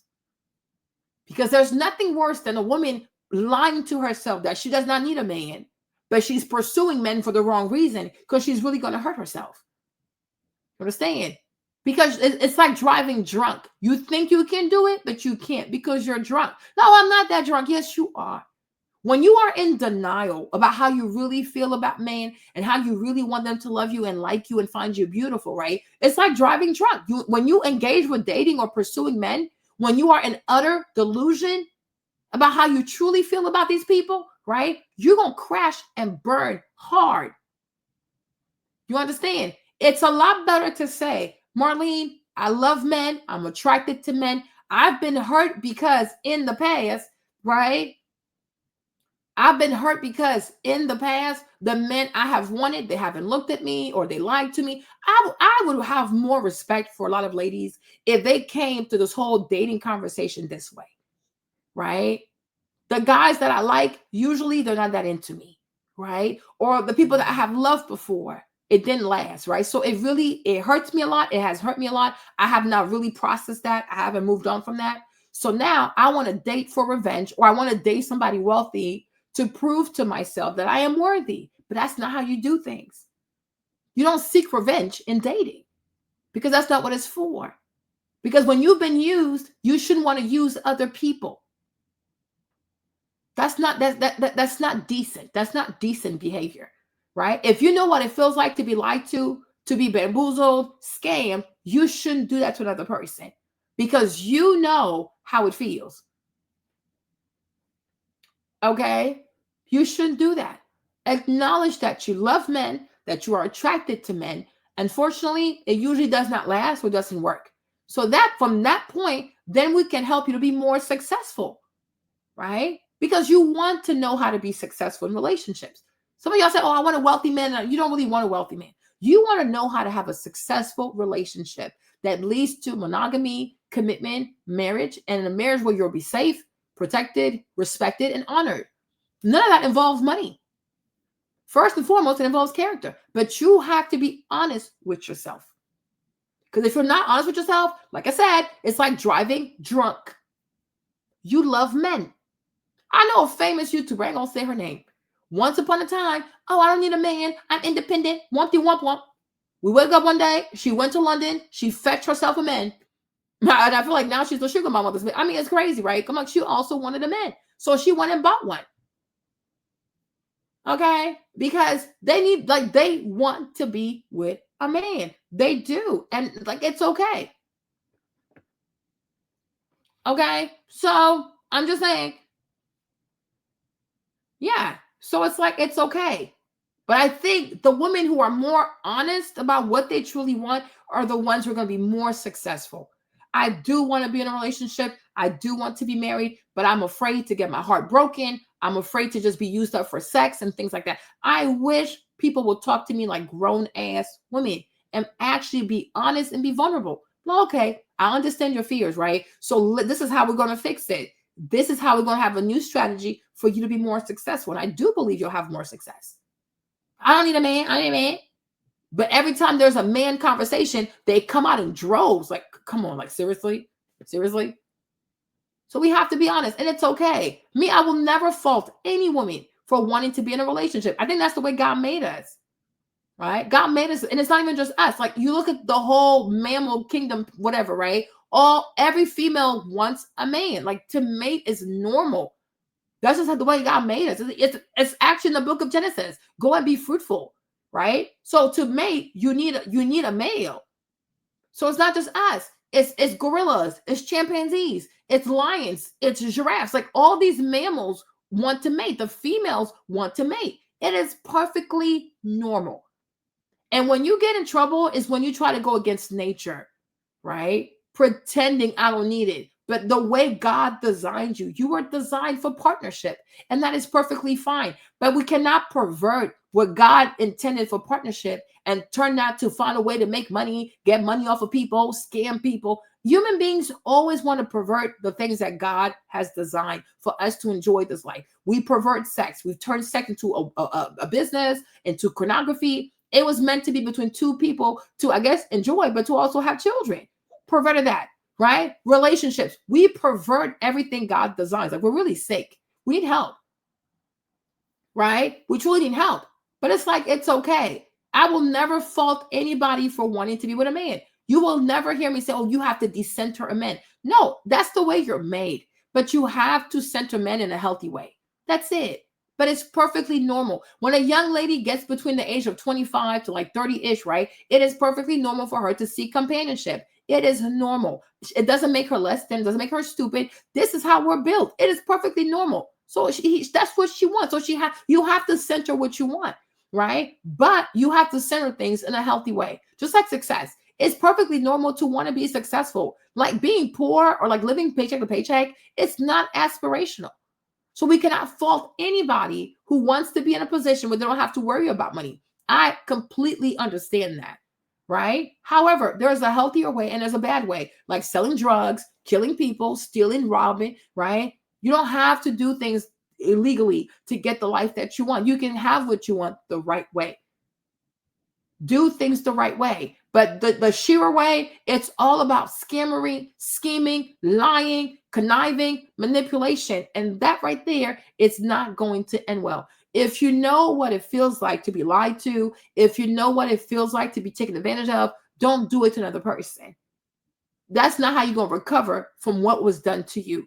In life, you have a choice. You can be better or you can be bitter. A lot of women, unfortunately, are extremely bitter. And that's why they resonate with Shira. And while Shira is safe at home, she's telling all these young ladies to risk their safety to, quote unquote, get to know these rich men who many times are not rich, but are extremely perverted, extremely criminal. Okay? That's it. Exactly. That's it. But me, I'm all about like dating and wanting to get to know people and get married. I believe in that. I really do. But I believe in doing things the healthy way. There's the right way and there's a wrong way. I think Shira's way is absolutely wrong. And I will never advise that to anybody because even herself, she does not have a high value man. So she should also say it's okay to marry a regular person because the majority of us, myself included, we are regular people. And that's okay. It's a beautiful thing. There's more regular people than like these extra whatever. But even in those like circles where some girls are like super rich, super famous, you see they beg for men. They cry behind men. They beg for their sperm. They freeze their sperm, right? But we saw Jeannie Mai over here crying behind Jeezy because I want my husband back. I want his sperm. I want his this. I want more Blasian babies. So, you know, I mean, hey, TL, what's up? So that's it. Don't lie to yourself, right? Be honest about the fact that you do love men and you are attracted to men. And that's okay. It doesn't make you less than. It makes you a woman. It's perfectly fine. Yeah. I mean, but you love men, you love men. Like, why sit here and pretend like you love it? You love men, you're attracted to men. You love the way a man looks at you, the way they smell, the way they have muscles. Like, you know, like it makes you feel like a woman when you see when a man gives you attention. And when a man does not give you attention, it makes you wonder, oh, what's wrong with me? Like, is something wrong with me? Maybe. I don't know. We have to see. Right. But it's a case by case basis, though. Right. But I think ladies also have to understand in this world altogether, like, first of all, in the world, you have more women than you have men. So just off of that alone, there's going to be competition for these men, right? Then from the men that you have, take the ones that are old, the ones that are babies and children, the ones that are in prison, right? Then you're like, how many men are you left with? Right? Then he also has to like you back. So I do want girls to understand that to be also to get a man, especially a wealthy man who's like the top 1%, top 5%, top 10%, yeah, you're going to have to compete. Right? So the more prestigious, the more wealthy, the more educated, like the more this man is like top of the food chain type of stuff, it's going to be a lot of competition. But another problem is a lot of girls do not want to hear that they have to compete. Sure. So if you don't want to compete, that's how you're going to find you a scammer. Right? Because if he's really all of that and then some, and he can give a woman like the life of being at home and raising kids, yeah, he's at the top of the food chain. So that is going to require competition. Okay. I mean, it depends if that's what she wants. But I'm like, she focus on your career, but focus also on other things like your career, your body, your mindset, your finances, your conversation, your hobbies, right? You have to know how to, you know, balance like many things. But my point is, if he's extremely successful, there's going to be a lot of competition because what you see in him, there's a lot of ladies who see the same thing in him. Right? So you also have to be willing to compete.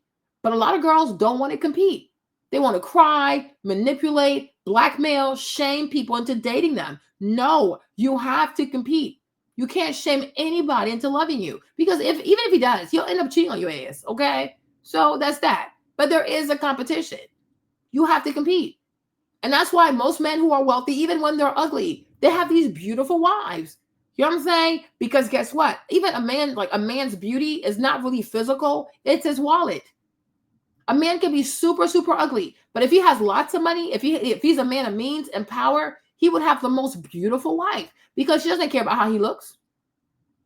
Because his looks is how much money he has. That's how it goes. Life is not fair. It's double standard, right? But if you want a wealthy man, you're going to have to compete because there's a lot of girls who want a wealthy man.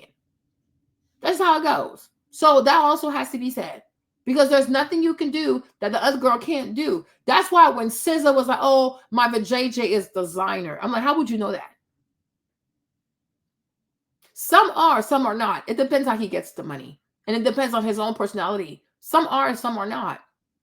You know what I mean? Depends who he is. I can't say, oh, because he's rich, he's going to cheat. It depends how he made his money. If you date a rapper, an artist, entertainer, yeah, most likely. Right? Now, if you date an athlete also, it depends. If he's a black athlete, most likely he'll be unfaithful because that's the culture. Right? And in the culture too, you have enough black girls who partake in that foolishness. So he's going to be able to cheat because these girls will give him options to cheat. Right? If he's a white man, usually he's not going to. Especially if he's white and he's Christian, he's not going to do that. That's why it's very rare to see a white athlete caught up in some sex scandal because they go home, you know, because everybody has different values. So you don't cheat because you have money. You cheat because you lack values, right? You lack values. And unfortunately, a lot of rich black boys from like the entertainment world don't have enough values, right? But you do have wealthy men who do not cheat. But those men have values, right? And those men will be conservative. So you might have to change the way you dress if you want to attract those kinds of men, right? But if you want to dress all provocative and crazy and somehow think you're going to attract a faithful man, good luck to you, sis. I don't see it for you. Okay? Right? But if you want a man that is faithful and wealthy, most likely he'll be very conservative. Most likely he'll be very family. And he might even be boring. So it depends.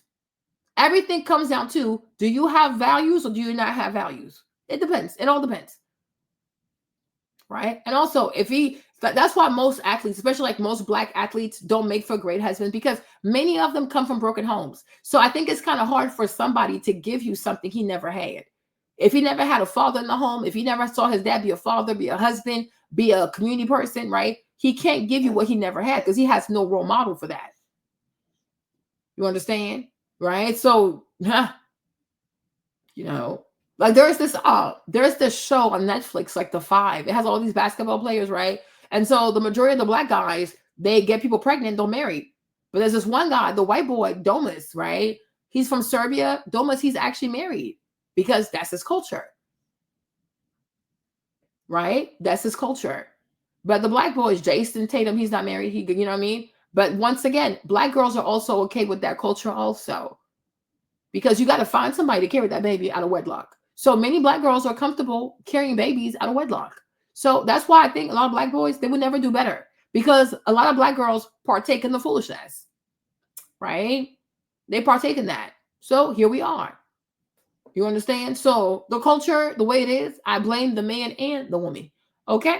But you'll see, because they take well, why does LMA have to get pregnant out of wedlock? You know what I mean? Like, you're a famous R&B singer and you carrying a baby without marriage? Like, that's crazy. Okay? But that's that. But the Black guys, the only one that's kind of married is LeBron James. Like, he's married to Savannah, right?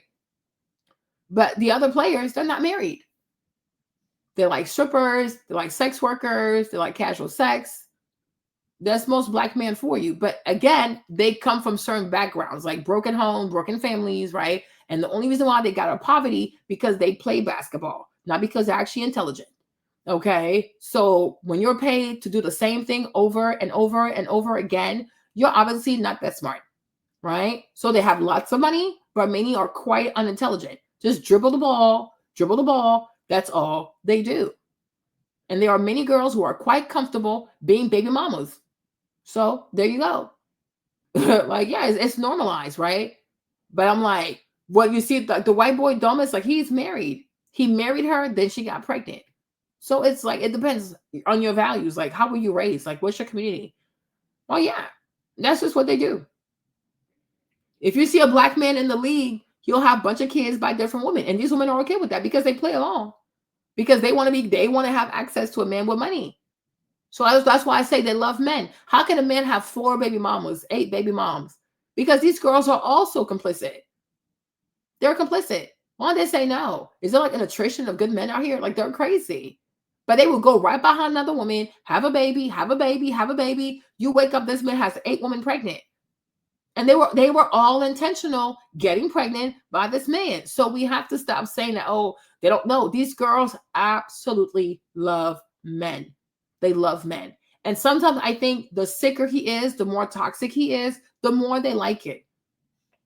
I think many of these girls don't actually even like peace. I don't think they like peace. I think many of these girls, they like problems. And so the crazier he is, the more it excites them. Like, oh, look, he's crazy. I'm trying to see if I can tame him, blah, blah, blah. That's really what they're into. These girls are crazy. They are really, really crazy. They don't like peace. Yeah, they don't like peace. I don't think a lot of people actually like peace. They don't like peace, because when you like peace, you find peaceful people,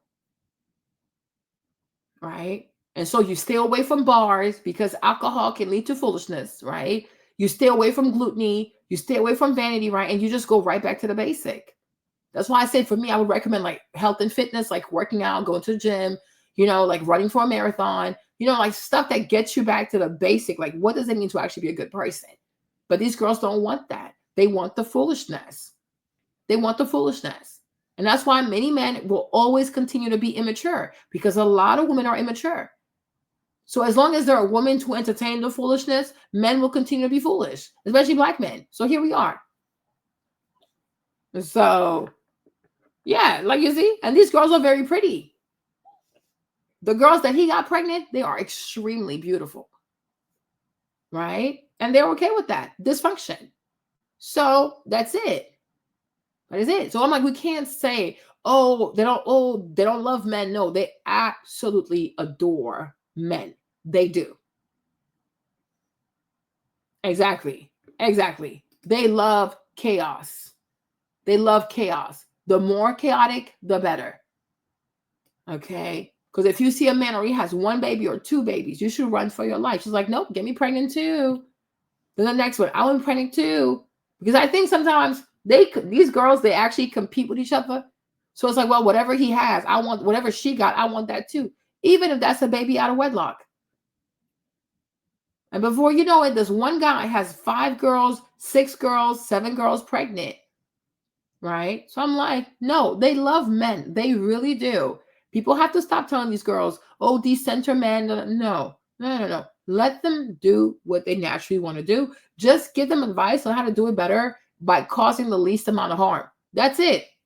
But I would never say, oh, decenter men. Because I'm like, the more you say decenter men, the more they even want the man.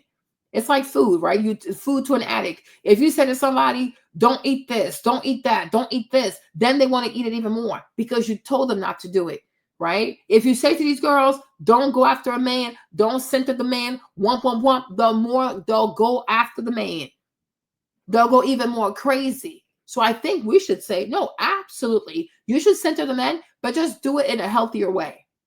And what does healthy looks like, right? But if you say to these girls, don't want the man, do not center the man, wumpty wump, she's going to want the man even more. Because now you told her not to have the man. Right? So tell her, hey, you want the man, center the man. But my thing is just go about it in a healthy way. That's it. Because once you tell people what not to do, then that's what they actually want to do. So it's like, no, it's okay. But you think you winning. Well, I'm gonna tell you something. Them chicks that was on the dating sites, I quickly got off there because it wasn't nothing but women over there looking for other women to join a damn threesome with their man. That's all that be on them damn dating sites. Ain't nobody on there looking for no real person to try to get to know. It's a bunch of women fishing for women to bring back to their dusty.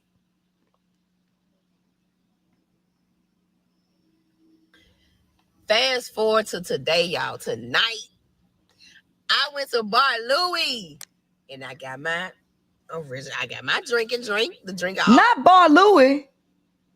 Not Bar Louie. Man, I had a couple of my homeboys take me to Steak 48. They took me to Steak 48.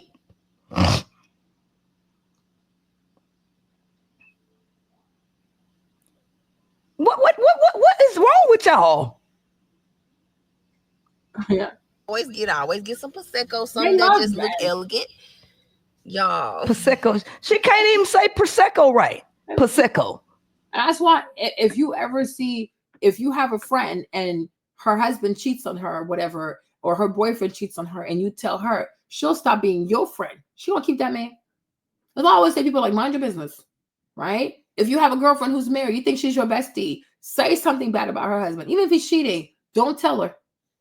Girl, mind your business. Because guess what? She probably already knows. Okay? But once you tell her, she'll stop being your friend. You understand? The only time most women really leave a man is when he has an outside baby. Because then at that point, she can't deny that, the man was cheating. But if you try to tell her anything about her man, the friendship is over. You understand? That's how women are. So I'm like, they are extremely obsessed with men. Exactly. Like, what the heck? If women did not care about men like that, you said, girl, I think I saw him with somebody. Like, girl, thank you for telling me. I'm cutting you off. They will never do that. Even if she catches him, she'll pretend that she didn't see it. That's how they are. So it's like, why would you waste your time? Why would you waste your time and waste your energy? No, let these ladies center the men. My only thing is do it in a healthy way. That's it. Right? There's a healthy way to do it and there's a toxic way to do it. So me, I'm like, it's natural for a woman to be attracted to a man. It's very natural. Like, it's like a woman being attracted to like shiny things like jewelry and things like that, right? We like stuff like that. So whatever. right? But my point is, do it in a healthy way. That's it. Right? But a lot of relationships, a lot of friendships have been destroyed because one girlfriend was like, oh, that's my bestie. I'm going to tell her what I saw. I'm going to tell her what I feel. You better not. Girl, she don't love you that much. Because that man has something you don't. It's called an eggplant. Okay? So she's having sex with him. She's not having sex with you. Especially if she enjoys having sex with him. She ain't trying to hear that. Because now you're telling her to let go of the D. You are crazy. It will never happen. She'd rather share it than to let it go. And once you get older, you understand that and you mind your business. Exactly. So, mind your business. And the day she comes and tells you, oh my gosh, my husband cheated. Oh my gosh, for real? Why would he do that? Oh my gosh, when? When did he start cheating? Act all surprised, girl. I'm like, girl, I knew, but I didn't want to tell you. Shut up. Mind your business. Act like Ray Charles. Who cheated? When? When did he cheat? Girl, what? He cheated? No way. Girl. And then when she shows you the picture, you're like, girl, she's so ugly. What does he see in her? That's what she wants to hear. So just do it. No, girl. Ooh, oh my gosh, she's like a 0. Like, what did he see in her? Oh my gosh, like you're so much more beautiful. Like, you're just so beautiful. Oh my gosh, like, why would he do that? Men are so crazy. Okay, girl, that's what you do, girl. This is not even worth it. You're like, John, she is crazy. Okay. But if you try to be like, girl, no, I'm going to let her know. You're going to let her know what? What makes you think she doesn't already know? Your dumb ass. She knows. She knows. Just like Miss Gail. I was like, Miss Gail, you knew. Shut up. Okay. That's what they want you to say. So just say it. Like, just say it. Like, oh, I was like Ray Charles. Woo! Who cheated? Who? He cheated? What? I didn't know. Woo! When? And every time she tells you something, you act so, like, be so dramatic. Girl, I found out yesterday. Yesterday? The girl's name is Lisa. Lisa? You repeat everything she says. You're like, you act like the Migos. Who's that? Offset, Quavo? Do the little ad-lib. Dipset? Crock pop. Okay. Girl, you part of the Migos now. Okay. Marlene. I found out he cheated on me. Girl, no way. She said, way. No way. Wait. Oh, no way. Girl, woo, what happened? And I found out yesterday. At 3 p.m. 3 p.m.? Girl. Okay. Her name is Lisa. Lisa? What? Which Lisa? That Lisa, Marlene. What Lisa? You got a picture? Ooh, girl, she's so ugly. Girl, what was he thinking? She's so damn ugly. Like, this girl is ugly as hell. Ooh, look at her legs. Ooh, girl. Girl. Okay. Now what you gonna do now? I don't know, Marlene. I'm still weighing my options. Okay, girl, take your time. You know, I'm here for you if you need a friend. I'm here for you. But girl, she's just not cute. She's just so ugly. And I'm pretty sure she came after him. I don't think he would do that. You know what I'm saying? She had to pursue him. She's like, yeah, you're right, Marlene. You are right. Like, yeah. Because I don't think he would do that to you. You know what I'm saying? I don't think he would. I think she pursued him. You know how these girls be. They be so boy thirsty. I mean, she's probably so damn thirsty. She looked parched. She's like, yeah, you right, Marlene. You right. That's what I thought. Because I'm like, there's no way he would do that. Like, I'm like, she really had to like pursue him and put lots of pressure on him. Yeah, the pressure. It was getting worse and worse. Well, girl, fight for your marriage, girl, because the Bible says, you know what I'm saying? Who gonna lay it asunder? Okay, don't let her win. Don't let Lisa win, girl. She's like, oh my gosh, Marlene, you're such an amazing friend. Oh, of course. What would I not be? Okay, that's what they want you to do. Okay, called the girl ugly. Said it was all her fault. She pressured him. She applied pressure on him. Okay, and ultimately, listen. If he's your husband, you know, fight for your husband. Okay. That's what they want. Okay. I mean, listen, that's what they want because they love men. They do. They really do. So girl, shut up. Mind your business. Just mind your business. And AKA be a good friend. That means just play a dummy. Whatever she wants to hear, repeat it. And act like you believe it.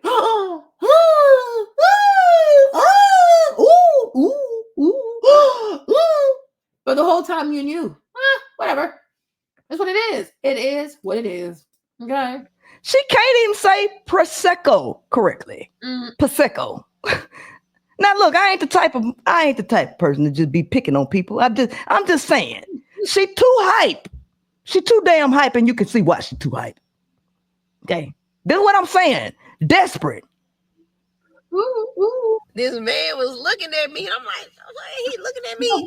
So y'all, I guess the man was trying to figure out, because he ended up saying it eventually. He was like, he thought that I was waiting on a man. He was like, hey, a man is not looking for you, or you ain't a man. He was like, but you hold on. In a way that where you don't care about what he thinks. Because the typical behavior of a woman is insecurity, attention seeking, desperation. Oh, you don't say. That is the typical behavior of a woman. So men have categorized you being a woman by you displaying those character traits. When you come off too strong, too independent, too confident, you appear to be very masculine and away from your quote unquote femininity. So I just showed you that the national reading comprehension average for adults is order champagne everywhere I go. You know, I don't care. How long was she live for? What do you take away from it as the audience? Yeah, it's so crazy. I didn't watch the full live. I just got on where yeah, you really do. I didn't watch the full live, you guys. I just saw the part where she was talking about ISIS. Now she's just going off somewhere. I don't know where she's going, but yeah, ISIS could be a fraud, you guys. She could really be a fraud, and she could really be complicit, okay, in this whole mess. She really could be. Because it's getting late, y'all. We gotta go to sleep. It's getting a little bit late, okay? But I'm just saying, you guys, you know, so don't get offended, okay? Do not be offended. You know, it's me. I don't know how to lie to people like that. I don't know how to like finesse, like, because me, I don't sell courses. I am not a coach. I will never even be a coach, okay? I'm just a good sis, okay? I'm not a coach. I'm not a counselor. I don't have books. I don't have courses. I don't have merch. I don't really care, okay? My only thing is, I just care for people to be a bit more practical, right? Be practical. That's it. Be practical, be reasonable, right? Be practical, be reasonable, and then be a realist. Be a realist. If it was so easy, everybody would have a wealthy man, and that is not the case.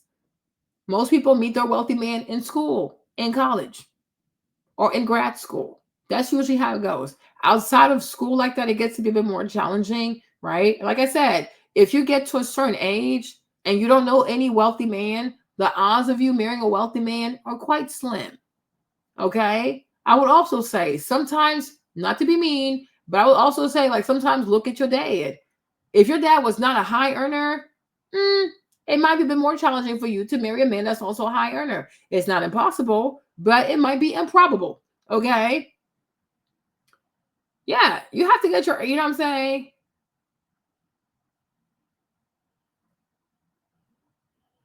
Isis is a bitch. She's a bit crazy, right? I mean, I'm like, I don't like her anymore. Something is off with this girl. Yeah, you have to be realistic, right? But I do believe if you want to marry wealthy people or men that are well-to-do, you have to take school seriously. If you're still at the age that you're in college, like you better bust your ass and have an amazing GPA, right? Have something amazing, because the majority of people out here who have these wealthy husbands, these like highly successful husbands, they usually met at college or they met in grad school. Okay? You understand? Or if you don't meet them in college or grad school, usually you have to meet them at like at your job, but it has to be like a little prestigious job, right? But if you're surrounded by people and you don't know a lot of wealthy people, the odds of you marrying somebody who's wealthy, crazy. You understand? Another thing, the majority of women are not a 10. The majority of women are not a 9. They're not an 8. Okay, even a 7. That's like, yeesh, okay? They're really not, okay? The majority of women are like 6 and below. And it's okay. I think we have to normalize being average again, right? It's okay. The majority of people are quite average, okay? The majority of people don't look like supermodels and all that kind of stuff. Like, it's crazy, okay? Majority of people have stretch marks and this and that, you know what I'm saying? That's real, right? If you also want to meet men of high caliber, whatever, I encourage you to get into fitness. I strongly encourage you to get into fitness.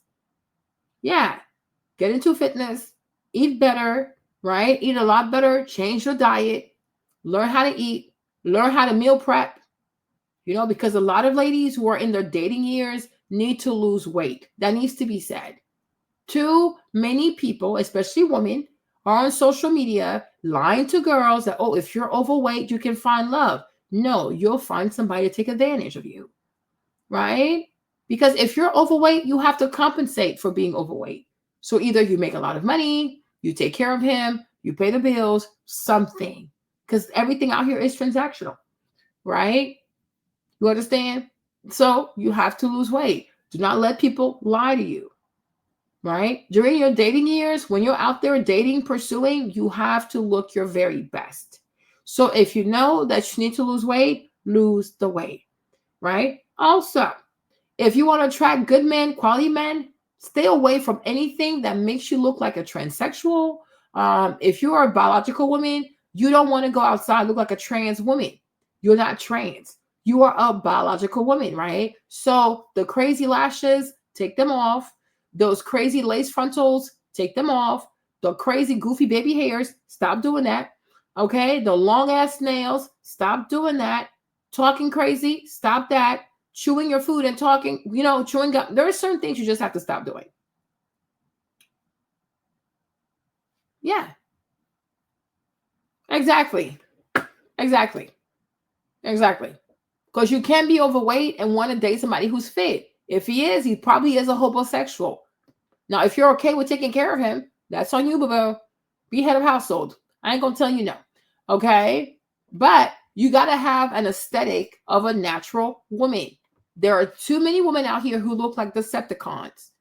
Okay? They look like Decepticons. They look like transsexuals. You really can't tell if that's a woman or a man. Dressing like a, you know what I'm saying? Stay away from the stripper look.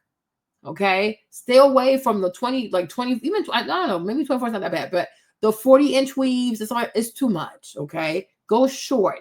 Short is always classy. Okay? Also, I would recommend that you wear your own hair. If you don't have lots of hair, go for a pixie cut or go for a bob. Okay? Go for a bob, right? Wear your natural hair as much as possible. Take care of your skin. Okay? Take care of your skin. Don't use makeup as a crutch. Okay? Don't use makeup as a crutch. Learn to love your natural beauty.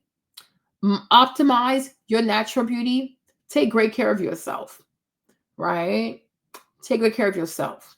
Also, instead of always being into gossip and foolishness, I recommend that you start reading more about stocks, bonds, taxation, right? Learn more about money.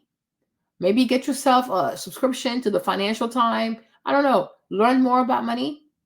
Learn more about what goes on in the world so you can actually have conversations with these so-called wealthy men. Because if he's wealthy, he obviously cares about money. So show him that you know a thing or two or three about money. Prove yourself useful and valuable, right? Increase your financial knowledge. Know more about money. Know about investment accounts. Know about trust funds, right? Know about the stock market, the index market, the mutual funds. I don't know. Educate yourself. Yeah. Educate yourself, but be a woman who understands money. Thank you, babe. Okay? That's what you have to do. And also be patient. Don't be thirsty. Right? But Like, it's a lot of things that have to be worked on. But I'm like, it's enough of people lying to people. There's just too many liars because nobody wants to quote unquote hurt their feelings. I mean, feelings have to be hurt if we want to create winners, right? If you want to be a winner, you don't want to be a loser, right? But if you want to win in this life and get the things that you want, you have to be open to your feelings getting hurt because there are many things you don't know. So let people teach you the things that you don't know. And you also have to be willing to work hard. Things that are worth having are going to require work, right? So because it's worth having a wealthy man who can pay all the bills, so it's not going to be easy to get one because it's worth having. Diamonds are expensive for a reason. Gold is expensive for a reason, right? Things that are worth having are hard to get for a reason. So if you are really committed to having a successful man, a well-to-do man, a wealthy man, whatever that means to you, right? Whatever. I mean, you can meet anybody when you're overweight, right? But if you're also being honest with yourself, because we don't lie over here, right? If you were skinnier, would you have chosen that man? Right? You understand? But we don't do delusional. I don't do delusional. I don't do the line, right? If you had a dream body, would you have chosen that man? You don't have to answer out loud. Okay? Right? So you can, no, I never said a woman cannot get a man when she's overweight. But is it the best man that she can get? No. She gets the man according to her size. And that is a fact. Right? Because also, if you are at your best, let me show you somebody, for example. Let me show you what I mean. Okay.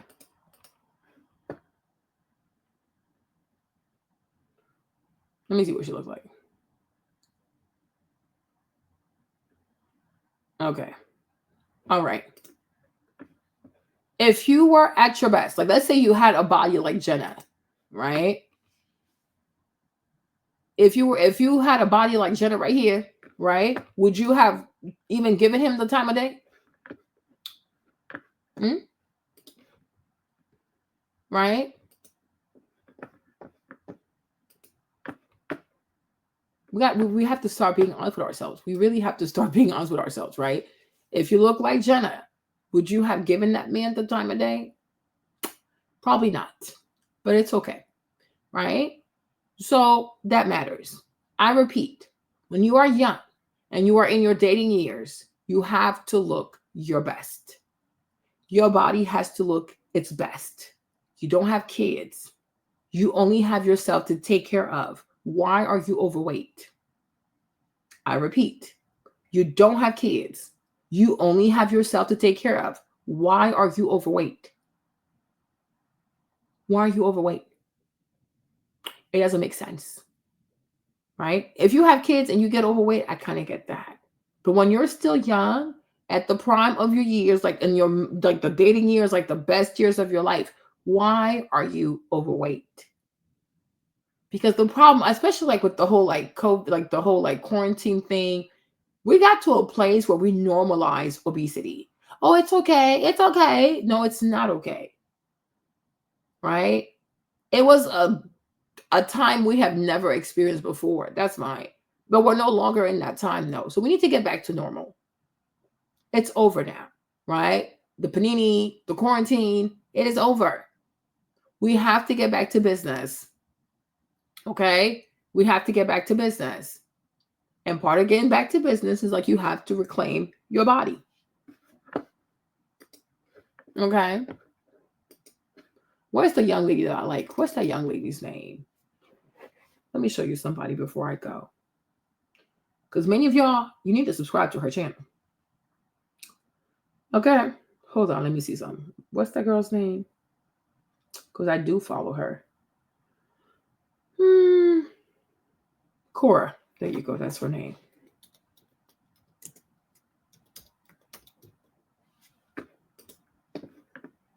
Okay. So you guys know, some of you guys don't know her, but I have shown this young lady before. Her name is Cora. Here is her channel. Okay. Mrs. Ryan. Okay. But you see, she was overweight before. She was overweight. And in 7 months, she lost the weight. Okay. So that is her channel right here. Subscribe to her channel, get some motivation. Right. But in 7 months, yeah, we really have. And we need to stop. We really, really need to stop. We are no longer in the panini. And so it's time for us to get back to business as usual. Now, I don't think I ever want to be a coach because it's too much work. I ain't got time for that. But if I ever was to be a coach, I would train people to win. Okay, that's why I don't do tricks. I don't manipulate people, scam and scheme. There's no need for that. When you're gifted, you don't have to resort to tricks. When you have favor, you don't have any reason. No, who's this Janice lady? You keep talking about her, right? Don't have any reason to resort to tricks because intelligent people can figure things out. I don't need to treat the cheat, scam, scheme, do whatever to anybody because also whatever you do to a person, it comes right back to you. I don't need that kind of energy, right? But if I was to ever be a coach, you're going to win. But guess what? You're going to win the right way by working hard, right? I would like mold you into a weapon. Oh, really? I would mold you into a weapon that get what she wants when she wants, the right way. But the right way involves work. You have to work. You have to work. Got to work your mind. You got to work your body, right? And you'll get something pretty good, something quite amazing, actually. I believe in myself, right? But you have to. So if you're the type of person that you've normalized obesity in your life, dead that stuff, like cut that out. It's giving loser behavior. Like I said, you don't have kids. Why are you overweight? You don't have any child. You don't have any children. You're not taking nobody but yourself. Why are you overweight? What is so hard about meal prepping on the weekend to make sure you're eating right? You don't have kids. You just take care of yourself. So why are you overweight? Right? And my thing is, if you're already overweight right now, well, you're saying T. Because you think about this. Sometimes I would love for you guys to put yourself in the shoes of a man. If she's already young, I'm gonna go out. Good for you for loving him. If she's young and she's already overweight, when I marry her and she has one baby, is she going to actually implode? Think about that. Ask yourself that, right? If you meet a young lady and she's really nice, she meets everything, she meets all the requirements, but she's overweight. You would say to yourself, if she's already overweight now, what's going to happen when she gets pregnant? Is she going to implode? You know what I'm saying? If you start thinking like a man, you might start having better results.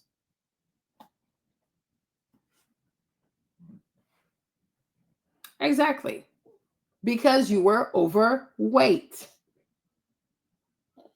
Right? You were overweight. So you just wanted somebody to be with you, no matter how bad they treated you. But my point is, if you look like Jenna, he wouldn't have even tried that on you. People try your gangster because they can. Right? And people think people are being mean. People say that, like, oh, you're being mean. You're trying to pick on people who are overweight. No. I'm trying to make sure you don't get taken advantage of. Because when most people see an overweight woman, they think low self-esteem, low self-worth. They're going to take advantage. When people see that, dang, she look good, they know you have options. Try that stuff. Try it one time and see. You understand? People know who to try their stupid stuff with. I keep telling y'all this. If you attract dusties, there's something dusty about your energy, because why are these people even comfortable walking up to you? I am confused. I am seriously confused. Right? I'm being serious. A young woman, you don't even have one baby. It's just you by yourself. Why are you overweight? So if you get pregnant, you're going to implode, because usually some people put like 50 pounds, 60 pounds on during a pregnancy. So if you're already overweight, plus the weight of the pregnancy, you might even have gestational diabetes. That's very dangerous for you and the baby. You might have to get a C-section because of your weight. It's never that serious. Right? But there is some, I think sometimes like ladies forget that. A lot of ladies forget that we are mammals, right? We might not be as hairy as apes, whatever, but we are still mammals. And part of being young and being thin and being fit, it exudes health. Like, oh, wow, she's healthy. She'll be a great bearer of children. Like, you know what I'm saying? Being overweight does not exude healthy. You know what I'm saying? Like, you, like, not trying to be mean, but it's the truth though. Like, you would never look at an overweight woman like, oh, wow, she'll, like, she just, you know, no, you just don't. You know what I'm saying? Because if you're already overweight and you can gain 50 pounds to 60 pounds, you can have gestational diabetes. And I'm not trying to be funny. That's why I don't know why we are normalizing obesity. And we are so afraid to talk about it. Me, I hate it. Even though I'm overweight right now, I completely despise anything overweight. I don't like it. But that's what I keep saying. I have to find a way to go back to the gym because I'm also really uncomfortable. But it's the truth. But at least I have 3 kids. But even that, I see some white women, they have like 5 kids and they're way smaller than me. I'm like, what the heck? What is this? Okay. But even if you're overweight, you should never be content with that. Like, no, I got to fix it. But see, like me, I got to worry about like Maverick. Like, you know, how am I going to do it with Maverick? Because his sleep schedule is not really like set right now. Right. But if you are a young lady, like you got to think about that. Right. If I look this way now, does that exude somebody who has a lot of like strength and health? Because if you're already overweight, you get pregnant, you add 50, 60 pounds, right? You could have gestational diabetes. That is really bad for you and the baby. And most likely you'll get a C-section. Then postpartum stress, postpartum depression. You might add another 10, 20 pounds. You see how bad it can get? And then even if he's the nicest, the sweetest, like you're not going to feel good in your skin. And when you don't feel good in your skin, you're no good to nobody. Your baby, your husband, yourself, because you don't like the way that you look.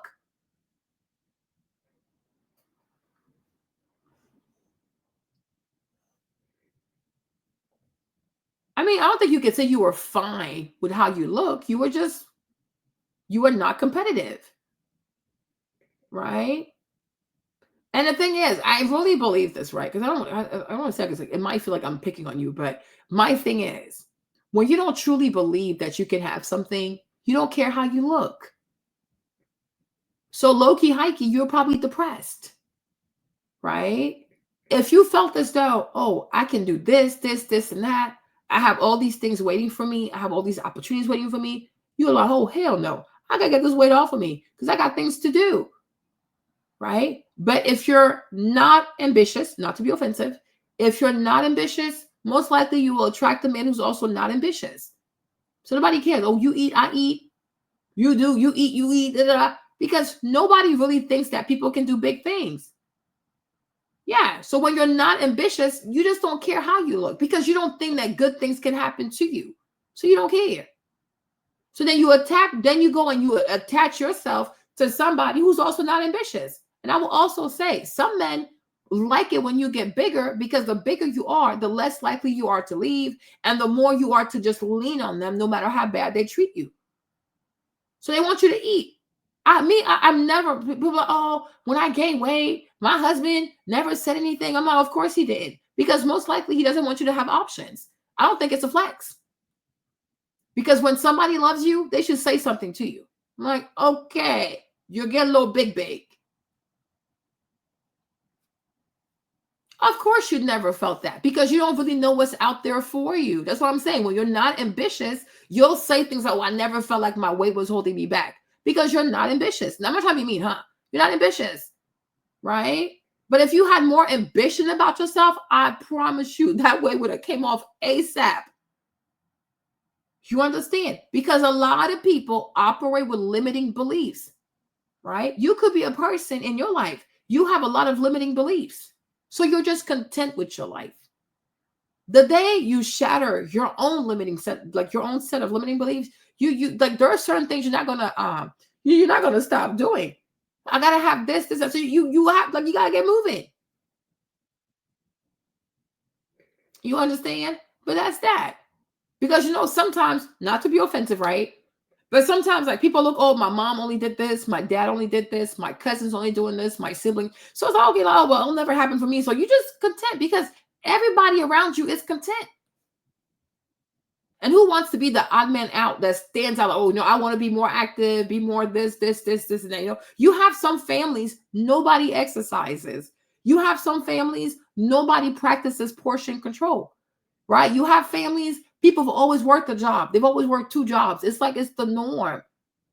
If I can, right? It's the norm. So nobody wants to actually like be like, you know what? Maybe there's something better out there. Because it's like, we're comfortable. It's like voting Democrat, right? People don't question it. Oh, my mom's overweight. My dad's overweight. My sister's overweight. My cousin's overweight.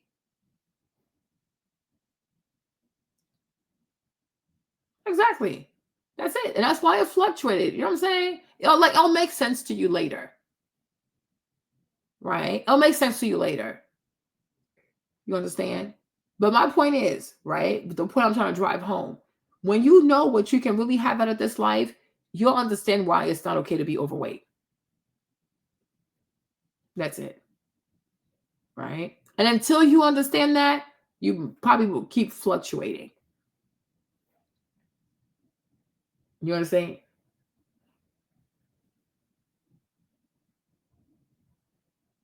Yeah, I'm sure. And it feels good, I'm sure, when you leave a relationship where you were abused, right? It feels good to meet somebody who's nicer to you.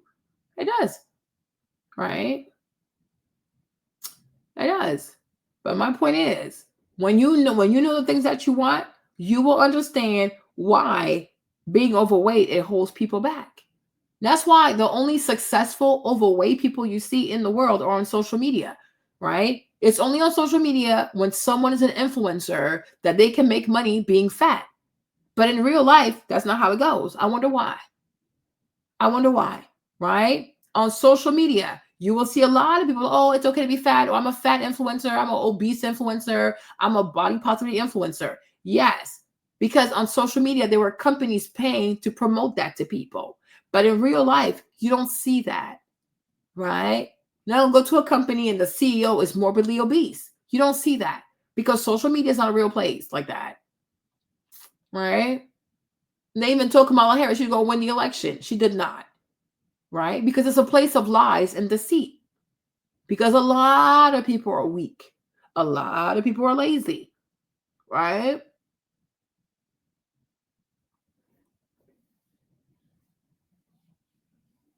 Yeah, and that's good, right? But my thing is, you're going to have to be somebody who's extremely ambitious and motivated because even with the gastric sleeve, you can always gain the weight back. You understand? So you will have to like build your mental where you understand the perils of being overweight and why you never, ever, ever, ever want to go back. Exactly. And now they're all crying. Because there was a season where it was like body positivity. I don't care. My fupa. I'm obese. I'm fine. I'm gonna be like, girl, nobody, like, girl, bye. You're just lying to these girls, right? Nobody's out here running and rushing to be, no, lies. Don't do that. Yeah. Because some people, the gastric thing, it fails. Like with, like, you know, some people go back to gaining the weight all over again, right? Because they don't build the mental required to keep the weight off. Right? But some people have gained the weight back. So you're going to have to forge your mindset. And you really have to understand why being overweight is a liability. It is a serious liability. And I think people have to really stop glamorizing it because it's not good. It is not good. Health-wise, it's not good. Self-confidence-wise, it's not good. You know, it's not good for a lot of reasons. You know? So obviously you got tired of it. And you paid the money to have your, you know, your sleeve done, right? Because you got tired. Because it's not a good feeling. And obviously you felt like it was holding you back. And that's why you took an extreme measure to have your stomach almost cut in half. That's an extreme measure.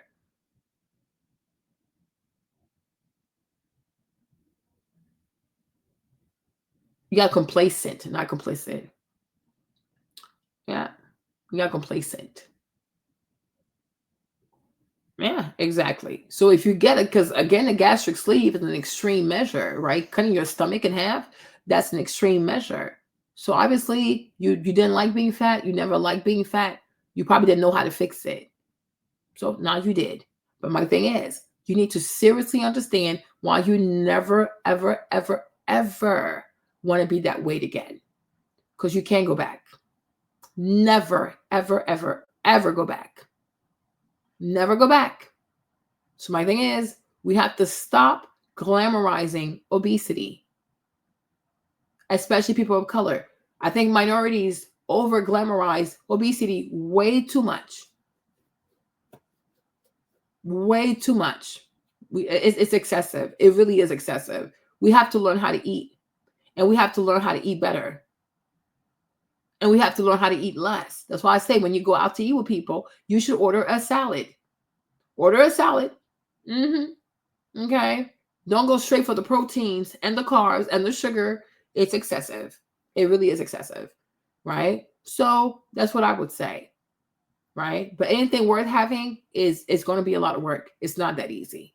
If you think it's easy, that's most likely when you're going to attract scammers, crazy people, criminals, all kinds of crazy people, because you want things the easy way. Nothing worth having is easy. Even Beyonce, to have her career, it's like over 30 years of hard work. Yeah. Because carbs would just implode, right? So that's that. You understand? You have to take care of yourself. And also as a woman, like, your body is an asset, but not the body that you go and pay the doctors to just over here, like the nutty professor thing. Like, no, take care of your natural body. A lot of wealthy men also gravitate more towards towards like natural bodies, right? If you're not looking for a rapper, you have no reason to get a BBL. The surest way to downgrade yourself as a woman is by getting a BBL. Nobody attracts good men with a BBL. It never ends well. Okay? You don't need a BBL. You need to take care of your natural body. Take care of your natural body. Perfect it, love it, but take care of it, right? You don't need a BBL. Don't need no fake boobs. There are plenty of girls out here with no boobs, and they're doing just fine. J-Lo has no boobs. Okay? Take care of your natural body. Okay? No BBLs, no plastics, or nope. Okay? When you see most men with money or whatever, with people, they don't have BBLs. These girls have their natural bodies. Now, maybe a skinny BBL, maybe. Okay, I can see that. But you also don't want to have, oh, but that's good. That is really good. Right? If you feel comfortable in your skin, that's good. Yeah. You have to take care of your natural body. Also, I do believe that if you are really into wealthy men, whatever, you also need to enjoy being outdoors. Outdoor activities, camping, hiking, running, swimming. You have to enjoy being outdoors.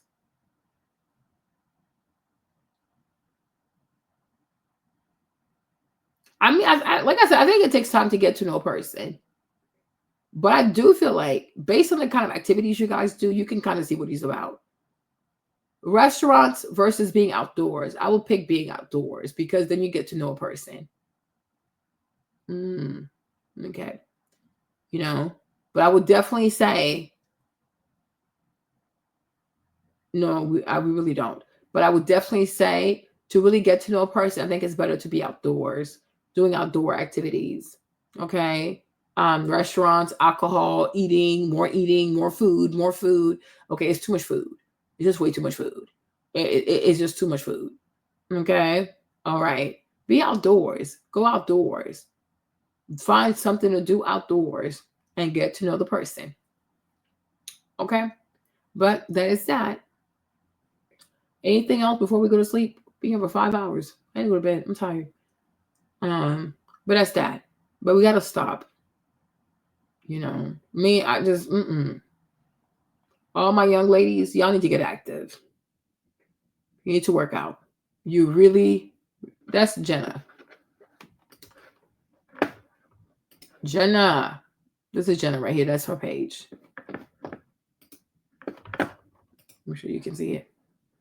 That is her page.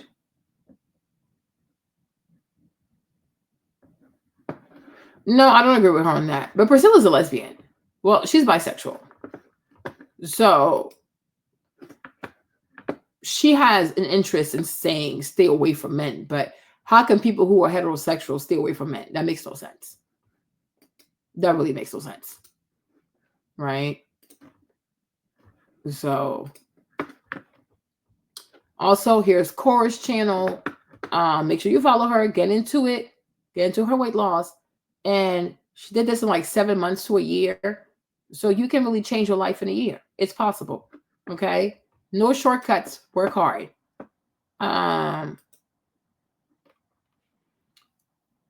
Okay. Yeah, she's like bisexual, but I think she's more into women now, right? So she has a vested interest in saying, oh, don't date men. So what, date women? Girl, bye. It is Priscilla now. Be careful. Okay. Priscilla, you take what's good, you run for your life. Okay. Like, no. Okay. Because she also has her own issues, right? But she said things that were truthful, so that's why I played her video. But that is also Priscilla, child. Don't forget what happened with Big Taylor. Okay. But a woman who's heterosexual, why would she avoid men? She's heterosexual. So why would she avoid men? She's not a lesbian. Right? So, you understand?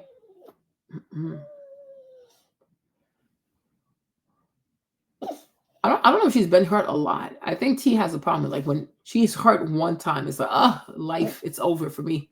Right? You understand? But if you're a heterosexual person, I don't see why you would avoid men. You like men. You know? So I wouldn't say that. And I also think we have to normalize failure. I told another person that because she was talking about Trump and how he had all these failed businesses. And I'm like, sis, for how many years now have you been telling me that you want to start a YouTube channel? And mind you, YouTube, you can be quite dramatic. And mind you, YouTube is actually free, right? For over like 2-3 years now. Oh, Marlene, I want to start a YouTube channel. Right? She never does it. And it's free. It is absolutely free to start on YouTube, right? She's not doing it. But you want to talk about Trump and his business failings? I'm like, girl, at least he started.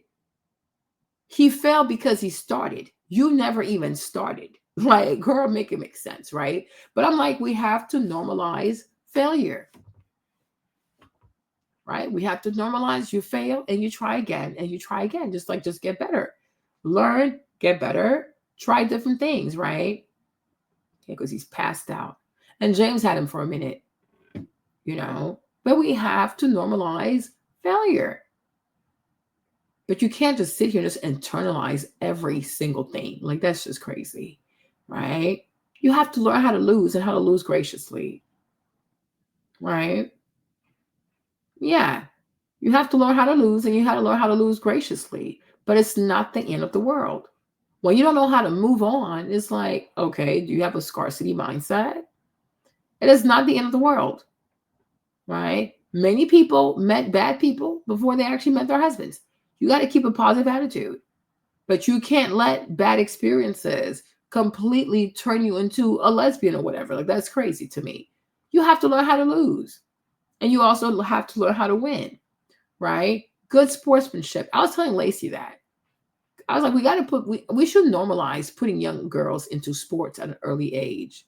So that way they can normalize, like they can get more comfortable with losing. Too many girls don't know how to lose. They've never lost. They don't know how to lose. I'm like, if you play sports, if you grow up playing sports and sometimes you win some, sometimes you lose some, I think it gives you a better attitude for the rest of life, right? But not enough girls are put into sports like that. We put them into like pageants, makeup, ballet, all that, that little girly stuff. I'm like, we got to put them out there. Like, they got to learn how to lose. You know what I'm saying? You really have to learn how to lose, right? You learn how to lose. And you have to learn how to move on. Right? I think sometimes, okay, what didn't work, what actually worked, What did not work? Yeah, you see, because he knows how. You see that, and that's why I'm saying like sports is good. I'm like even me. I wish I had played sports like when I was a kid. I was like, oh, I don't want to get muscular. No, but I would have learned like good sportsmanship. I would have learned how to lose. Like it's not the end of the world. Sometimes you lose a game, then you gain another game. Sometimes you lose to this team, and then like 6 months later you whoop their ass. You know what I'm saying? Like, you know. But even me, I had a hard time like learning how to lose. But life, I had to learn how to lose and like not like beat myself up for that. Like it happens. It's life. Sometimes you lose. It is what it is, right? But then you also gain. So we can't just focus on the number of times we lost. We also got to celebrate the time we also won. Like I didn't lose all the time. I won certain things, right? You understand? And then sometimes the other team is just way better. They were more prepared. They worked better together, right?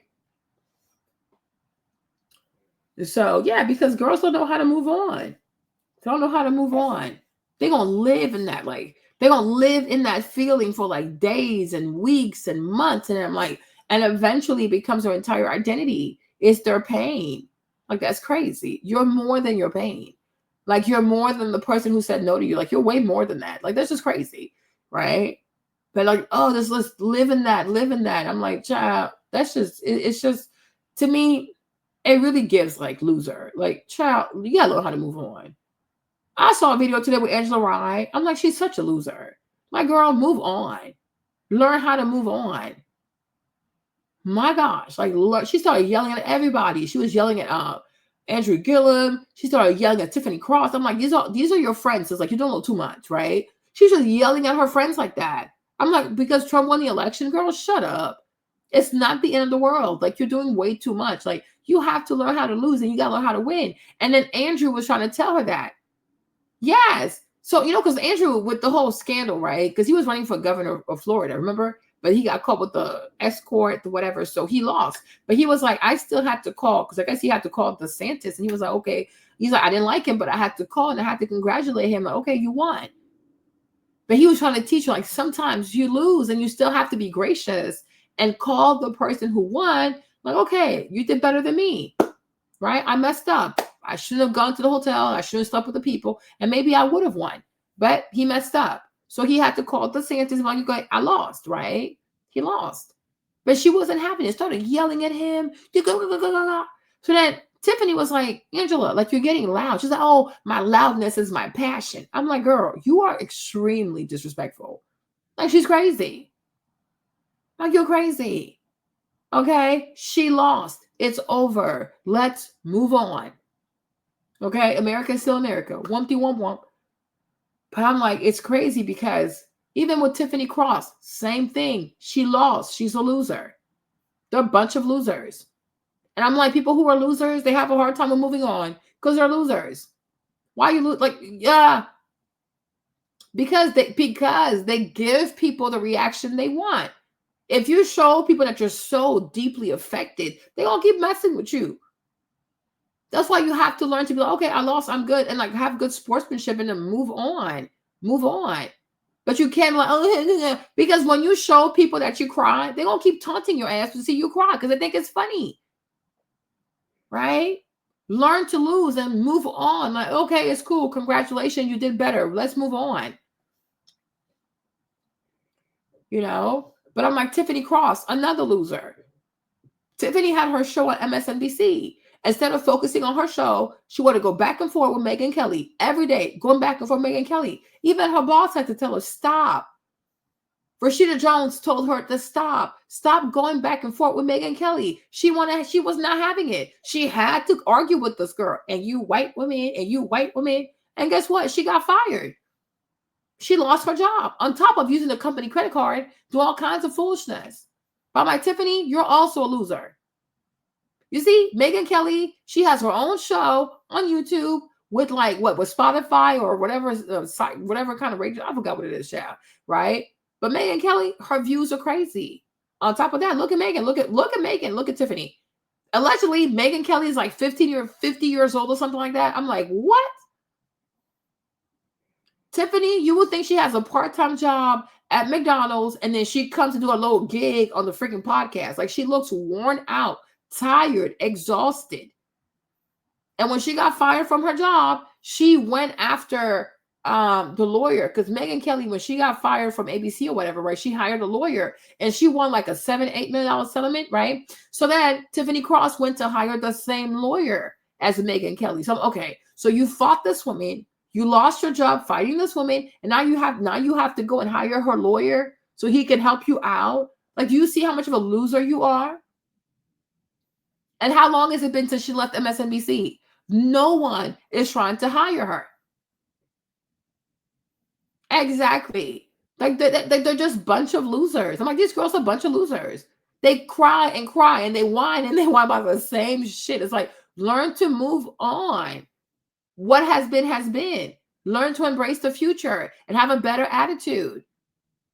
But they're just sore losers. And people who don't know how to move on, it's like, yeah, you have a loser mindset. Like, y'all know how to move on. They told you, stop going after Megyn Kelly. Leave that girl alone. She was not having it. Because she had to fight this woman every single day on her show. I'm like, you're not going to win this. Eventually, she got fired. So I'm like, ultimately, what happened? Megyn Kelly, she got fired, but she also sued for wrongful termination.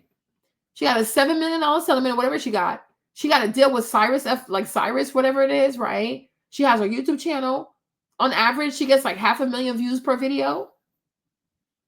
Well, when it comes to you, Tiffany, you need co-hosts. You got to have Andrew Gillum. You got to have Angela Rye. And the three of y'all, you barely get like 10,000 views. Like, you're a loser. You really are a loser. And you're 45 years old like this. It is so pathetic.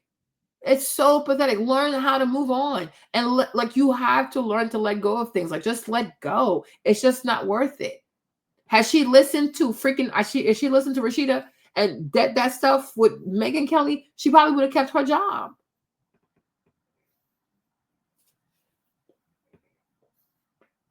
So I'm like, it's just crazy to me. Like, move on. Move on. People talk about, oh, something that happened like 3 years ago, 4 years ago, 6 months ago. People are still talking about it. The girl, like, you got to move on. Got to move on. And also, if you have friends and you keep talking about the same thing over and over and over, people are not going to be around you no more. Because it's like, okay, it's so draining. We want to talk about something else. Right? So, like, go start something else. Like, come back and talk about something new. Like, bring new topics. Like, bring new bring more conversation and stuff like that. But you talk about the same thing all the time. The same thing that happened to you over and over and over. It's like, gosh, like, this is a lot. Yeah. But like, Tiffany, she's struggling. Like, you can tell she's struggling. She's really struggling. Yeah, it's a lot. I really think it's a lot. People really have to learn how to move the hell on. A lot of ladies have to learn it's time to move on. You're beating a dead horse. Like, he's moved on. Married, not married, I don't know. But he's moved on. He's not thinking about you. He's not talking about you. He doesn't even care about you no more. But you're still talking about that man. That is crazy. That is really, really crazy. Like, you don't think you get anything better? Like, this is insane. It's like, is he like the most beautiful man you ever saw? That is crazy. That is really, really crazy. The person moved on. You also have to move on because it's too much. Yeah. But I'm like, Angela, she's a loser. She lost her job at CNN. And ever since then, nobody's come over to hire her. She had to tag with Charlamagne to go back to CNN. And even that, she was not even in the studio. She was calling in. And Anderson Cooper didn't even want to look at her.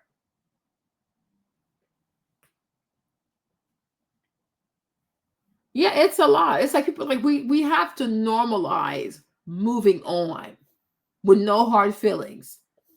Got to normalize that. No hard feelings. Like, what happened is what it is. Like, you were not nice. It was wrong what you did, but whatever. It's on you. It's on your head, right? I'm not going to worry about it. God sees everything, right? But it's like we have to normalize moving on. Too many women don't know how to move on. People got to know how to move on. You got to move on. He's gone. And most likely he'll never come back. So you got to accept that. You know? All right. It's okay, baby.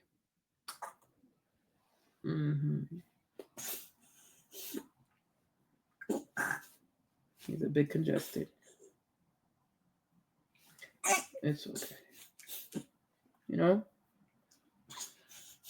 I'm gonna have to leave you because Mary's about to start crying. Maybe I'll be back outside tomorrow night. Okay, my loves. But I do love y'all. Okay, so don't be mad. Don't get upset. Exactly. You know, but she don't want to learn. Like she just does way too much. Angela used to be like so cute, whatever. Now she's so radicalized. It's like, Angela, what's happened to you? And it's really honestly starting to make her look ugly. And it's aging her. It really is. It's aging her. It's making her look ugly. I just don't like it. Like you're doing too freaking much. Like it's politics. Like you should never take it this seriously. Like don't internalize any of the stuff. Like even Joe Biden, he's moved on. Kamala Harris, you saw all the money she had. She barely gave you any money. So I'm like, why are you still fighting for this lady? She gave $122 million to that white girl. She gave $664 million to a bunch of white people. She barely gave you any money. So why are you even fighting for her? Right? Joe Biden is out here shaking hands with Donald Trump. They've all moved on. Move on. It's politics. Don't take this stuff too seriously like that. Do not take it seriously. It's not real. Like, this is crazy. But I'm like, she does not know how to, she doesn't know how to talk to people. Like, you are insane. Because she doesn't know how to lose. It's like, you are insane. I'm like, we have to normalize that. Like, it's okay. Like, you know what I'm saying? And also, yeah, real men should be leaders. But it's like, what does that have to do with, like, real men right now? And even a real man can say, you know what? I changed my mind. I'm not that into you. Hold on, you guys. Hold on. And you still need to learn how to move on. Right? You know, you can meet a real man like, you know, I've changed my mind. Like, it's just not working out. But they have to learn that, T. They have to learn to move on. It is not healthy. It is not healthy. And it's extremely expensive. Because I'm like, can you imagine, like, Angela Rye, how much she was making? Can you imagine how much Angela Rye was making at CNN? Can you imagine how much Tiffany Cross was making at MSNBC? Can you imagine? Imagine. So when you have a luxury lifestyle, like you making like 7 figures just to be on TV, if they tell you, leave that girl alone, move on, don't even acknowledge her, don't talk to her, don't talk about her. It's not that hard. No, I'm going to do it anyway. I'm going to do it anyways. And now look, you lost your fancy salary. Maybe she had to downsize.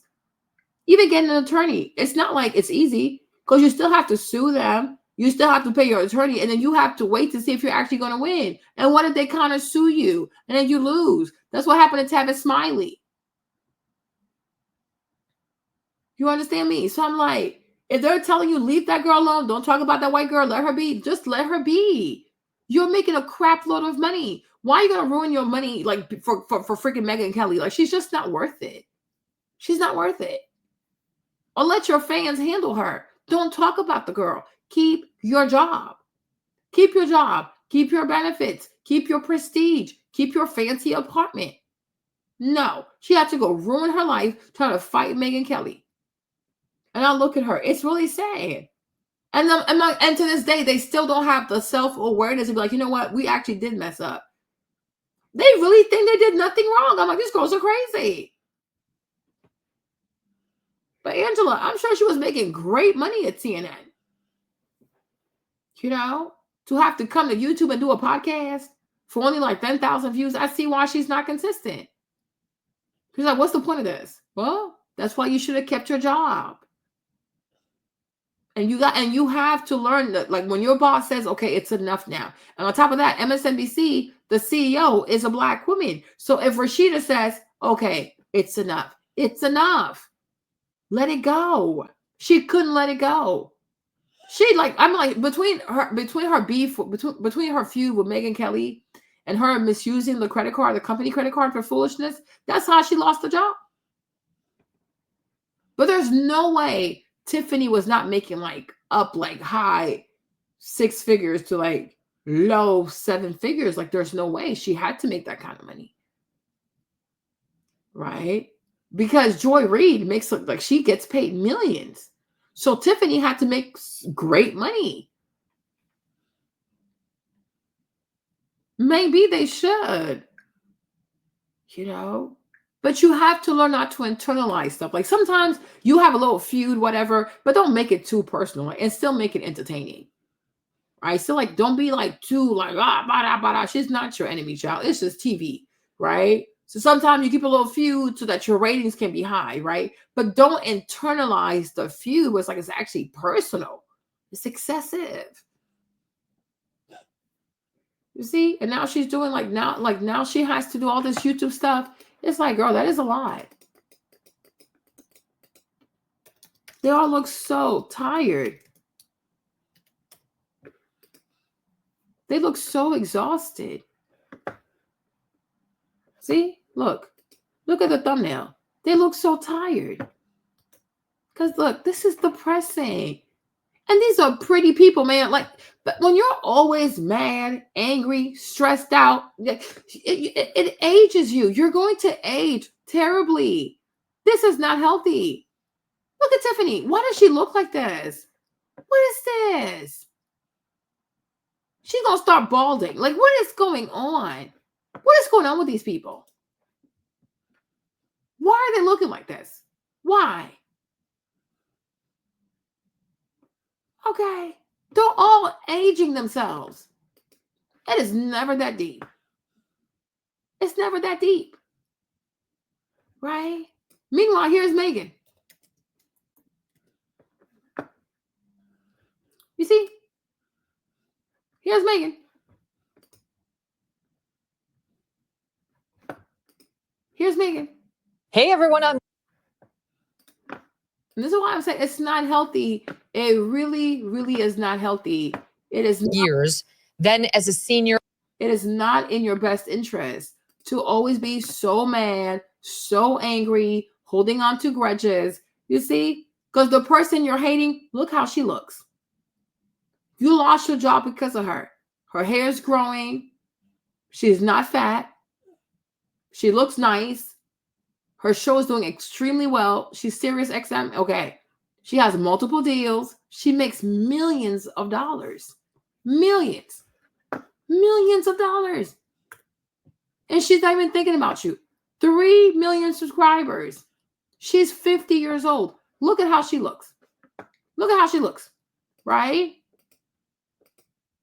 And then here you have Tiffany. Tiffany's only 45. But she looks older. Look at that. Wrinkles, faces. Look at that. Her forehead's wrinkled up. She's like, her hair is thinning right here because of all this cortisol. It's destroying her hair. Like, what is this? Why are you doing this to yourself? Why? This is crazy. When I tell you holding on to stuff is not healthy, I think it's a joke. Let me show you. Hold on.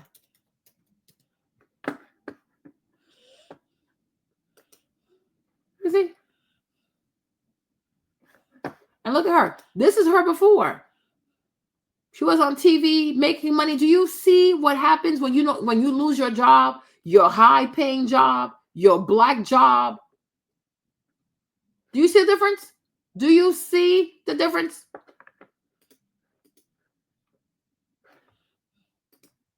Let's see if I can go find a good picture of her. Hold on.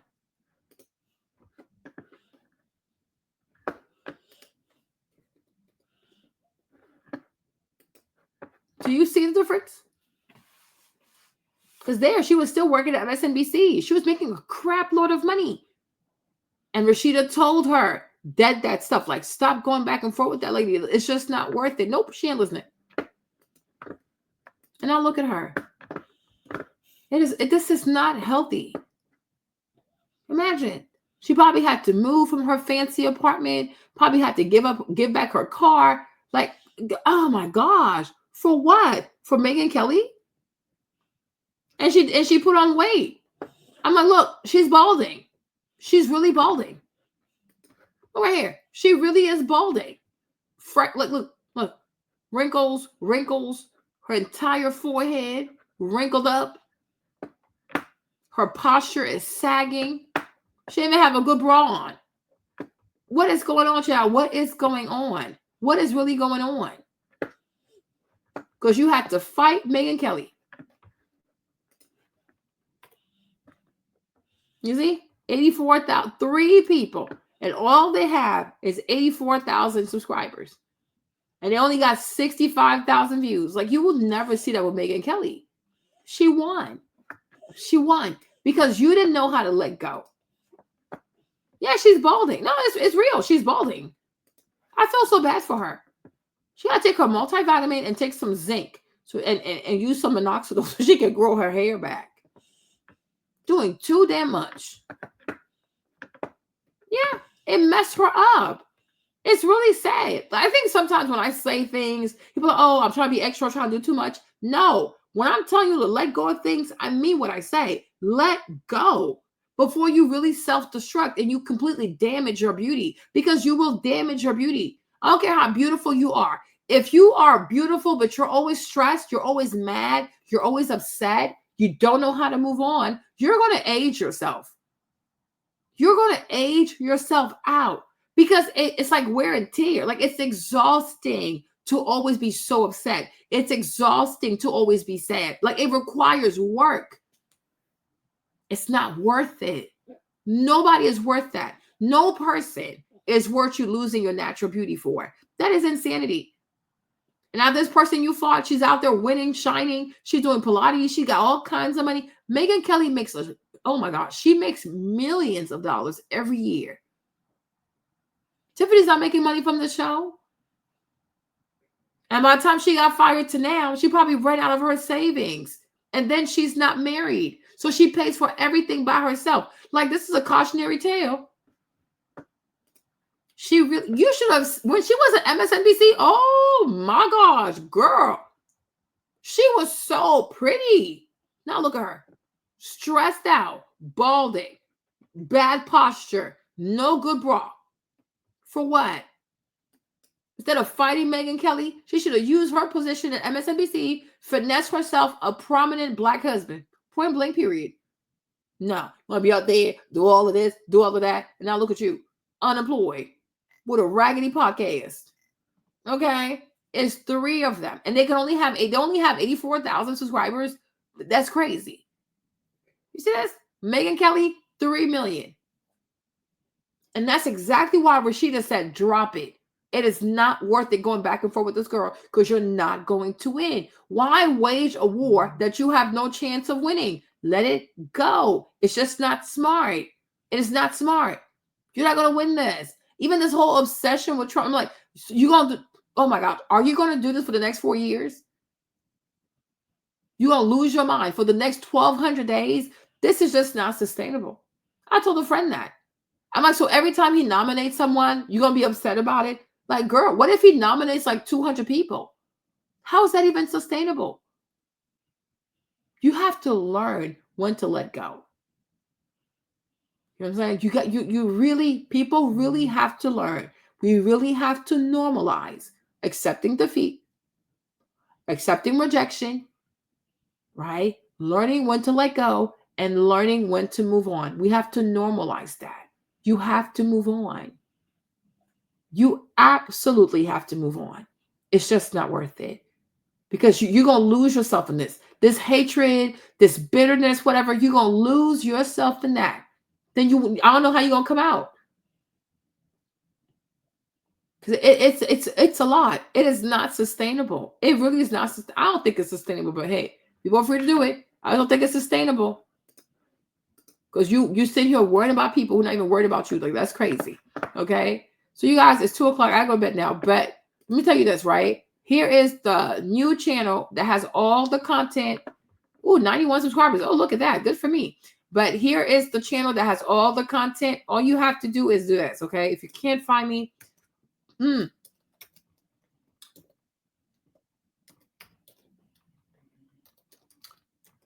type this in the search bar, and then the channel page is going to come out, okay? But I'm putting all my talking videos on that channel, right? because on this channel, I'm going to focus more on political commentary, okay? But I'm going to upload a lot of videos. I have so many videos. I didn't even know I had that many videos, but I guess I do. And I made some really pretty thumbnails for you guys, right? The thumbnails are really cute. I love Canva. I didn't want to learn Canva, but now I actually like it. I'm like, oh, this is cute. I should be an artist, okay? I like this one I made for Kiki. It's kind of cute. I like this one. Okay. But that's that. So, where am I?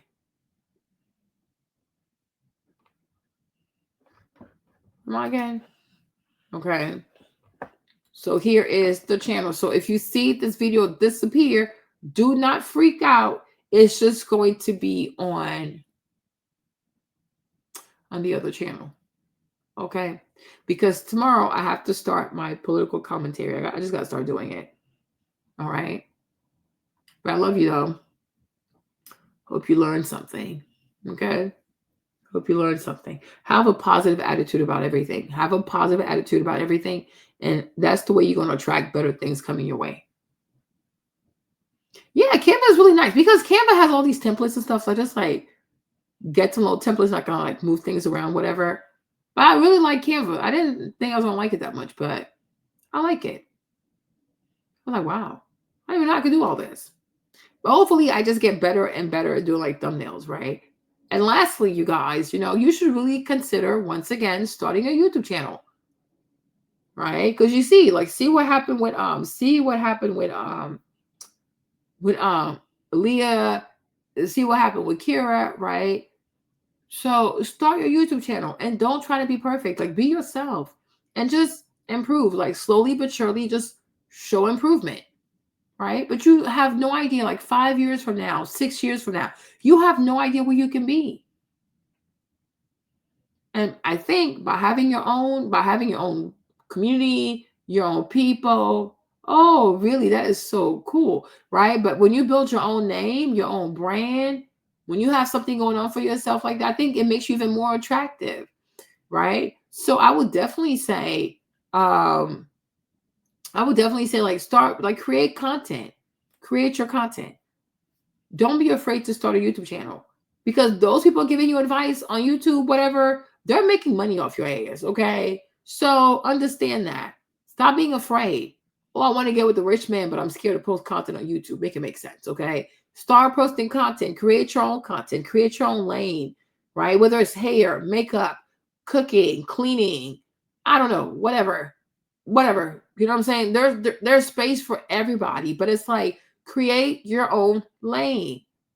And just like Aaliyah, just be patient. Like keep working, work hard, post your content, work hard. You know what I'm saying? And then like you'll have great results. Then you'll have great results, right? You understand? But I'm like, I'll say this: nothing worth having happens overnight. Nothing worth having comes easy.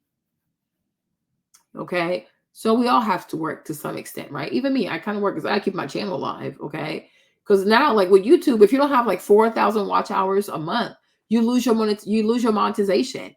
So even me, I have to create content. And also I'm enjoying creating content now because it keeps me from having postpartum. So I do like that part because I haven't been sad for real. Like I haven't really been sad like that. So I really like that. It gives me something like distract my mind, like outside the baby. So I really like that, but we have to work. 2025, you guys, we're getting serious. I'm going to go back to the gym. I'm going to go back on my Stairmaster. I'm going to go back to posting my health and fitness videos, right? Because I want to do like political commentary, fitness. I want to do many things, okay? Like this, I like girl talk also. I like that kind of stuff. But it's like, we have to work. We really do have to work. We got to find something to do. Because we all have gifts and talents inside of us. So we have to use them. Let's use our gifts and talents to make the world a better place, okay? But we do have to work. We got to work, okay? So God is good. Okay, and to all my nurses out there, if you're a nurse, I love you, right? I do love you. This other girl, she was a little delulu, so I had to be a little extra. But if you're a nurse, I love you, okay? We need nurses. Nurses are awesome. We need them, right? But my point was you also got to be realistic, right? But nurses are great. We need them. I had a baby recently, and the nurses were freaking amazing, okay? They were freaking amazing. So we need nurses, right? But You also have to be real, okay? Are most wealthy men out there, oh yeah, I can't wait to marry a nurse. I'm looking for a nurse. Like, I'm going to go to a hospital to find my wife. That's not quite practical, okay? That really is not practical. Like, I don't see that happening a lot. It could, but it sounds like a movie. But if you are a nurse and you're my peoples, okay, don't internalize what I said, okay? It was between me and that lady. Don't make it about you. Oh, is that how Marlene feels? Okay? No. I was talking to her. Don't get involved. Okay? Don't internalize. Okay? Because I love y'all. All my nurses out there, I do love y'all, but do not. It was between me and her. So that was our moment. Don't insert yourself into it, because y'all sometimes don't know how to hear something and just leave it alone. Like, oh, it's about me also? No. I was talking to her. Okay? Talking to her. But if you are a nurse and you want to go to med school, I would recommend that. Like, yeah, do it. It can't hurt. Oh, you passed out a little bit. Yeah. It can't hurt. Okay? But I do love you. Okay? Love y'all. Don't take nothing personally. If you are overweight, don't be offended. Okay? And try to be mean. I'm overweight myself. Okay? But I'm saying, if you're young and you're like your dating prime, whatever, you have to compete. You have to compete. You can't allow your weight to not be a reason why you're not amongst the people competing. It's in 6 months, 7 months, you can change. You can really, really change your body. Okay, exactly. So I do love y'all, but I'm not going to lie to you. You understand? If you could lose the weight, if you can't lose the weight, I mean, whatever you're dating, that's your prime. Right? I know, but they know I love them. But I had to get that girl straight real quick because she was crazy. Yeah, exactly. You see, so exactly. You see, so I'm like, that's my message. That really is my message, right? I'm being serious, and it's not to be mean. But whenever you're dating, that's your dating prime. So you have to be competitive. Like, I don't look this. Y'all know me. Like, you know me. I don't like to lose. So you have to be competitive. You have to be. Yeah, change your mindset. You have to be competitive, and you have to lose this weight. Get more muscle mass, right? And be at your best, and then have great skincare. You have to compete. If these girls are coming in here smaller than you, nah. I gotta lose weight too. That's just me. I told y'all when I went to Orange Theory, I was like fat. I couldn't run. What the heck? Everybody else is running. I said, oh no, I gotta start running too. This is crazy. Nah. Okay, you gotta have the same mindset. If you gotta be, I'm being so serious, you guys. I can be I don't play with. Y'all know me. I like to lose, right? You know me. I do the same thing with Trey. So you know I'm not trying to be like, I'm not picking on y'all. That's just how I am. I will compete. I'm not gonna lose. Y'all crazy. Okay? No, I'm not doing that. We are not doing this. We're not doing this. Okay? Well, this is a nice dress. Okay. Ooh, yes. I like this dress, right? No. Okay. But see yourself in nice things, okay? Girl, you better compete. I know that's right. Okay. Okay. What are the girlies wearing? All right. Okay. Okay. This has to be you. Point blank, period. That's it. No ifs, no buts, no excuses. This has to be you. You want to be the one that has options, not him. So therefore, you have to compete. You hear me? You have to. You don't have a choice. What was I? Exactly. You can't do that. It's not going to work. Right? And nothing says rich man, wealthy man, high value man than a skinny woman. Like, you have to lose weight. You don't have a choice. You don't have a choice. We all don't have a choice. Ladies, I mean, for real. Okay? This is how you have to see yourself. That's it. That's that. Like, girl, I said what I said. He said, oh no, he's gonna be just fine. You understand? Because you're young, like, child. She's living her best life. Okay. So, we're coming back. We are really coming back. Weight has to be lost. See yourself like this. Look at this. Okay. See this. You gotta want this for yourself. And you can actually have this for yourself. Why not? Why not? Why the F not? And you see, there are many things you can't control. You can't really control if a man's gonna love you back or not. You know, you can't control that. But how the F you show up and show out, that's 100% up to you. Okay. So make sure you are memorable. Okay. I repeat, you can't control how he feels about you, but one thing you can control is how the heck you show up. And you need to show all the way up. Okay. And the thing, and you see, and this is another reason why y'all gonna make me stay here until a long time. I gotta go to bed, y'all. I gotta go to bed. I love y'all, but I gotta go to bed, right? But you see how much these dresses cost? Look at these dresses. Look at these dresses. Like, this is an $800 dress. And this is why you also have to do social media. Because if you do social media and you get monetized, you can use your YouTube money for foolishness. I mean, it's not really foolishness, but you use your social media for this.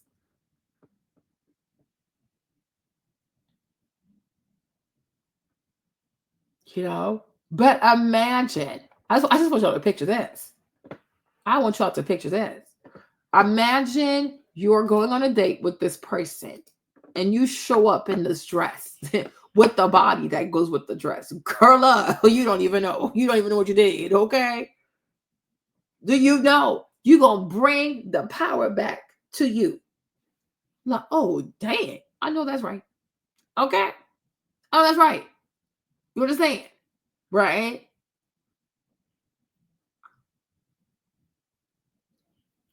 But if you have a YouTube channel, become a content creator, and you get monetized, then you can use that YouTube money to look expensive. Right? And then so when you go on the date, it's like, okay, my rules, my choice. Absolutely. Because a lady like that too, she has options. Oh, yes. It's real. Because you gotta look like, oh, dang. Yes. Oh my gosh. Oh, that's right. And mind you, your channel does well, your YouTube channel does well. You don't even have to drive to the date. You can get an Uber XL. Go do whatever you want. It's up to you. It's your life. Okay? But sometimes it's because, that's why I said, like, to be a set. That's why I told you guys earlier, right? I don't think that most women can be a 9 or a 10, but she will have to have lots of free time and a lot of extra money. Because 9, 8, 9, 10, this woman has time. Like, she's at the gym all the time. She's doing massages all the time, facials all the time, her hair all the time.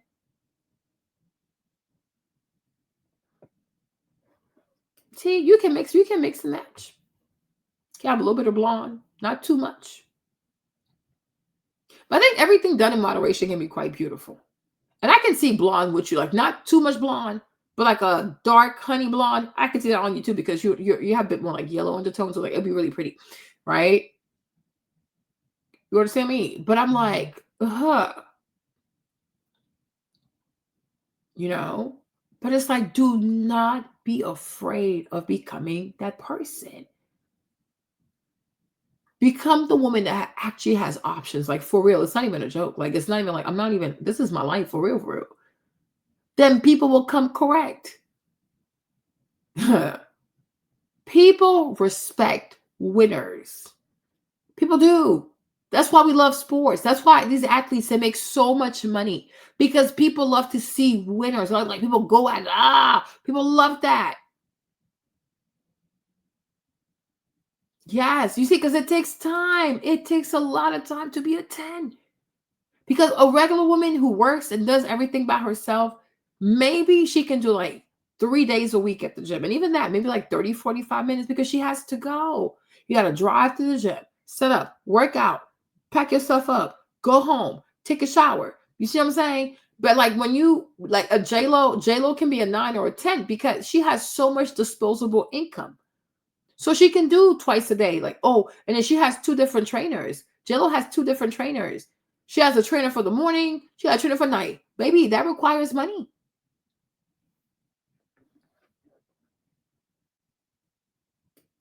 You see, it requires money. Most Pilates studios are also quite expensive. But I'm like, girls who like the Victoria's Secret models, for example, the top models, whatever, supermodels, like they get paid to be beautiful. They get paid to be 9s. They get paid to be 10. That's all they do all day. All they do all day. So that's why I'm like, most women have to like give themselves grace, like, you know, like, because you have a lot of things to do by yourself. It is a lot. So you make the best that you can. But I do feel like if you do something else, if you have another stream of income, like if you become a YouTuber or whatever, if your channel does well, the money from that channel can then be the money that you use to give you the lifestyle that you can be an 8 or be a 9, right? But like you have your regular bills, like Pilates, 300, this right here, 200, a dress, 500. Okay, wait a minute now. This is crazy. Okay, this is a little too much. And we're not doing no Carrie Bradshaw. This is not Sex in the City because that was a movie. It's not real, right? It's really not real. You know?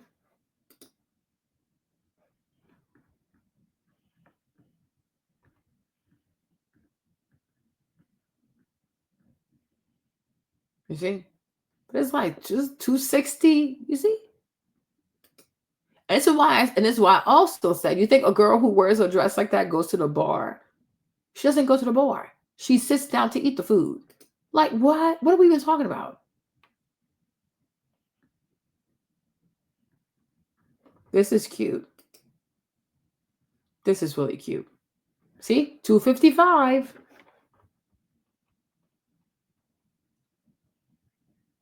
You see? Because to attract wealthy men, also you got to wear clothes. Like you can't wear like the little skimpy stuff from the Fashion Nova. Like you really have to wear clothes. That's what the man he told Andrew Reese. Like you need to wear more clothes. Like where is the fabric? You need more fabric.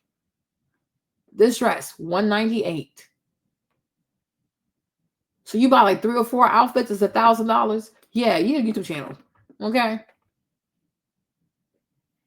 Yeah, nails, expensive.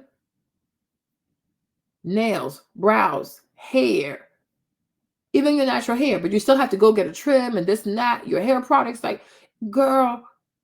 So that's why I feel like if you do start off with a YouTube channel, it gets better. Who said what?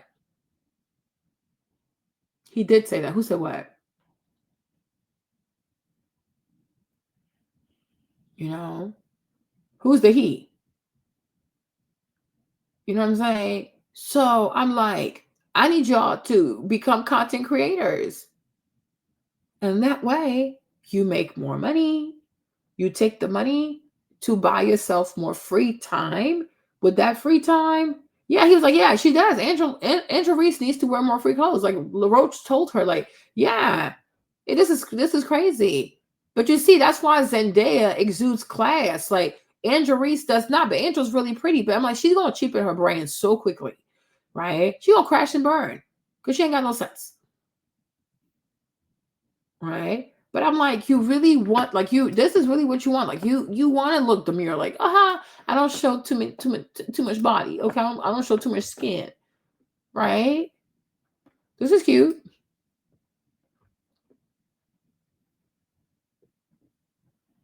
Mm-hmm. 246. Well, there you go.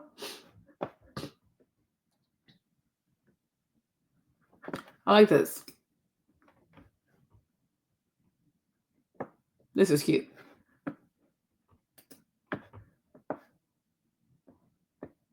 Okay.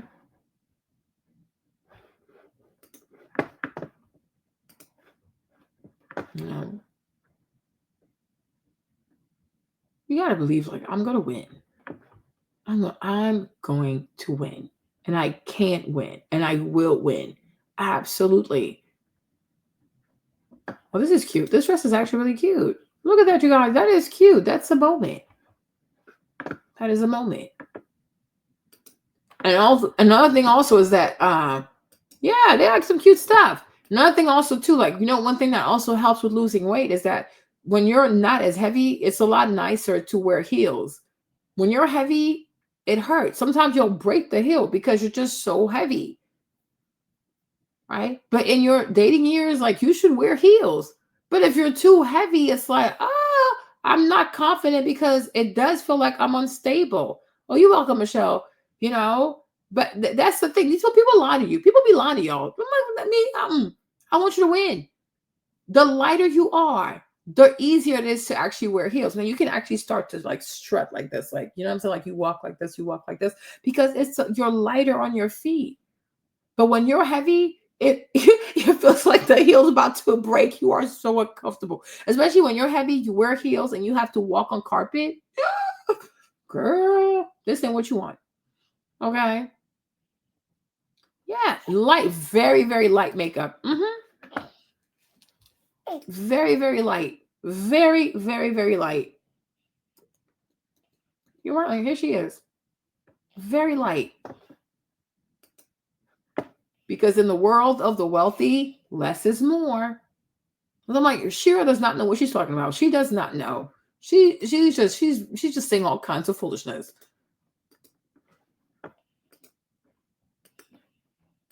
Yeah, that's a really pretty dress. Very pretty. I like this one.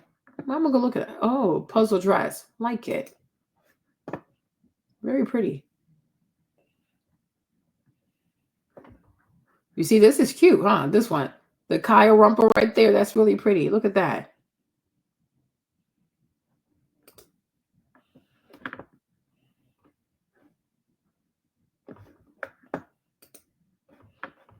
This is really, really pretty. Yeah, she's very pretty. Yeah. This is really nice. Very demure. Not showing too much skin, but it's still sexy though. Like, it really is still sexy, but it's like it's really covered up. You see? So I know losing weight is not easy, ladies, but we have to do it. I showed y'all Fumi. Fumi was really big. Fumi was like morbidly obese. And now Fumi lost all the weight. Look, a snack. And the thing about Fumi works out from home. Like, she does not go to the gym. She never had a gym membership. She works on the garage. I think she does like 30 minutes a day or something like that. Nothing crazy, right?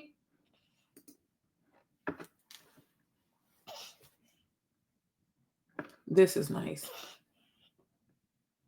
That's cute.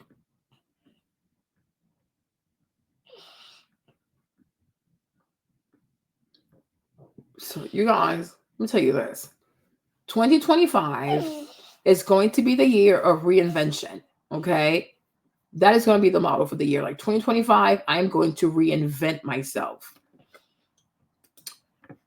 I'm going to reinvent myself. That's the way you have, even myself included. So I saw myself, you guys, let me tell you, I saw myself in 2021. I was like, oh, I didn't even realize I had lost so much weight. I did not realize. Let me see if I can find it here. Hold on. I did not realize I had lost so much weight. Let me see if I can go to my own content. Let me see. It was alive, right? Let me show you something. Hold on. Because I'm sitting there downloading all these videos. And I'm like, is that me? Because it's crazy. Like, you know, you can lose weight and then, like, you don't even see that you lost the weight. And I'm like, why did I stop? What happened again? I will find it. Hold on, you guys. Hold on.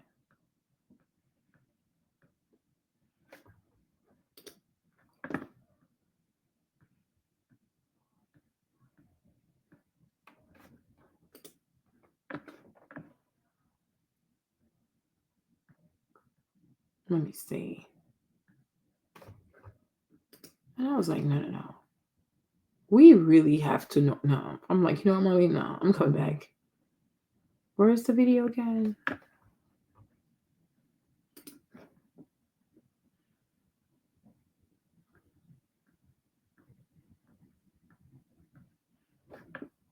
have so many videos. I didn't even know I had all these videos, by the way.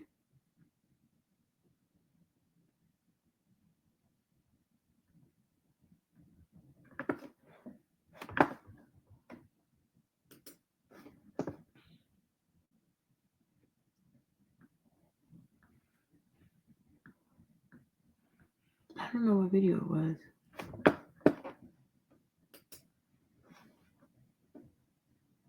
What was it?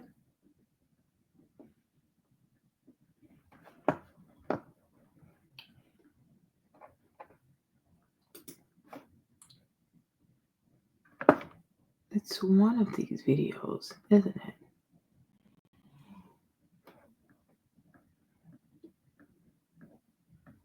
No, you guys, hold on.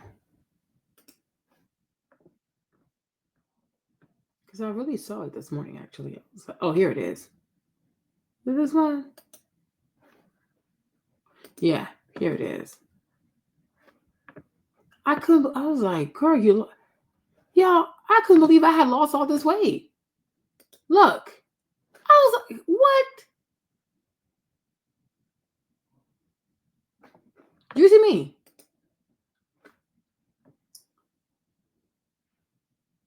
Yeah. Oh, Jay, you came kind of late, Jay. You gotta go back to the beginning. You came kind of late. But I was like, what in the world? This was me in 3 years ago. I had lost, because I really did lose the weight. Then I gained it back. I was like, Marlene, I don't know, y'all. I don't know. They're not really our chi-chi or cha-chas. It's okay. This is like, oh, maybe I should. You know? But when I saw this today, I was like, because I wasn't a weight loss journey back then. I was like, I did lose weight, but I didn't see it. I don't know. Because sometimes you don't even see, like, oh, I need to lose more weight. I lose more weight. But when I saw this today, I was like, I don't recall being this small. But I did lose the weight. I used to be running like crazy. Wow. I was like, Marlene, you need to lose. I need to lose weight again. I need to start all over. Because this ain't it. Oh, wow. I was like, wow. Oh, my Lord. Okay. So, ladies, yes, that is going to be our project 2025. I'm actually, you know what? I'm actually going to have, yes. I was like, oh my gosh. Oh my goodness. That was me. But let me say this, right? We're going to have our own project 2025. And it's all about reinventing yourself. Yes, because that's the Nigeria Palette. Yes. And I was like running, because I used to like run every day. I was like running like 6 miles a day, like 7 miles a day sometimes. One day I did like 12 miles. I was just running and running. It was crazy. But you know what? When I lost this weight, though, honestly, I didn't see it. Maybe that's why I didn't keep it off, because I was like, what? I didn't fight to keep it off. But I'm like, when I saw this last night, because I'm moving all my content over there, I'm like, when was I this small? Oh.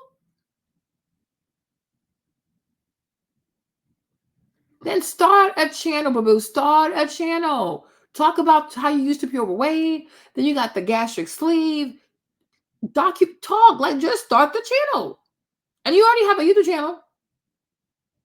You have a YouTube. You just never actually activated. That's why you can comment. So all you guys who are commenting right now, like, you all have YouTube channels. You just have to actually like officially launch the channel. But the reason why you can comment on YouTube, because you have a YouTube account. Right? You have a YouTube account. Yeah. So you should do it. Right?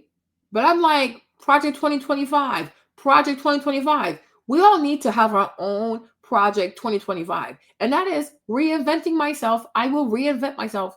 It is never too late. My friend was like, oh, Marlene, we're about to be 40. I'm like, yeah, I'm actually excited because I've made lots of mistakes and I've learned a lot. So I look forward to the next decade of my life. I think I'm going to be fabulous. I am going to be 40 and fabulous. I'm going to be 50 and marvelous. 60. Oh gosh. Okay. They won't see me coming. Right. But it's like, it's all up to you though. But I encourage you guys. Right. But we really, really need to have our own project 2025. And we are going to reinvent ourselves. I'm going to pull all my makeup out and just enjoy my makeup. I don't look 39, right? I'm 39. I don't look like it, right? I think I look a lot younger than my age. I really do. Okay. But it's like you really, really have to like reinvent yourself. And it goes to show you like this number thing is really in your head. It really is. Okay. But no, we're going to reinvent ourselves because it's never, ever too late. It is never too late. It's never too late to start over. It's never too late to start something new. It is never too late to try again. It is never too late to do many things. Yeah, I do. It's never too late. It is never, ever too late. You can start whenever, like you can, I'm going to start tomorrow. I'm going to start whatever. You can start. The only thing is start and don't stop. That's the hard part, right? How am I going to start and not stop? Because we can't stop. Bad boy. Okay. But Project 2025 is going to be, we're going to reinvent ourselves, you guys. All of us, myself included. And Fumi's will be my assistant coach. Okay. But we're really going to do it, you guys. I'm really serious. I don't know if I want to be a coach, like coaching the woman yet. I don't know about that part, but you know, we can definitely do something as a family. Ooh. You know, look at Scorpio. Ooh, Scorpio was like years ago, huh? He got mad because I didn't like Secret, but it's okay. I love him. One day he'll forgive me. Okay. But that's that. But don't be afraid. Do not be afraid. Don't be afraid to reinvent yourself. Don't be afraid to start over. Do not be afraid. Okay. Don't be afraid. Your finances, your body, your money, your mindset, relationships. There is nothing that you can't start over. As long as you have breath in your body, there is nothing you can't start over. You know, that's life. We make mistakes. You live, you learn, you do better. Okay? Right? So love y'all. I'm going to bed now. It's been 6 hours. I did a good job. Right, Ivy? I mean, did good, right? He's upset. He's getting mad. That's okay, Papa. It's okay. All right. So I will see you guys tomorrow. Love you. Get some sleep. Y'all gotta go to work in the morning. I gotta deal with Maverick in the morning. Oh gosh. Love y'all. I'll see you tomorrow. I'm sure there'll be more topics tomorrow. But this Isis girl, look at her sideways. Look at her sideways. And I hope she gets investigated. And if she's guilty, lock her ass up. And I pray that if she's guilty, also lock her up. And YouTube needs to take down her channel if she's guilty. Because this is foolishness. This is really, really crazy. And she thinks deleting those videos is going to do what? People already saved the videos, girl. People saved the videos. Okay? Oh, yeah. No problem, Michelle. No problem. I'll do it on my other channel soon. Okay? But love y'all. And don't forget, if you don't see the videos, just go to the other channel. What's it called? Girl Math is that, whatever it's called. Go to that channel. All the videos are there. And there'll be more videos there. It's going to be a lot of videos. All right. Good night, you guys. Good night, Lonnie. Good night, T. Good night, Miss. Good night. Good night, everybody. Michelle, good night. I'll see you in the morning. Bisous tout le monde. She got to go. She is tired. Bisous.